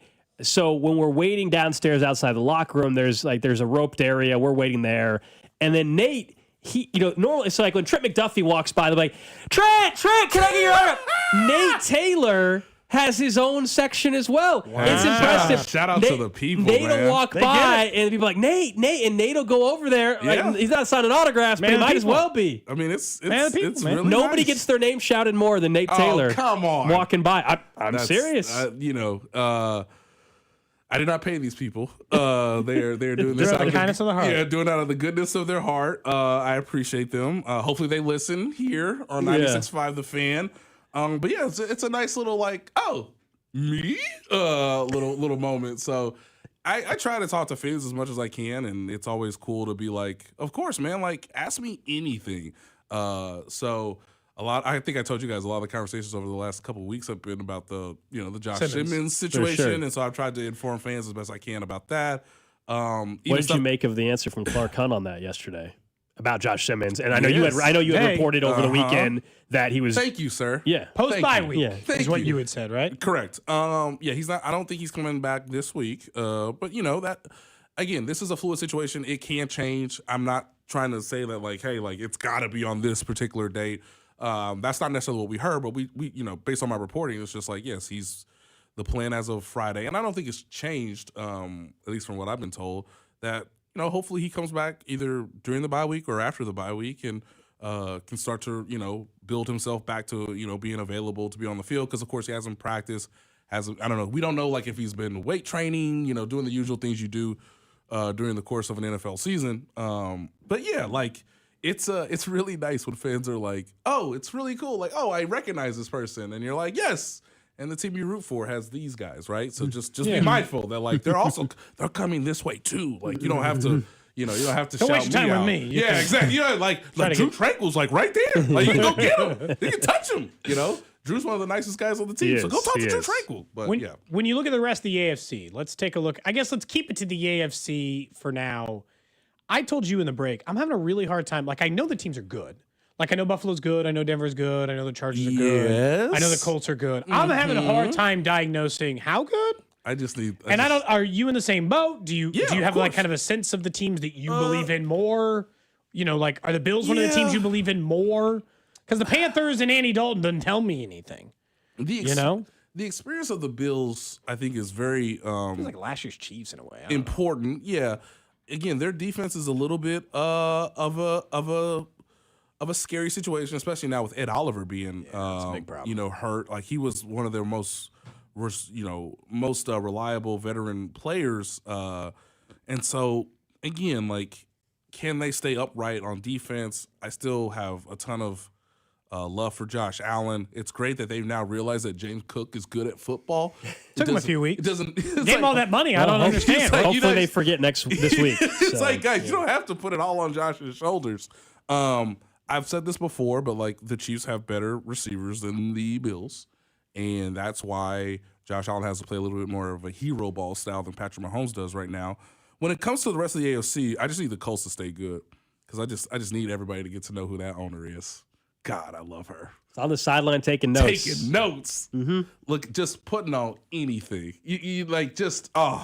Coming into the stadium just wearing something brand new, knowing her team about to dominate. They are destroying people. Poor Titans. They get the Steelers this week, so I guess we'll see. That's another sort of it's medium test. It's not right. Steelers defense is still a struggle, so I expect Jonathan Taylor and some of those other guys do well. But okay, so one of the biggest questions about the viability with the Denver Broncos, I thought, was not their defense. I thought their defense was going to be excellent this season. It's been a little, it's been pretty good. It's been pretty good, but there's been some low moments. Surtain injury is different. But. Right. And poor Riley Moss. Stop throwing the ball my direction, man. Yeah. But when it came to the Broncos, I thought much of this year was about how much could Sean Payton improve Bo Nix from week 1 to week 18, because they did make the playoffs last year. Yeah. And so you want to build upon that. I thought Bo Nix was awful. And then in one quarter against the Giants, figured it out. And he's been really good since. Yep. And I'm just like, was that sort of a changing point for the Broncos to be a more, worthy opponent in the AFC West? But much of their season comes down to, hey man, like, can you just have consistent, repeatable habits that can lead to good football? Because there's still times where I'm like, I don't know if he has the accuracy or the decision making to get it done. But hey, with Sean Payton scheming it up, I at least have to give it respect right now. The Chargers, we talked about this also, like, are they going to get healthy? It's great that at least Joe Alt came back to give Justin Herbert a little bit of time. They found apparently this new young tight end. Gatson out of nowhere. I mean, that's cool. Where were they stashing him? Why didn't they get him on the field for the first 2-3 weeks? If you got him and McConkey, okay, we might have something now. We'll see if they do anything at the trade deadline, but they should be encouraged to maybe go out there and get an extra player or two. The AFC is not as clearly defined as we would be in the middle of the season. But I do want to see how do the Broncos and how do the Chargers do over this next month, because I always like to say real football starts Thanksgiving. That's when you know it's going to get cold. That's when you know you got to manage the line of scrimmage. You know you got to run the ball with some level of success, and you're starting to throw that football in cold weather. It's different than doing it in September and October. That's why I think people really should understand just what Patrick Mahomes does every January. Guys, it's cold. It's windy in Arrowhead, and he be slinging that thing to really put a pressure on the defense that Tua Tagovailoa can't do necessarily. Like, hey, Bo Nix can throw it deep, but like, can you be accurate in cold, brutal weather? Like, okay, I want to see it. We've seen Aaron Rodgers do it, but can his body hold up for the duration of the season? Hey, man, you going to win a playoff game, Justin Herbert? Like, you got a good coach now. The defense is adequate, I guess. Mm-hmm. But there's no one that should necessarily scare the Chiefs, at least at this point through the season. I guess some of this is good. No, I was just going to say the Patriots are the one that is fascinating to me because it's year one with Vrabel. Drake May. Unlike Bo Nix, Drake May looks awesome. He looks better than Bo Nix by he a wide does. margin. He does. Drake May looks awesome. Third best odds to win MVP right now. Their schedule is ridiculous. So soft that I will be shocked if they don't get to 11 wins. I really will. Right? They're 6-2, right? Yes. I think if they don't get to 11, and something they could win the division. Absolutely. That was if the Chiefs beat the Bills on Sunday, it becomes way more realistic for the Patriots given their schedule. I know they have Buffalo still, but they already have one of them. Yep. Mm-hmm. So they have 2 against the Jets, 1 against the Giants, 1 against the Bengals. Look at this schedule. Falcons, but at home. Falcons, who knows what you're getting week to week. That is very much like a helter-skelter team. Yeah, whoever they beat good teams and lose to bad teams. I don't know what to think about whoever doesn't win the AFC East feels like they're the 5 seed right now.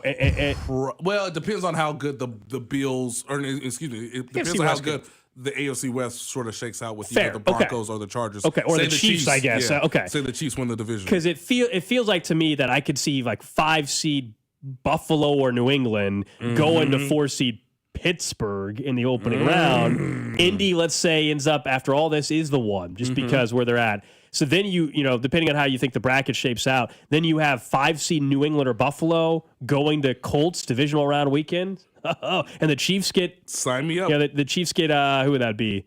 The 3 seed at that point, which would be if the Chiefs are the 2, so it'd be the 3. Right now, the 3 seed would be the Steelers, but I don't think any of that's Okay, I assume the Steelers were the 4. No. So I guess the AFC would it be the AFC South? Well, I guess no. No, the Colts would be the 1. I think yeah. Who am I missing? That's it, right? Well, let me go through this. Or am I off on my? Because I was predicting. Let's also just be honest that whatever the AFC standings are now. I'm predicting Steelers 4, and in this hypothetical, I was saying that the Bills or Patriots were the 5. Right. Okay, so the winner. So Chiefs 2 seed would be hosting if they're the 2 seed, hosting Buffalo or New England in the divisional round. Which is gravy. I'm good with all of it. The Patriots to me are a we don't make mistakes team, and there's something to be said about that. Yeah. Like even though Bo Nix got sacked a gajillion times by Myles Garrett, didn't really make mistakes. It didn't lead to him like crumbling or it compounding in his play. He just played brilliantly in the second half. That was one of the better things about watching Red Zone was to see was actually seeing Drake May sort of turn it on as the game moved on. I know the Ravens are like in the wind. I'll pay attention to them when we get down to them later. They're still the favorite to win the North. Right? That's my point. I'm like, I mean, if Lamar Jackson can stay healthy and can be as dynamic as we've seen him in the past. Look, I'd much rather the sure. Steelers make the playoffs than Cincinnati and Joe Burrow gets healthy or Lamar Jackson figures it out. Right. Go ahead. Keep on winning, Pittsburgh. I don't care. I don't care what round, what city, what time. Like, that all sounds fine to me. But yeah, but the Patriots don't really make a ton of mistakes. They are a no gruff, we know exactly who we are. We know the type of play style we need to play in order to win. And our quarterback is going to continue to grow over the course of the season. So they've started to put together some interesting pieces around Drake May. So it's interesting to see if the Patriots can actually win the East if the Chiefs do their part on Sunday. I think, what's funny about the current AFC playoff picture is if you make it past the smell test of beats Patrick Mahomes in the playoffs in the AFC title game or to go to the AFC title game instead of him, Daniel Jones, that doesn't pass the test. Drake May in his first ever postseason start? No. We asking a lot, guys. Bo Nix in his second or third career postseason start? No. 41-year-old Aaron Rodgers seems unlikely. All right. Finally got to Josh Allen, and we're finally there. Here we go. It's all on you, Josh. It takes me all the way down the list before I get there. When you start, it's hard to project at this point one of those guys playing again, kind of outside of themselves, elevating when the moment is required to lead their team to like maybe a fourth quarter game-winning drive. Who's the worst quarterback that got to Tom Brady? Because he got knocked out in an early playoff a couple of times. Who are the guys who got to him? Was Mark Sanchez one of them? Mark Sanchez would be the but if you actually go back and rewatch those games, Mark Sanchez played well, guys.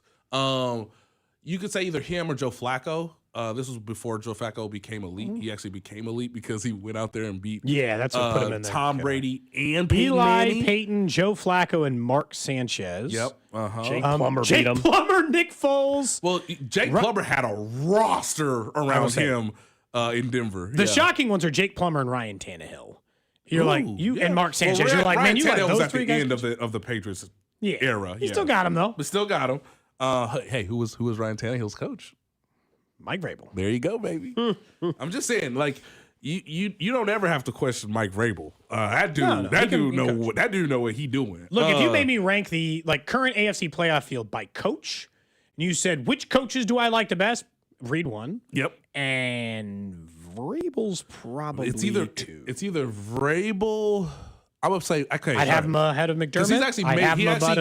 He actually got a team to the AFC Championship game. So Sean Payne would still be fairly high on my list. I don't know, man. You don't buy into him? You just don't like him, or you don't buy into him? It's not that I don't like him. It's just I just have Vrabel. I have more respect for the consistency of Mike Tomlin, and okay, I just need to see more. From his development of Bo Nix. Where you put Steichen to be the most interesting guy to rank in there? Well, Steichen's interesting because they've really got the scheme down, and he simplified things for a competent quarterback in Daniel Jones. And give Daniel Jones credit. When the ball is there to be ripped, he rips it. I also think, weirdly enough, because he played in East Rutherford for the duration of his career, much of the Colts being in the dome that's what we talked about yesterday. Actually helps Daniel Jones. I really believe that. Yeah. And having, again, when he made the playoffs with the Giants, Saquon Barkley, as we all know, was excellent. So you pair him with another his best years average, are with running backs have an insane years. Running back. Yeah. Hey, you got decent protection up front.